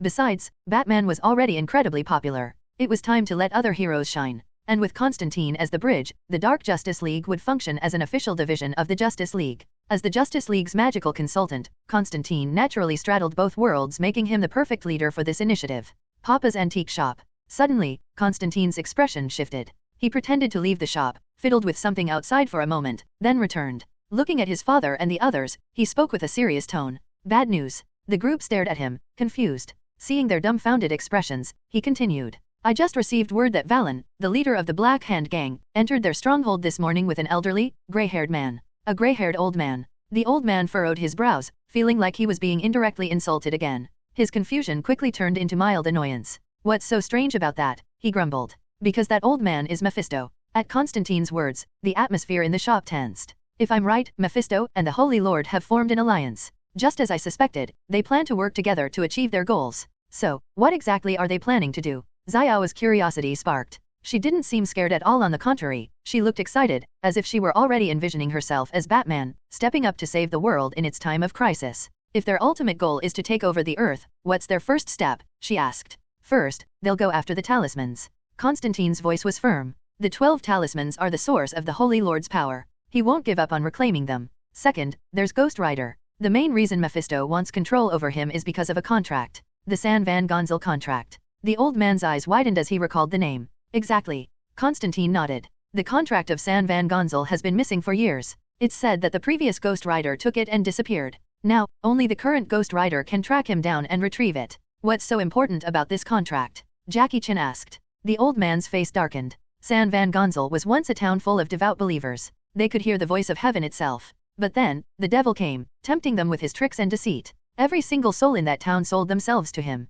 That contract is the record of their doomed pact. He took a deep breath before continuing. Whoever holds the contract and speaks the oath can command all of those lost souls, now vengeful wraiths. It's an unbelievably dangerous power. Some even say that the one who possesses it can open the gates of hell itself. Jackie Chan's expression turned grim. So, Mephisto wants to open the gates of hell, and the Holy Lord wants his power back. That's the foundation of their alliance. Exactly. Constantine nodded. Aside from that, they have no reason to work together. He paused for a moment before adding, but Mephisto can't open the gates of hell alone. He needs the Holy Lord's help. So, in return, he'll assist the Holy Lord in recovering the 12 talismans. That's our biggest concern right now, making sure the Holy Lord doesn't regain his full power. His eyes narrowed. The key to everything is the talismans. Have you secured them all? In truth, Constantine wasn't entirely sure how far the Jackie Chan Adventures timeline had progressed. The talismans were the foundation of the story, and as far as he knew, Taro had already become the old man's apprentice, which meant the talisman saga was nearing its conclusion. But how far exactly had things progressed?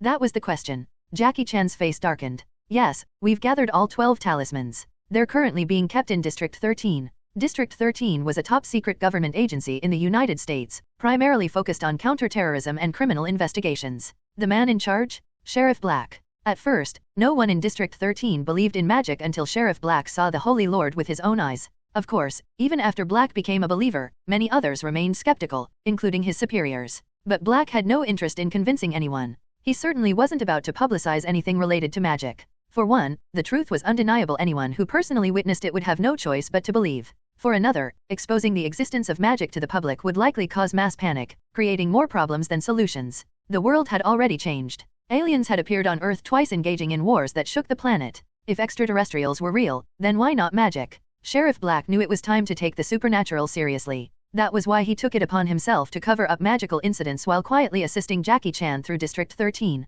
With government backing, Jackie successfully retrieved all 12 powerful talismans, now stored inside a secure facility within District 13. Sheriff Black had plans. He wanted to bring his superiors to see the talismans for themselves, proving beyond a doubt that magic was real. And if that wasn't enough, he had recorded video evidence, hard proof. Of course, a screen can never compare to seeing something firsthand. More than that, Black had ambitions. If he could secure this win, he had a shot at leading District 14, a new division in the works. Then, it all went wrong. Just hours before his superiors were scheduled to visit. Beep, beep, beep. A deafening alarm blared through District 13. Sheriff Black's face hardened. What the hell? Since its founding, District 13 had never sounded its emergency alarm. The fact that it was going off now meant serious trouble. Then, his communicator crackled with frantic voices. Sheriff? We've got intruders. District 13 is under attack. Enemies incoming. Black remained calm. Who are they? He asked, his voice steady. Can you identify them? No, sir. The officer's voice was filled with panic. They have powers.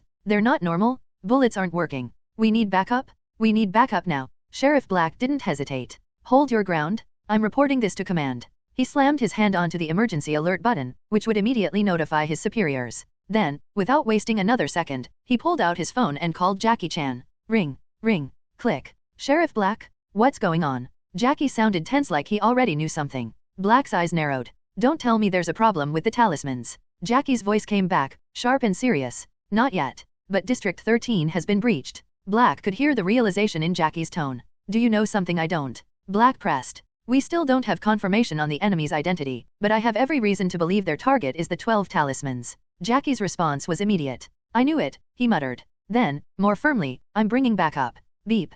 The call cut off. Sheriff Black stared at his phone. Bring back up. Jackie's words echoed in his mind. Then it hit him. Wait. Bring who? Papa's antique shop. Just as Jackie Chan finished explaining the situation with the 12 talismans in District 13, his phone rang. It was Sheriff Black. After a quick conversation, everyone in the shop understood what was happening. Mephisto and the Holy Lord are making their move, Constantine said thoughtfully. Their first target is the 12 talismans. Looks like Mephisto plans to free the Holy Lord first, then use him to track down the San Van Gonzal contract and gather the power of the wraiths to open the gates of hell. We need to go help now. Jackie Chan glanced around, then pulled Xiao into his father's arms. Father, take care of Xiao. Don't let her run off. Then, turning to Toru, he said, you're coming with me. Got it. Toru didn't hesitate. Sure, he could be a little timid, but that didn't mean he lacked courage. In fact, throughout Jackie Chan adventures, Toru, a skilled sumo wrestler with latent magical abilities, had proven himself far more capable than most gave him credit for. By the later seasons, his magic skills were nearly on par with the old man himself.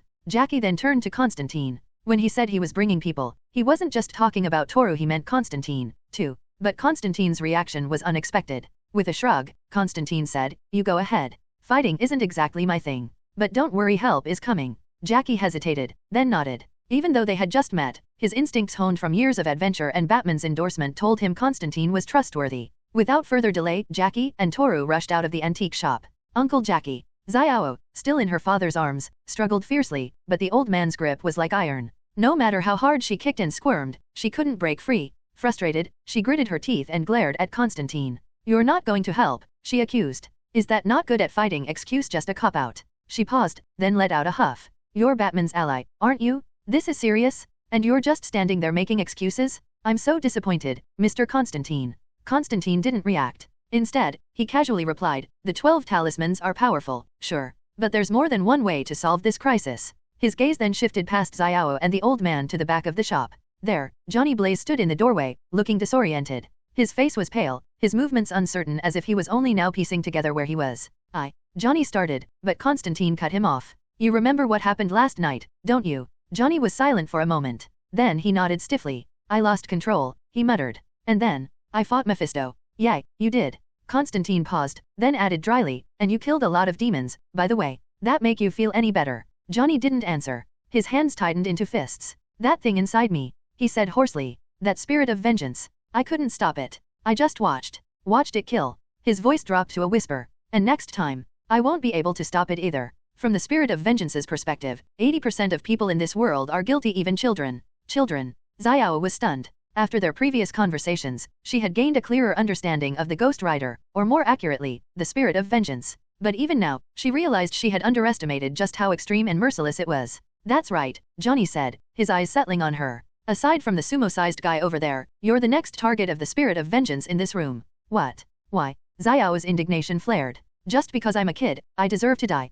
Constantine cut in smoothly. Which is exactly why you need to learn to control the spirit of vengeance, Johnny, or at the very least, find a way to negotiate with it. Then, he turned to the old man. I think you might have a way. The old man shook his head. Controlling the thoughts of a fallen angel is nearly impossible. But then he sighed and added, however, suppressing the bloodlust and killing instinct of the spirit of vengeance, now that is much simpler. That's enough, Constantine nodded. Then get to work. Prepare a magic potion that can suppress the spirit of vengeance. We need Ghost Rider to back up Jackie Chan. Wait, our helper is Ghost Rider. Xiao's eyes widened as she turned to Johnny Blaze in disbelief. You mean him? A murderer who kills without blinking. Oh, and you're one to talk about manners, the old man grumbled. You have no problem calling me a cranky old man, but now you're judging him. Before Xiao could fire back, the sound of screeching tires filled the air. Screech! 7 or 8 black cars skidded to a stop in front of the shop. One by one, men in black suits stepped out broad-shouldered, wearing dark sunglasses, exuding the unmistakable air of professional enforcers. And then, she stepped out. A woman with a commanding presence, dressed in high heels, strode toward the antique shop. She scanned the room once, then fixed her sharp gaze on Constantine. The old man frowned. Who are you? This is my antique shop. You don't just walk in uninvited. Relax, Constantine said coolly, locking eyes with the woman. Go take care of your business. I'll handle things from another angle and keep this situation from spiraling further. The woman took a step forward. Mr. Constantine. She had short hair, a professional air, and a presence that commanded authority. She was Aisha, the adjudicator from the high table, the same position Anton once held. Standing before Constantine, Aisha recalled the orders she had received. Her superiors had made it clear, this blonde man in the trench coat was the one she was to serve. I am Aisha, an adjudicator of the high table. She bowed slightly, her tone polite but firm. Per my orders, I am now at your service, Mr. Constantine. To outsiders, Constantine and Anton were two completely different people. So, naturally, Aisha had no idea that the man she was speaking to was, in fact, Anton's clone. But Constantine knew her very well. Hello, Aisha. His voice remained calm. Tell me, how familiar is the Black Hand with the High Table? Not very, Aisha admitted. But if your target is the Black Hand, we can mobilize nearby assets to eliminate any obstacles in your way. Constantine nodded.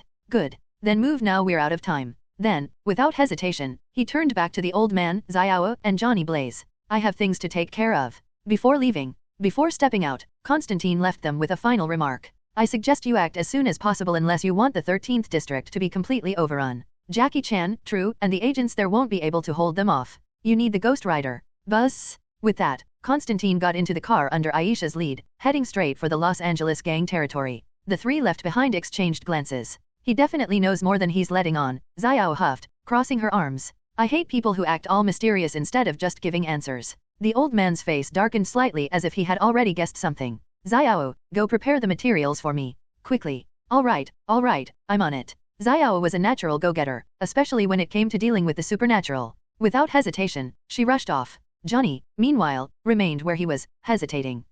Is there anything I can do to help? The old man glanced at him. Sit. You'll be useful in just a few minutes. En route to the Mafia's territory. As the black car sped toward the Mafia's stronghold, Aisha provided a rundown. The Mafia's leader is Walloon, an Englishman. A sharp criminal strategist with exceptional combat skills. He's a dangerous man. She continued. He has 4 top lieutenants, Joe, Risso, Afen, and his most trusted enforcer, Afu. That doesn't matter, Constantine interjected flatly. Aisha blinked in surprise. What? Aren't we here to deal with the Mafia? Constantine exhaled smoke from his cigarette and leaned back. Oh, I do plan to deal with them, but they're just obstacles, not my true target. Aisha's brows furrowed. Something about his tone was off. Clearly, there was something bigger going on. This mission had originated from Anton's orders, and Anton had deep ties to Batman. If she put the pieces together, Constantine equals Anton equals Batman equals Justice League. Aisha narrowed her eyes. She had spent years navigating the underground world, but this was something else entirely. Something far beyond the reach of the High Table. Aisha led Constantine out of the car. They stood before a large, unassuming building, the Mafia's main stronghold. It was late afternoon, yet the place was eerily quiet. The roads on both sides were blocked. Passers-by hurried along, avoiding eye contact, as if pretending this place didn't exist. Constantine took in the surroundings. He could sense a faint demonic presence drifting from inside the building. He took a deep breath, then smiled. Let's go. Our welcoming party is already waiting. Without hesitation, he strode forward, leading the way into the Mafia stronghold, now completely surrounded by the High Table's forces. Aisha ordered a few thugs to stay at the door and followed Constantine with the rest as they entered the building together. As they moved, a report came through the earpiece in her ear. After a brief exchange, Aisha quickly stepped forward, caught up to Constantine, and smiled. The building is under our control. The Black Hand is completely subdued. Their boss, Walloon, along with several of his men, has been captured. Got it. Constantine pressed the elevator button. As soon as the doors opened, he stepped in first. Top floor, Aisha reminded him promptly. Moments later, the group arrived at the top floor Walloon's office. The scene that greeted them was utter chaos. The walls were riddled with bullet holes, and the floor bore marks of intense combat. Constantine took a moment to scan the entire floor. On the office wall, a lifelike stone sculpture stood out, an oriental dragon coiled upon it, intricately carved. In front of the massive stone dragon, a group of thugs in black suits stood armed with energy weapons, all aimed directly at Walloon and his men. Walloon and his 4 subordinates Joe, Leso, Afen, and Afu were restrained, their wrists locked in thick restraints. Trembling, they dared not move. Good job. It was rare for Constantine to offer praise, but this situation was hardly surprising to him. Walloon was never a particularly formidable opponent. In the original story, Jackie Chan had tormented him every time he appeared. It wasn't that he never had his moments, it was just that those moments were painfully unimpressive. By the end, he had been reduced to nothing more than a background extra, a mere passerby driver. Even the gang he built was laughably weak in the eyes of Constantine and Anton, a small-time operation that could be crushed with a flick of the wrist.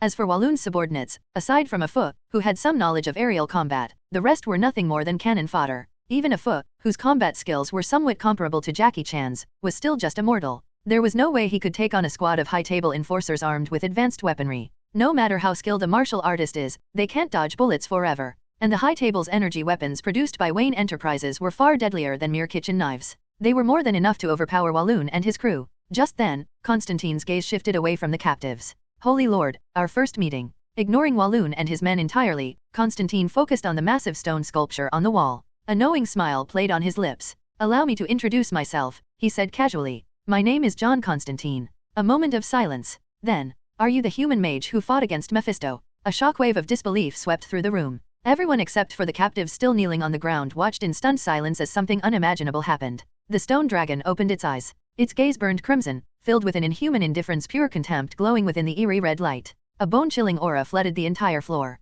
A sharp, cold shiver ran down everyone's spine. The high table enforcers, hands gripping their weapons, couldn't stop themselves from trembling. The stone carving, it's alive. Aisha whispered, her pupils contracting. She had never witnessed something so terrifying. Her gaze darted to Constantine, realization dawning upon her. Her previous suspicions were true. Sure enough, she had stepped into an entirely different world.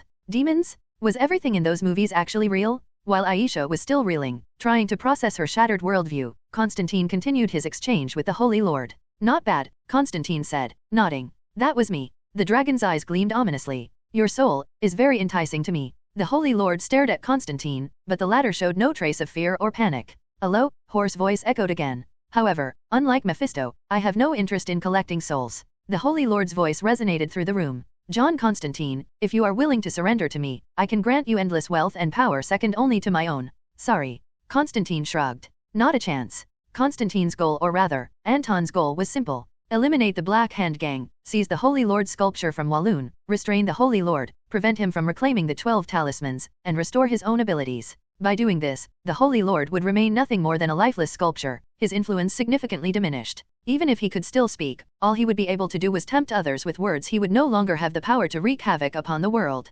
Moreover, Constantine planned to imprison the Holy Lord in a containment facility aboard a war fortress in space. There, the demon would spend eternity confined in a small, empty prison, a fate even worse than being trapped in an alternate dimension akin to hell. At least in another dimension, the Holy Lord would still have his 7 siblings to talk to. Of course, the Holy Lord himself wasn't the biggest concern. The real reason Constantine had chosen to act against him was to eliminate any potential risk, ensuring that a demon of the Holy Lord's caliber would never be unleashed upon the world, preventing a disaster that could spiral beyond control. The real key was the 12 talismans. Each talisman represented a fragment of the Holy Lord's power, granting supernatural abilities that were immensely formidable. Combining this with the Ghost Rider storyline, Constantine suspected that the recent attack on District 13 was orchestrated by none other than Mephisto's son, freed from hell and accompanied by his demonic followers. Mephisto's son was, of course, none other than Blackheart, the primary antagonist of Ghost Rider, 2007. Blackheart was a demon Mephisto had carefully cultivated, possessing extraordinary abilities. While his strength was inferior to Mephisto's, he also lacked his father's weaknesses.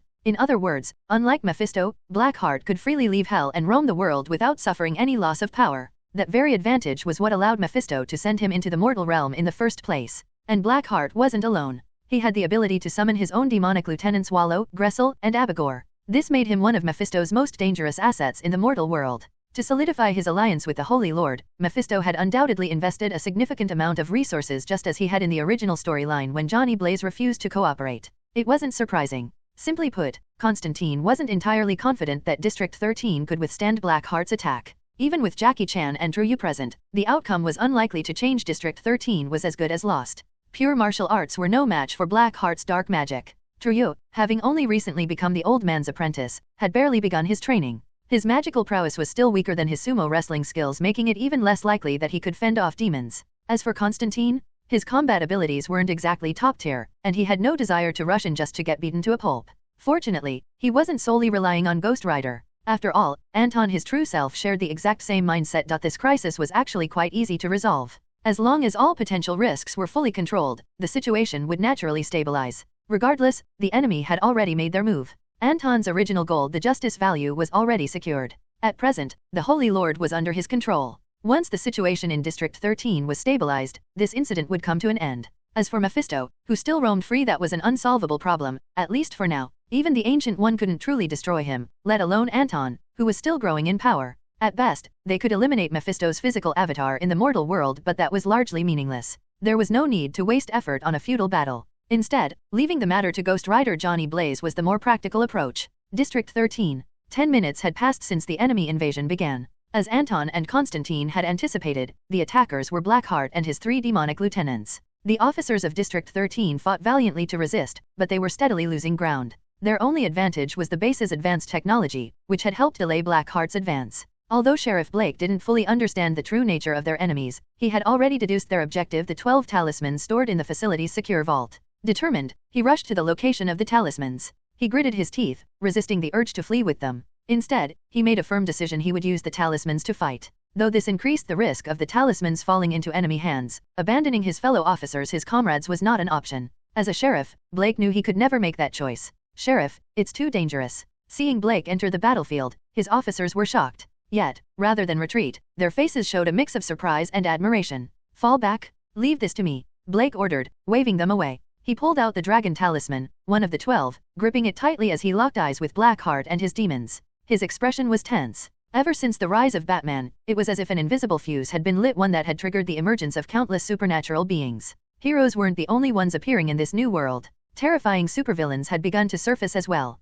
Now, just 4 enemies had completely overwhelmed the defenses of District 13. The police were being pushed back relentlessly, unable to mount a real counterattack. If it weren't for the district's cutting-edge technology, they wouldn't have lasted this long. Determined, Blake focused on the dragon talisman. Whoosh! A powerful, molten red energy beam erupted from the talisman, streaking toward Blackheart and his demons. What the hell is that? The surrounding officers stood frozen in shock. They recognized the talisman as the one Blake had recovered from outside the district, but no one had known how to use it. Previously, even the most sophisticated analysis tools had failed to detect anything extraordinary about the 12 talismans. Yet now, before their eyes, one of them was unleashing devastating energy attacks. Magic, someone murmured in disbelief. Is this really magic? Oh. Blackheart and his lieutenants remained unfazed, their pale faces showing no trace of concern. However, a flicker of excitement flashed through their cold, indifferent eyes. The 12 talismans. Just as Blake had suspected, these artifacts were precisely what they had come for. Now, he had brought one directly to them. To Blackheart, this was perfect. As for whether Blake posed a real threat with the talisman, he and his demons weren't concerned in the slightest. The talismans were indeed powerful, but their strength depended entirely on the user. They had originated from the Holy Lord himself, and the one who could wield their power most effectively was naturally the Holy Lord. Among humans, there were only a rare few who could truly unlock their full potential. Sheriff Blake was not one of them. The only creatures truly attuned to the talismans aside from the Holy Lord himself were the animals associated with each of the 12. In other words, Sheriff Black was not one of them. Boom! The metal floor beneath Blackheart and his demons melted into a pool of molten iron under the lava-like energy rays. Yet, they remained completely unharmed. Under the horrified gazes of everyone present, the 4 demons effortlessly evaded Black's attack and then charged straight toward him. Boom! Blackheart merely extended a hand, and with a flick of invisible force, Sheriff Black was sent flying. Whoosh! As he tumbled through the air, his grip failed, and the dragon talisman slipped from his grasp. A sudden gust of wind caught it midair, the work of the wind demon, who swiftly secured the talisman in his palm. Give me the talisman, Blackheart ordered. Without hesitation, the wind demon handed it over. The power of the talisman. A cold breath escaped Blackheart's lips as thin layers of frost spread from his palm. The dragon talisman shimmered for a moment before fusing into his body. So this is the power of the Holy Lord. A twisted smile crept across his face. His already pale complexion, combined with that inhuman, frozen grin, made Blackheart look even more terrifying. Under everyone's gaze, his eyes turned a brilliant, blood-red hue. He turned to Sheriff Black, his expression devoid of warmth. Hand over the rest of the talismans, he commanded. And I'll grant you a painless death. Impossible. Black refused without hesitation. Then die. Blackheart's eyes flared as he unleashed a powerful lava-like energy beam straight at the fallen sheriff. This was the power of the dragon talisman. But just before it could strike, 2 figures dashed onto the battlefield from behind. Jackie Chan and Truyo had arrived in the nick of time. Jackie immediately assessed the situation. Without thinking, he grabbed a broken piece of debris from the ground, a shattered brick, and hurled it at Blackheart with all his might. Sensing the incoming projectile, Blackheart turned his head slightly, effortlessly dodging it. However, the small distraction caused his energy beam to veer off course. Kai.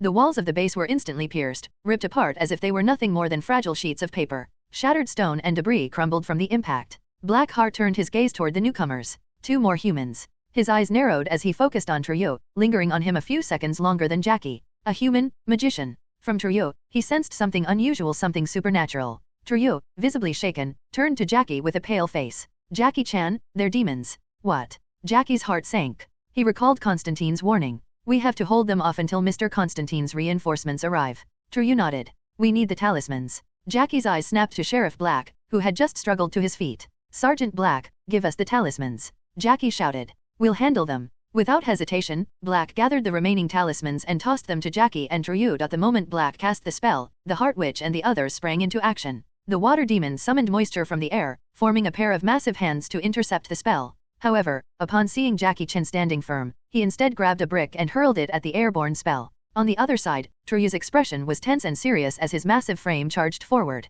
The witch heart demon and his allies cast him a glance filled with disdain and sorrow but paid no real attention to either Jackie Chan or Trujillo. Just as they were about to unleash their devastating powers on the duo, a barrage of powerful energy bullets struck near them. Whoosh, whoosh, whoosh. The police officers of the 13th district had arrived, working together to buy Jackie Chan time while suppressing the demons with their energy weapons. Boom! The relentless barrage of energy bullets forced the 4 demons to dodge and reposition themselves. At that moment, Jackie Chan and Trujillo seized the opportunity, reaching for the spell that Black had thrown. But before they could celebrate, the earth demon melted into the ground, evading the energy blasts. In an instant, he re-emerged, ambushing Jackie Chan and snatching several spells from his grasp. Success! Jackie Chan's eyes widened in shock. He gripped the few remaining charms in his hand and immediately pushed forward. Boom! The earth demon was sent flying like a cannonball. Boom! He crashed into a wall, creating a massive crater with cracks spreading outward like a web. What? Everyone was stunned. They knew Jackie Chan, but they had never seen him possess such raw, supernatural strength. A sharp observer quickly deduced that it must be the power of a spell.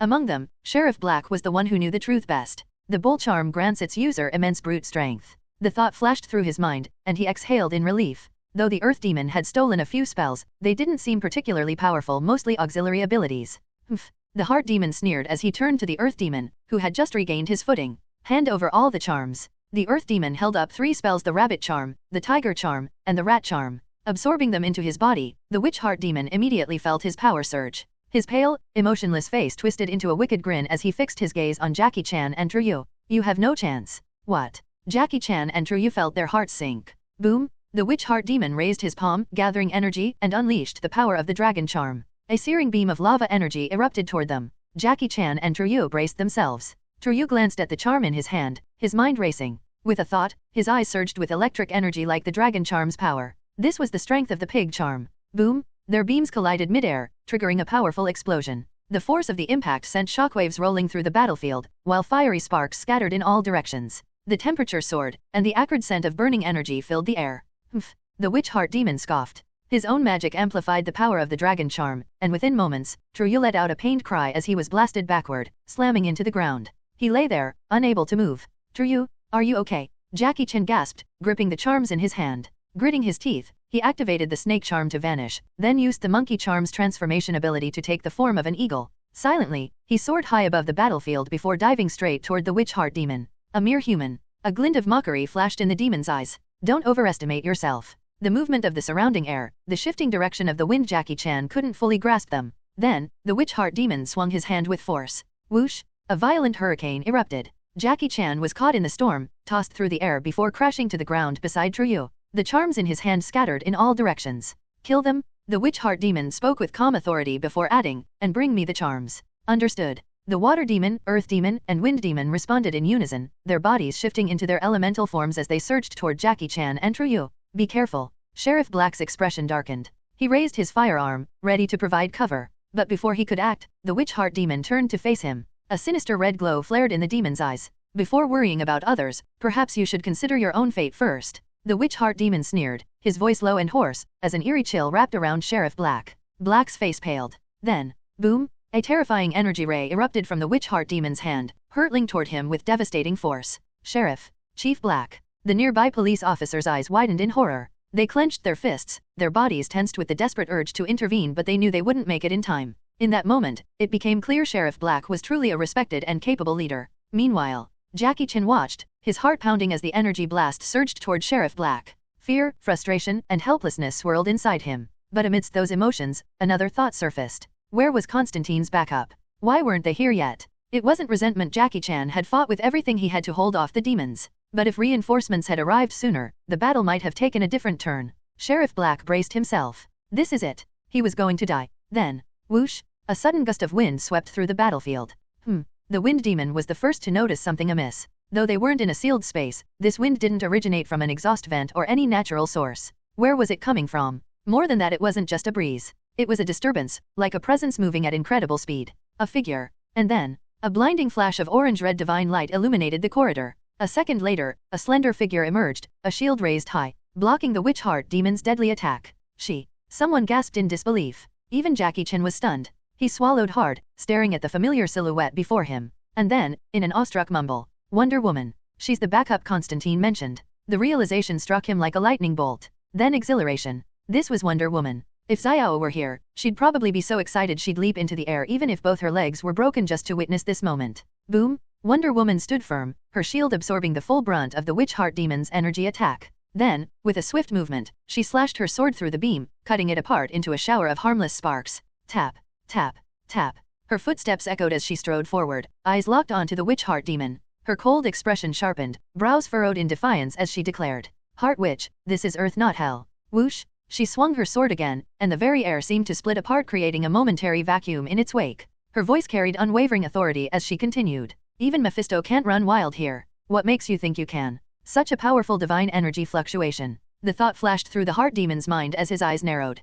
In that instant, he recognized the woman before him as an unprecedented threat. The arrogance and disdain in his gaze diminished slightly. "You're not human." From the moment he laid eyes on Wonder Woman, he had reached this conclusion. The difference between gods and humans was vast, but the most glaring distinction was the overwhelming divine energy radiating from her. For a demon, this sensation was particularly intense. Moreover, the heart demon could not perceive her soul. It was as if her very essence was shielded by a being of immense, terrifying power. "You hypocritical gods, have you decided to protect humanity again?" He sneered. Though he acknowledged Wonder Woman's strength, he remained unfazed. After all, he was not alone. He had 3 other demons by his side, outnumbering her. As for the humans standing with her, he ignored them completely. The arrogance of demons lay in this very trait: they would submit to greater beings without shame, yet disregard those they deemed their equals. And as for humans, whom they considered weak and insignificant, they weren't even worth acknowledging. Hypocritical. Wonder Woman pointed her sword at the heart demon, her voice calm and unwavering. "If anyone is hypocritical, surely no one surpasses you demons in that regard.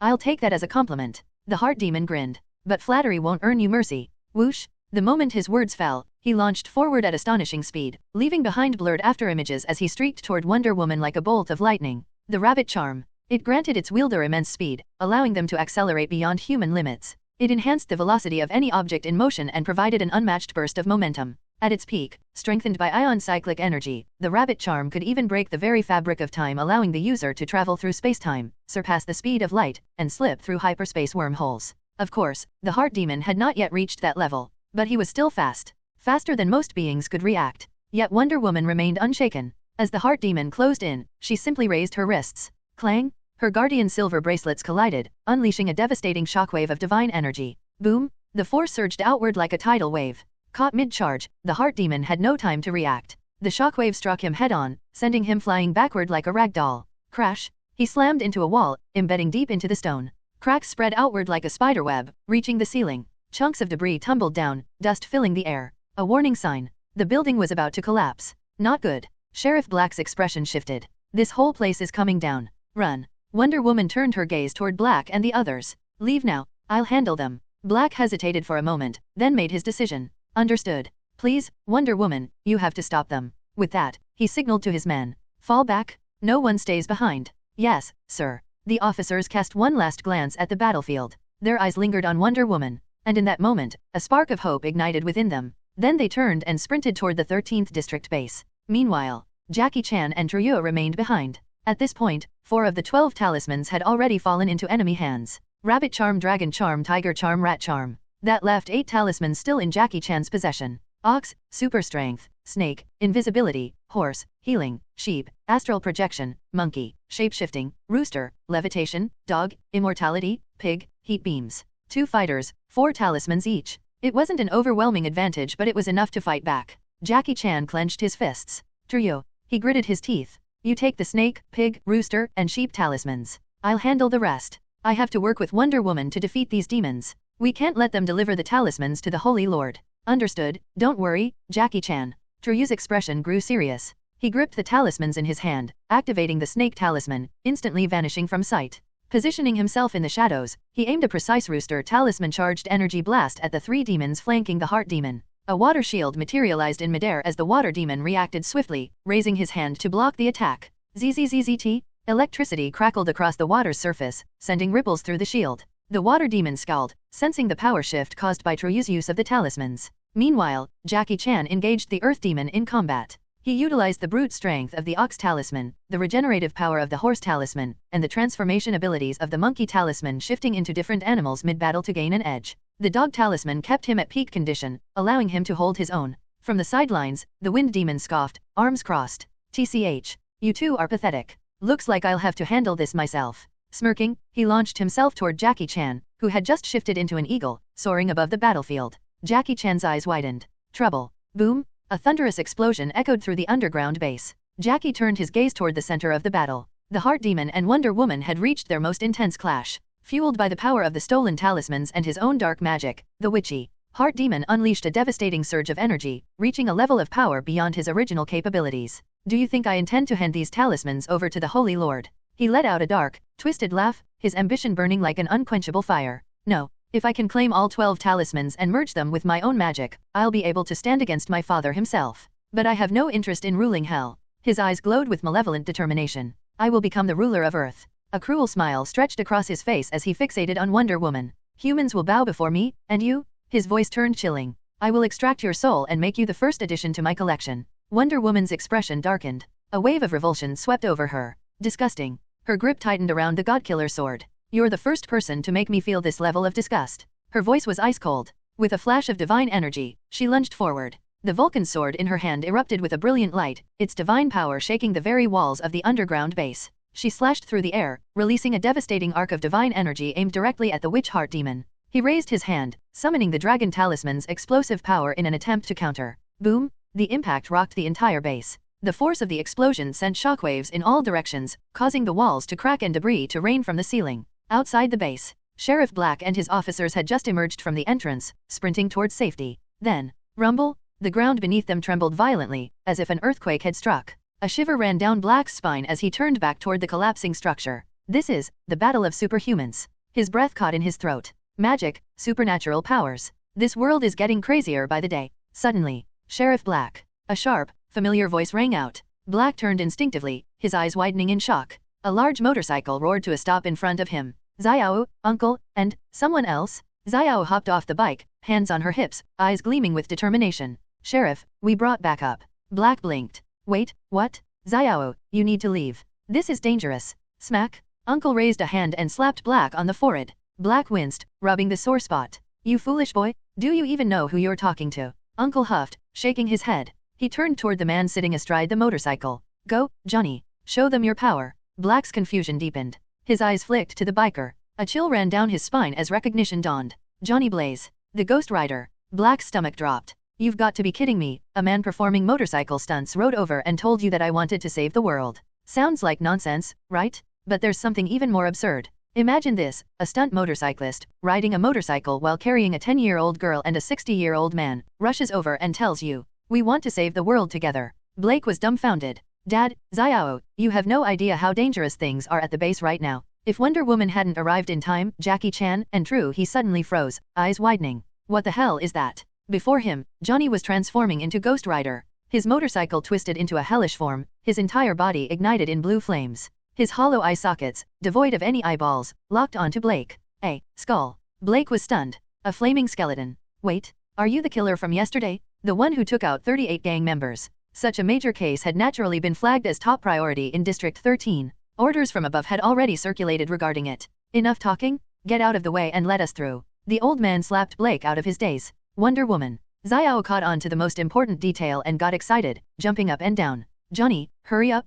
Get to the base. Wonder Woman is inside. I'm a huge fan. Blake hesitated for a moment before stepping aside. Go ahead. But be careful. With that warning, Johnny revved the throttle, and a deafening roar echoed through the street. The sudden blast of sound left Blake and the other District 13 officers momentarily deafened. Boom! The elevator doors in front of them shattered as the motorcycle crashed straight through. The elevator descended, taking the three riders underground and out of sight. Gulp. One of the officers behind Blake finally snapped out of shock and gasped, that guy, he was a skeleton. Was that magic? Blake exhaled, watching the trio disappear. Forget about that for now. We need to report this to our superiors immediately. He straightened up, his expression serious. This isn't over. Not by a long shot. After a fierce battle, the Heart Demon was growing increasingly frustrated with Wonder Woman. No matter what he tried, he couldn't land a decisive blow. Even with his powerful spells, he couldn't truly harm her. She was his equal, perhaps even stronger, without relying on magic. After exchanging blows, he reached a grim realization. Without his spells, he wouldn't last 3 rounds against her.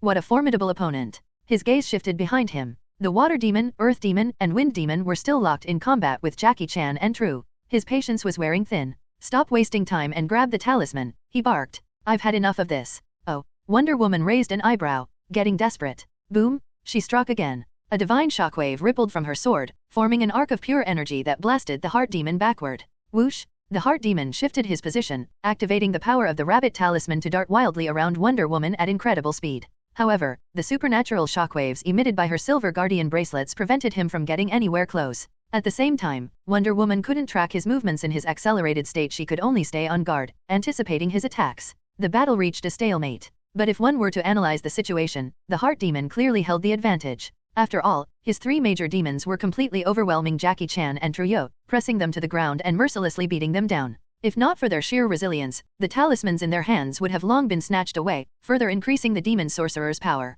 Once the heart demon gathered all 12 talismans, even Wonder Woman wouldn't stand a chance. Trying to stall for time. A flicker of cold determination passed through Wonder Woman's eyes. Even in this tense moment, she still didn't regard the heart demon as a real threat. He thought he was facing all of their forces. That was his biggest mistake. Because their most crucial fighter Ghost Rider had yet to arrive. Wonder Woman was well aware that when it came to a battle of endurance, the side trying to stall was rarely the one that lost. Suddenly, Jackie Chan's alarmed voice rang out. Truyo. Wonder Woman's focus wavered for a split second. Turning her head, she saw Truyo collapsing to the ground. A gruesome wound had opened across his chest, bone deep and oozing blood. His face turned deathly pale as he slumped into a growing pool of crimson. The talismans he had been holding scattered across the floor. He had finally succumbed to the demon's relentless assault. TCH. Wonder Woman frowned. Troublesome. She immediately abandoned her battle with the heart demon, launching herself forward with blinding speed. In an instant, she positioned herself in front of Truyo, blocking the water demon and wind demon from delivering the finishing blow. But it was too late. The talismans had already been snatched up by the enemy.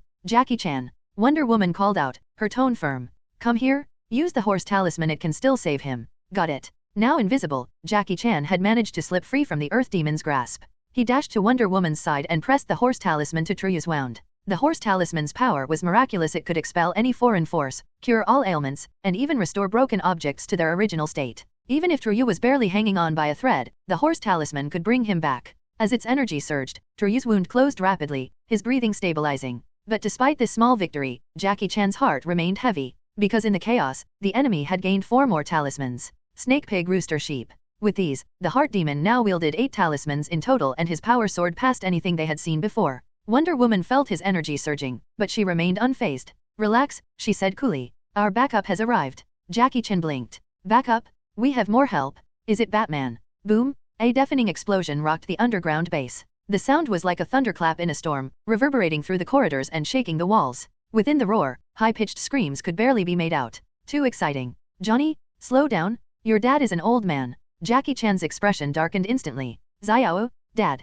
He turned to Wonder Woman in shock. Wait, they're our backup. Of course not. Wonder Woman's response was direct and unwavering. She had no intention of hiding anything from Jackie Chan. She spoke frankly, the one who brought them here is our real backup. Rumble? The deafening roar of an approaching engine grew louder. Within moments, Jackie Chan noticed the temperature in the room rising sharply, as if an intense heat was rapidly closing in. At the same time, the once well-lit corridor leading to the exit was now bathed in an eerie blue glow. What is that? The heart demon and his minions tensed, their expressions shifting to shock. They all felt it, that unmistakable presence. A demonic power was drawing near, and it was one they knew all too well. Ghost Rider. Him. A smirk tugged at the corner of the heart demon's lips as he muttered to himself, how convenient. I was just wondering where to find you after dealing with these pests, and here you are, walking straight into my grasp. Chi-chi-chi. The sound of burning tires echoed through the corridor. A motorcycle wreathed in blue hellfire burst into view, tearing through the narrow passageway at breakneck speed. Vroom! In a flash, it soared through the air, landing with a dramatic skid stop right between the heart demon's forces and Wonder Woman's team. Chi-chi-chi-chi. The bike's rear wheel kicked up sparks, leaving a scorching trail in its wake. Uncle Jackie, we're here. Xiao jumped off the bike, bursting with excitement. Her dad, on the other hand, stumbled off unsteadily, his legs shaking slightly. This is too much for an old man, he muttered, looking a little green. Dad, you didn't say that when you first got on. Xiao turned to him, putting on an exaggerated imitation of his voice. You just drive, and I'll think of a strategy. That's what you said. Humph. Still a little wobbly, the old man pulled a dried fish from his robe and calmly studied the heart demon. Such heavy demonic energy. Humph. I already have a plan. Jackie Chan's face fell instantly. Wait, really? Because from where I'm standing, we're doomed. No, Wonder Woman corrected, a small confident smile playing on her lips. Her gaze swept across the battlefield. On the contrary, the real fight is just beginning. She turned to Johnny Blaze, now fully transformed into Ghost Rider. Johnny, you and I will take on the heart demon. Then she gave the next order. Dad, you and Jackie Chan handle the other 3 demons. No problem. The old man nodded. He had met Wonder Woman before, so he wasn't surprised that she knew of him. Before leaving, Constantine had mentioned his connections to Batman and others. Clearly, this was what he had been referring to. And me? Xiao pouted, dissatisfied at being ignored. Wonder Woman? I'm part of the magic team too. Wonder Woman glanced at Xiao, then nodded approvingly. Then let's fight together. Her slender, muscular legs coiled like a spring, and in the next instant, boom, she launched herself forward like a cannonball, surging toward the Heart Demon. A sneer spread across the Heart Demon's pale face. You think numbers will help you? His eyes flashed darkly. I'm not the same as before. With 8 talismans in his possession, his power had evolved to an entirely new level. He thrust his hands forward. Crackle! A dragon blast erupted, surging toward Wonder Woman. At the same time, his pig talisman-enhanced eyes unleashed twin bolts of lightning, slicing through the air like deadly laser beams. But Wonder Woman was faster. She flipped midair, twisting gracefully to avoid the incoming attacks. Whoosh! Her golden lasso of truth flared to life in her hands, as if sentient, lunging toward the Heart Demon like a living weapon. Beside her, Ghost Rider sprang into action. Rattle! His hellfire chains lashed out, cutting through the air with supernatural speed. Together, their attacks sealed off every escape route. But just as it seemed they had him cornered, the Heart Demon vanished. Gone in an instant. Invisible. This was one of the talismans the Heart Demon had just stolen. Oh. Wonder Woman narrowed her eyes. On the other side, Johnny Blaze, fully transformed into Ghost Rider, remained unfazed. The flames in his hollow eye sockets burned brighter, as if urging a hidden power. In response, his hellfire chains began to change. They stretched and expanded, twisting into an enormous sphere of fire and metal, completely sealing off the Heart Demon's location. Wonder Woman followed up immediately. Her lasso of truth lashed out, wrapping around the sphere to reinforce the barrier, ensuring the Heart Demon couldn't break free. Just like that, the battle was reversed. The sorcerer, who had held the upper hand just moments ago, was now trapped. Meanwhile, Jackie Chan and Dad were holding their ground against the Water Demon, Earth Demon, and Wind Demon. Monsters and demons, be gone. Monsters and demons, be gone. Jackie Chan used the power of the talismans to entangle the 3 demons, while Dad stood behind him, chanting powerful chi magic spells to suppress them further. The 3 demons, who had previously attacked with reckless abandon, suddenly found their movements restricted. Under the force of chi magic, they could no longer fight freely. The situation had completely changed. Behind them, True slowly regained consciousness. As his blurred vision cleared, he spotted Xiao standing beside him. For a moment, he was dazed. Then, realization hit him. Xiao, why are you here? His expression mirrored Jackie Chan's earlier shock. Of course we're here to help.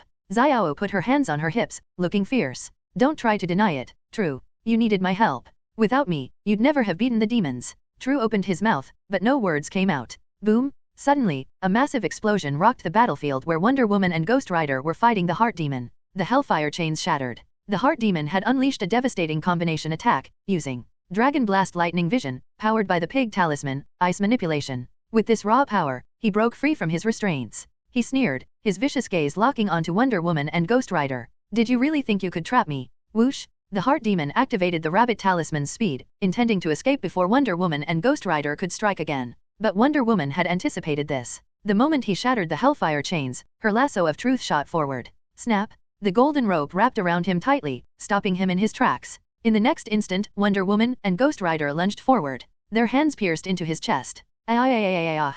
The Heart Demon screamed in agony. The two weren't just attacking him. They were ripping the talismans out of his body. It was like tearing his heart apart without anesthesia. Even for a demon, the pain was unimaginable. In mere moments, all 8 talismans were forcibly removed before he could react. Then, Ghost Rider activated the penance stare. The Heart Demon barely had time for his last words before the hellfire consumed him, reducing him to ashes. The Water Demon, Earth Demon, and Wind Demon froze. Their eyes widened in disbelief. Their leader the Heart Demon had been completely obliterated. And he had held 8 talismans? He's dead. Their minds reeled in shock. But before they could even process what had happened, you still have time to worry about others. Dad sneered, continuing his chant. Jackie Chan's chi magic surged, intensifying the pressure on the 3 demons. Their movements became sluggish, their bodies stiffening under the magical force. Xiao! Dad gave a sharp command. Xiao nodded, immediately pulling out 3 small bottles. Seal! With a single shout, the 3 demons were transformed into wisps of green smoke, sucked into the bottles, and sealed away permanently. Humph! Dad crossed his arms, a smug look on his face. Mere demons are no match for me. So cool. Xiao lifted the bottles triumphantly. We won again. Ended. Looking at the mess in the underground base, Wonder Woman exhaled, glanced around at everyone present, and smiled. Perhaps I should formally introduce myself. I am Wonder Woman, Diana Prince, a helper summoned by John Constantine. Of course, we know you're Wonder Woman, Xiao said curiously. But why are you the only one who came to help? If Batman were here, wouldn't it be easier to deal with the demon? Wonder Woman shook her head. No, they're not actually well equipped to handle demons. As for why, I think John Constantine should be the one to explain it to you. After speaking, she cast a deep look at the Ghost Rider form that Johnny had transformed into. Then, without another word, she blurred into an afterimage and vanished before everyone's eyes, leaving only her parting words lingering in the air. Let's stop here for today. We'll have a chance to meet again in the future. Jackie Chan and the others exchanged glances. Although the matter had seemingly concluded, they couldn't shake the feeling that they were just bystanders left in the dark about what was truly happening. The real players behind the scenes had yet to reveal themselves. And at this critical moment, John Constantine, who had orchestrated all of this, was nowhere to be found. At the same time, in a quiet tea room in Chinatown, Anton took a slow sip of tea, his eyes half closed in satisfaction. It was the first time since crossing over that he had tasted something truly reminiscent of home. Coffee, no matter how expensive, had always unsettled him. Whenever he thought about its origins, be it from cat feces, bird droppings, or macaques, it left a bad taste in his mouth. Anton sighed. Ring? Suddenly, his phone rang. Glancing at the caller ID, he wasn't surprised to see it was Secretary of Defense Keller. These days, most government-related matters reached him through Keller. On one hand, most of the incidents Anton was involved in touched upon national security, which fell squarely within Keller's jurisdiction. On the other, Keller had a good personal relationship with him and often played the friendship card. Anton, I think you should write a report. After a brief greeting, Keller's voice carried a hint of frustration. You're aware of what happened in Los Angeles. We don't need to go over the gang shootout. 38 dead is already a mess, but the magic. You need to explain the situation regarding the Holy Lord and the demon. Anton shrugged. Shouldn't Sheriff Black from District 13 have already given you a full report? He has, Keller replied. But I want to hear it from you. Anton sighed. Mr. Keller, if you want more details, I'm afraid I can't help you. What do you mean? Keller pressed. Isn't John Constantine one of yours? And even if he isn't, surely Wonder Woman Diana Prince is. You're half right, Anton said. Constantine isn't a Justice League member. At best, he's our magical consultant. As for Diana, she and Constantine have a personal connection. This time, John needed help with something, and since Batman and the others aren't equipped to deal with magic, Wonder Woman was the only one who could assist him. Keller hesitated, then asked, so, the Justice League has known about magic for a long time. It's not just the Justice League, you've known about it too. Anton's voice was calm but firm. As far as I know, Sheriff Black reported the supernatural incidents to his superiors. But no one believed him. You all dismissed his reports as hallucinations. If he weren't so competent, he would have been removed from his position, wouldn't he? Keller fell silent. Anton's words, while devoid of direct accusations, carried an unmistakable rebuke. Of course, Keller wasn't offended. He often criticized his own government just as harshly. Anton, Keller said after a pause, I want to meet John Constantine. Can you arrange it? Of course, Anton replied cheerfully. I'll set it up at the old antique shop. Just tell Sheriff Black he knows where it is. After all, Anton had been planning to push John Constantine's persona into the spotlight as the go-to expert on magic. The establishment of the Dark Justice League requires manpower. In some cases, official assistance may be needed to suppress information. Therefore, having John Constantine meet with the authorities would actually be beneficial to the formation and operations of the Dark Justice League. It's a deal, Keller said before hanging up the phone and proceeding with the handover work. Antique shop. A large truck pulled up in front of the shop. Inside the cargo box was a statue of the Holy Lord. With so many eyes watching, it wasn't convenient to transfer the Holy Lord directly to the war fortress in space. However, moving him into the truck and parking it outside the antique shop was still a reasonable temporary measure. Before long, Dad and the others returned to the shop. John Constantine was already seated, sipping tea, the authentic leaves that the old man had carefully treasured. Oh, you lot really make yourselves at home, Dad muttered. Seeing his prized tea being casually consumed, his eyes practically turned green with anger. He clenched his fists, contemplating whether to release the demon from the bottle and fight Constantine for 300 rounds.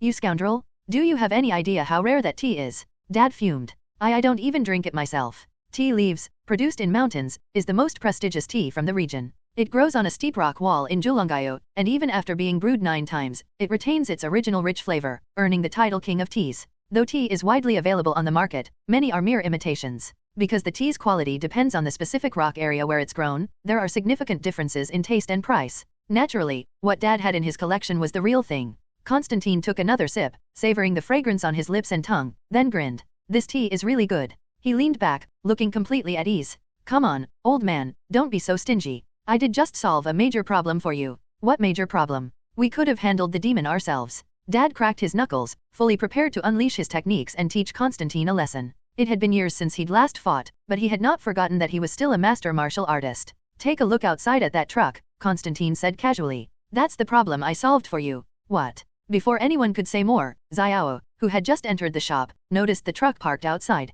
Curious, she peeked into the cargo box. A second later, she froze on the spot, eyes wide, completely stunned. Her voice trembled as she stammered, "Uncle Long. Dad, you guys need to see this." Xiao screamed, "It's the Holy Lord? The Holy Lord has been captured." "What?" Dad was speechless. Jackie Chan and Taro stepped up beside Xiao and peered into the cargo box, their expressions mirroring her shock. "It really is the Holy Lord." Jackie Chan quickly turned to look at Constantine, who was still seated inside the shop. "Did you capture the Holy Lord? What about Valmont and the others?" "They were arrested as well," Constantine said with a smirk. "Do you really think a group of gangsters could escape me? I came here to wrap things up properly and take care of what needed to be done." "Valmont has been arrested?" Jackie Chan's eyes widened in disbelief. He had spent years dealing with Valmont and the Dark Hand, yet Constantine had handled it all so effortlessly. It was only now that Jackie truly grasped the vast difference in ability between himself and Constantine. Even though Constantine had barely shown himself during this whole ordeal, he had clearly been in control the entire time, guiding events to their inevitable conclusion. This outcome was no surprise to him. As Jackie processed this realization, Constantine turned his attention to Johnny Blaze. "Johnny, Mephisto's scheme has been shattered. At least for the time being, he won't be bothering you anymore. So, what's next for you?"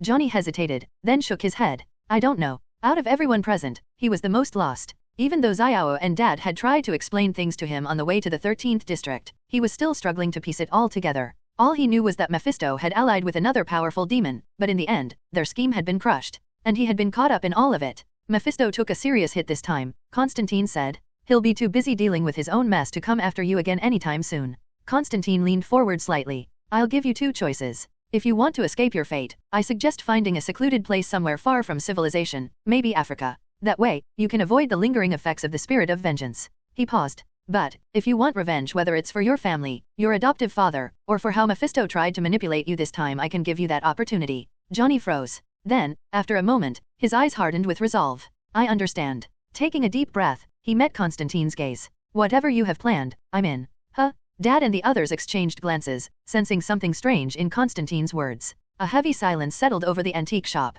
"What are you up to?" The silence only lasted a few seconds before Xiao, brimming with curiosity, broke it. "Mr. Constantine, why do you sound like you're recruiting people for a cult?" "You'll find out soon enough," Constantine replied cryptically. Wee-oh-oh-oh. The sound of approaching police sirens filled the air. Sheriff Black arrived, leading officers from the 13th district to the antique shop.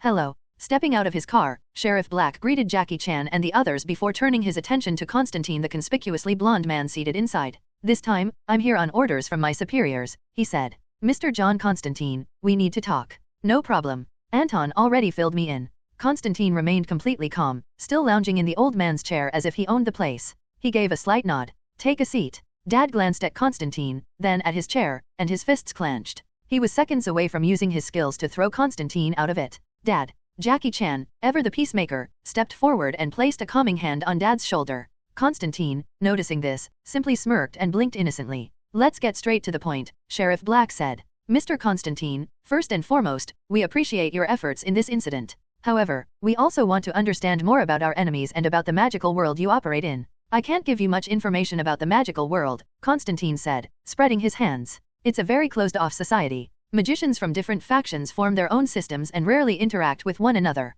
For example, my father and I come from completely different magical traditions. We didn't even know each other before now." After a brief pause, he added, "However, if you want to understand your opponents better, I can tell you this: about 30% of the myths and legends passed down through history are real." "What?" Sheriff Black's pupils shrank. 30% of mythology is real? Instinctively, he turned to look at the old man. "If you ask me, I'd put that number closer to 50%, Dad said, surprisingly agreeing with Constantine. He shrugged. "Of course, some ancient myths you've never heard of have been lost to history." Black felt his entire worldview shatter again. "So, does that mean the villains from those myths are our enemies?" he asked, swallowing hard. "I wouldn't rule it out," Constantine replied. "But keep in mind, problems within the magical world are usually handled by those in the magical world. The fact that Earth has functioned normally for so long is proof that someone is keeping things in check. You just have to trust that there are people guarding this world." "Yes. Only magic can defeat magic," the old man echoed, nodding in agreement. "If you're interested in keeping an eye on the magical world or forming a team to monitor magical activity, I have a proposal," Constantine continued. "In fact, that's the main reason I wanted to meet with you. Go on." Black was intrigued, but at the same time, a crazy idea had already formed in his mind. "I want to follow Batman's example and create a magical task force," Constantine said, his tone suddenly serious. His sharp gaze swept across the room. "I call it the Dark Justice League." "Dark Justice League?" Everyone exchanged looks. "You're imitating Batman?" Xiao asked, surprised. Why not just team up with him and start the Dark Justice League under his name? Because only magic can defeat magic, Constantine repeated the old man's mantra. Batman is incredibly capable, but he has no way to fight against supernatural threats. Magical problems must be handled by those who understand magic. I agree with that, Dad said, nodding again. I propose working with the 13th District, Constantine continued. I'll provide intelligence and manpower, and in return, you assist me similar to how the Justice League cooperates with the military. He paused, carefully gauging everyone's reactions before adding, of course, the Justice League will remain our ally. Wonder Woman, for example, has magical abilities. You can consider her an honorary member of the Dark Justice League. Black hesitated for a long moment before finally stepping aside to make a phone call. After a brief but serious conversation, he returned, looking at Constantine with a complicated expression. The higher UPS agreed, he said. Then, after a short pause, he added, but they have some conditions. We hope that Jackie Chan, Dad, and the others can join the Dark Justice League. Black glanced at Jackie Chan, made a decision on his behalf, and said, they will represent the 13th District and contribute to the alliance. What? Jackie Chan was taken aback. Great. Xiao jumped up excitedly. Dad and True remained expressionless. As people of the magical world, they naturally assumed the responsibility and had no objections. Fine. Constantine agreed without hesitation. It wasn't a request he would refuse. If anything, it was exactly what he wanted from the 13th District. In that case, can you tell me who is currently in the Dark Justice League? Black asked. Me, Jackie Chan, Wonder Woman, Johnny Blaze, and an old friend. Constantine thought for a moment before answering. Old friend. The others exchanged glances. Who? Blake pressed. Shazam. Constantine didn't hide it and answered frankly. DC has some information on him. If you know DC well enough, you should know Shazam. A little kid. As a DC fan and a half-magician, Xiao was no stranger to Shazam. She grumbled in dissatisfaction. What kind of old friend is a kid? The conversation in the antique shop continued. But Anton knew that this magical event, triggered by the devil, had reached its conclusion. The establishment of the Dark Justice League provided Constantine with a foothold to involve himself in various magical incidents in the future. It also secured him a team of allies and even official backing. Once Constantine and Jackie Chan finished their discussion, they would temporarily leave under the pretense of searching for more members. Meanwhile, the Dark Justice League's next major events would involve Johnny's spell on Mephisto and Jackie Chan's upcoming adventures. Of course, Anton also had work to do.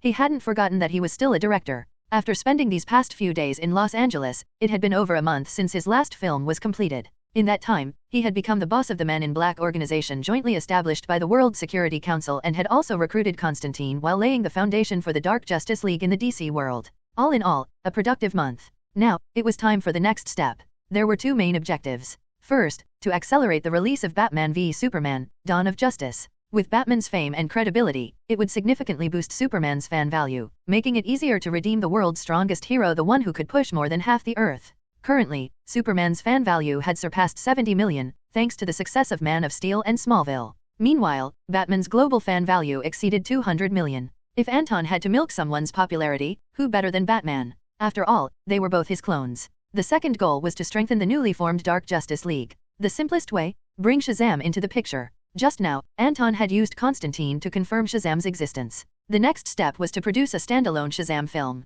He pulled up the system panel to check Shazam's fan stats. Shazam fan value, 6.12 million. Compared to the 30 million positive fans needed, it wasn't abysmal, but it was definitely on the lower end. Of course, at this point, DC's content on Shazam was limited to novels and comics. There wasn't even an animated series yet, let alone a live-action movie or TV show. Given that, the low fan count was understandable. Still need 20 million more? That's not a difficult goal. In fact, it's easier than I expected. Anton stroked his chin, thinking about the Shazam movie from his past life. Shazam. A forgettable film with zero appeal. The investment cost was between $80 million and $100 million, and the global box office reached $346 million upon release. While financially profitable, the film's reputation was extremely poor. For a high-profile superhero movie, Shazam was undoubtedly a failure. When Anton had watched it in his previous life, he had only felt second-hand embarrassment and adult acting like a child, paired with dull action sequences and empty catchphrases, all wrapped up in what felt like a tacky street performance.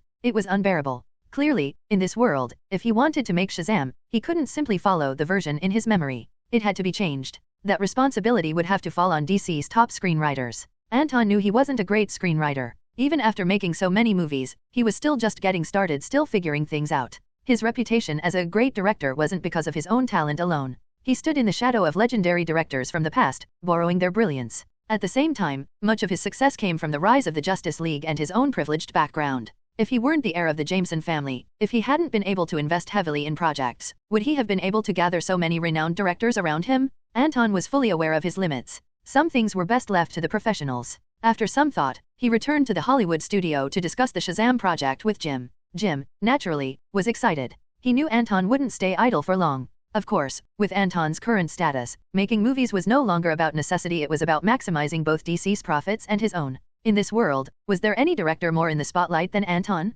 Even setting aside his incredible titles, Justice League insider, sole heir to the Jameson fortune, his directing career alone was enough to make him untouchable. In just 2 years, Anton had made 4 films. Together, they had grossed over $2 billion worldwide. Even Hell's Detective, which had suffered box office fluctuations due to the aftermath of the New York War, had still managed to pull in $536 million in its first week of global release. Though Hell's Detective was Anton's lowest grossing film so far, it was still a massive success considering its budget. From the moment he debuted, he had been at the top and he had stayed there. Now, countless people were eagerly awaiting Anton's next project announcement. Investors were already circling like vultures, cash in hand. If word got out, DC's offices would be flooded with them. Don't rush the Shazam movie just yet, Anton instructed. Your top priority right now is still Batman v Superman. Make sure it's as spectacular as possible. And within reason, I want it released as soon as possible. As for Shazam, the movie needs to balance fun with grand spectacle. If these two elements aren't well integrated, it'll turn into a bad film. Anton continued. Additionally, casting will be a bit tricky. Finding the right actors will take some effort, so you'll need to prepare carefully. Don't worry. Jim nodded enthusiastically. I always treat your words like an federal order. I like that attitude. Anton thought for a moment before adding, also, my suggestion is to cast a quirky, likable kid for Billy Batson. As for Shazam, I recommend hiring a comedian, someone who can truly bring the role to life. In Anton's mind, the failure of Shazam in his previous life wasn't solely due to the lackluster plot. If the weak script was responsible for 60% of its failure, then the lack of audience connection with the lead actor accounted for another 20%. The remaining 20% was split among various other factors. In other words, if they could find a child actor with the charm of Home Alone's lead, and cast someone like Jim Carrey or the equivalent of Guardians of the Galaxy's Star-Lord as Shazam, even a weak script could be salvaged with standout performances. Understood. Jim took note of Anton's instructions and nodded. After some thought, he added, by the way, Batman v Superman is about half a month away from completion. With Quinton's holographic projection technology, our special effects have reached the highest level in the industry. No VFX studio in the world can compete with what we've achieved with live-action integration. You don't need to worry about the final product, Jim assured him, pounding his chest. In 1 month, you'll see the most impressive results. This time, Batman was the undeniable star of the film. Right now, countless people were eagerly awaiting his return to the big screen. Even if this Batman wasn't the real one, audiences were still fascinated. In fact, thanks to the love of Batman fans, the actor playing him had become the hottest star in Hollywood. No one else even came close. Of course, the actor himself knew better than to get arrogant, especially in front of DC executives. He remained extremely dedicated to the role, fully aware that his fame was entirely dependent on Batman. Without the character's backing, he'd be nothing. Good. Anton was reassured by Jim's confidence and nodded. My work in Los Angeles is done. I'll head back to New York first. I expect to see those most impressive results in a month, just as you promised. According to Jim, Batman v Superman would be finished in a month, ready for release. That meant he'd be able to redeem Superman within 2 months at the latest. Good news. Feeling satisfied, Anton patted Jim on the shoulder. If the final product is as good as you claim, he added, then regarding your previous proposal Justice League vs. Avengers, I'll make sure DC goes all in. Whatever resources you need, consider them yours. A deal's a deal. Jim was ecstatic. Shortly after, Anton boarded his return flight. Ding dong. As soon as he settled into his seat, he received a message from Harry. He glanced at the screen, narrowing his eyes slightly. Tony Stark wants to rebuild the Avengers under the new name the Illuminati and has invited me to join. Over the past few days in Los Angeles, Constantine had wrapped things up perfectly, the Dark Justice League had been established, and the next phase of Anton's plan was already in motion. Superman's emergence was just around the corner. Just like how the Marvel Cinematic Universe had entered its second phase after the Battle of New York, Anton's life in this world had now entered its next stage as well. A Justice League led by Batman now included Marvel heroes like Spider-Man alongside original DC members like Wonder Woman. As its influence continued to grow, the Jameson family, through Wayne Enterprises, had become a powerhouse. Relying on Anton's multiple identities, the organization operated under the World Security Council, handling extraterrestrial affairs. Beyond that, he controlled 2 major companies, held sway over public opinion, and enjoyed the public's trust. The DC Company, which provided services for special system plugins and facilitated cultural influence across different worlds, was also under his control. Additionally, he had alliances with both the US military and underground powerhouses. After calculating his current standing, Anton once again realized that he had grown into a towering force. Setting aside raw power, there were now only a handful of individuals or factions on Earth that could truly threaten him. However, there was still one problem. Anton suddenly thought of the text message Harry had sent as soon as he boarded the plane. Illuminati? Of course, he was familiar with this infamous organization from the original Marvel comics. With the Avengers disbanded, it wasn't surprising that Tony wanted to establish the Illuminati. On one hand, Tony's deep-seated pride made it impossible for him to accept defeat. On the other, it was likely tied to his growing anxiety. In the original storyline, Tony had been kidnapped, survived multiple global crises, and walked the line between life and death more times than he could count. These experiences left him fearful and restless. Various external pressures only made things worse, leading to the belief that the only way to feel safe was to hide behind his armor. In this world, while many crises had been resolved by Batman, Tony's role as Iron Man had been repeatedly overshadowed. From the Battle of Washington, where Hydra's schemes led to disastrous Avengers decisions, to the Battle of New York, where Loki used the Mind Stone to manipulate the team, Tony had been publicly scrutinized at every turn. Following these events, almost every Avenger except Captain America had faced worldwide criticism. But none bore the brunt of it more than Tony, once the most admired and celebrated hero. For someone as proud as Stark, this level of public condemnation must have been crushing. Anxiety? Anton wasn't convinced Tony was suffering from clinical anxiety in this world. But one thing was certain, since becoming Iron Man, peace had been a rare luxury for him. Whatever his reasons for forming the Illuminati, one undeniable goal was seeking security. Or perhaps, he wanted to catch up to or even surpass Batman to reclaim public approval. Anton fell into deep thought. Time passed quickly. The plane touched down at New York Airport. However, the welcoming party wasn't from DC as Anton had expected. Instead, a man in a black suit and dark sunglasses was waiting for him. It was his deputy Z, once a military agent, now the second in command of the Men in Black.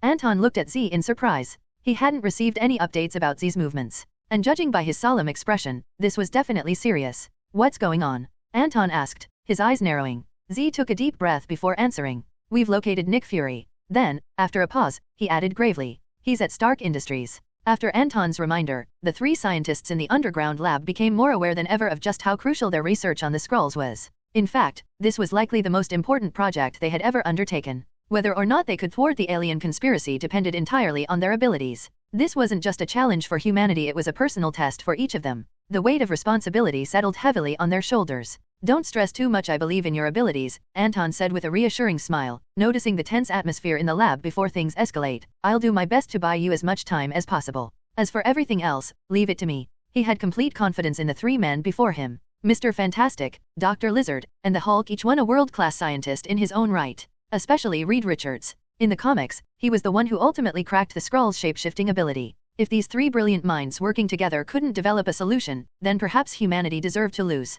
We'll do our best, Connors said, nodding firmly. That's right, Reed added. We won't let you down. Good. I'll leave you to it, Anton said. If you make any breakthroughs or need anything, contact me immediately. Trust me, no matter what you require, I can get it within 3 days. Understood. With that, Anton left the underground lab, caught a taxi, and headed straight to Oscorp.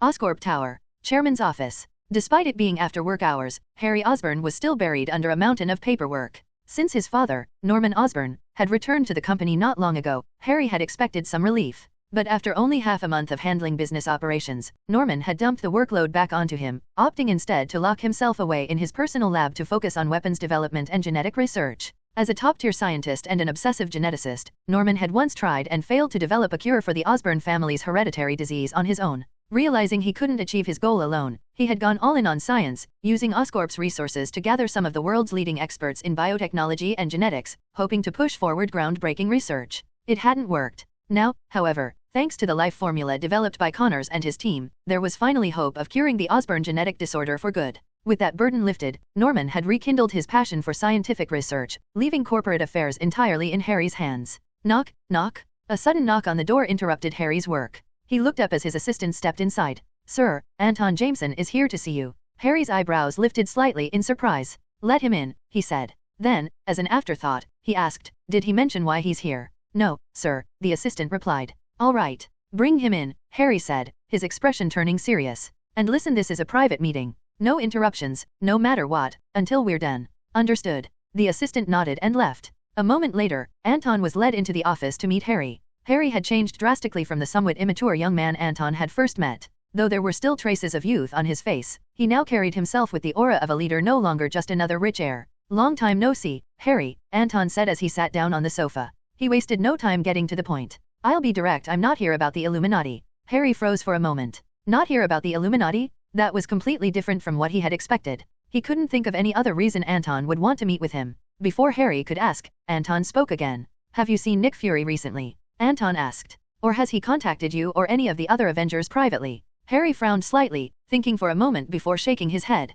No, I haven't seen Nick Fury in a long time, he said. Then, as an afterthought, he added, as for whether the others have met or spoken with him, I wouldn't know. What about Tony Stark? Anton pressed. Do you think he's been in contact with Fury recently? Hard to say, Harry admitted, his frown deepening. Why are you asking? What's going on? There's something wrong with Nick Fury, Anton said with a sigh. I have reason to believe he's been replaced by an alien. Harry's eyes widened in shock. What? The way Anton had phrased it left no room for misinterpretation. He understood exactly what he meant. You know I run the Men in Black now, right? Anton continued. It's an organization established by the World Security Council to deal specifically with extraterrestrial threats. According to what we know, a group of aliens arrived on Earth in the 1990s. They're called Skrulls. They're shapeshifters. They can take on human appearances and blend into society undetected. Harry listened intently, then asked, if this Nick Fury is really a Skrull, what does that have to do with Tony? The Skrulls infiltrated S.W.O.R.D, and as you know, S.W.O.R.D operates under S.H.I.E.L.D, Anton explained.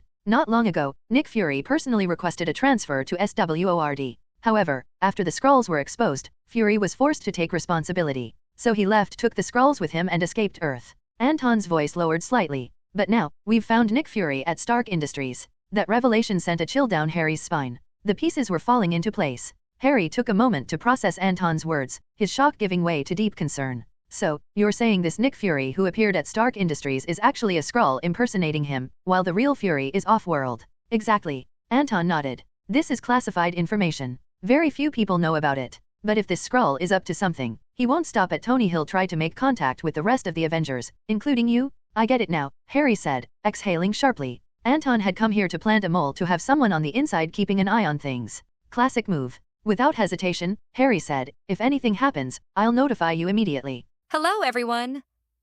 As we wrap up this video, I want to share a quick note. I have a Patreon account. If you'd like to support me and enjoy on-demand audiobooks, you can become a Patreon member. Alternatively, you can check out my Google Drive link, which has 500+ novel audiobooks available through my Ko-fi or Patreon shop. I appreciate your support.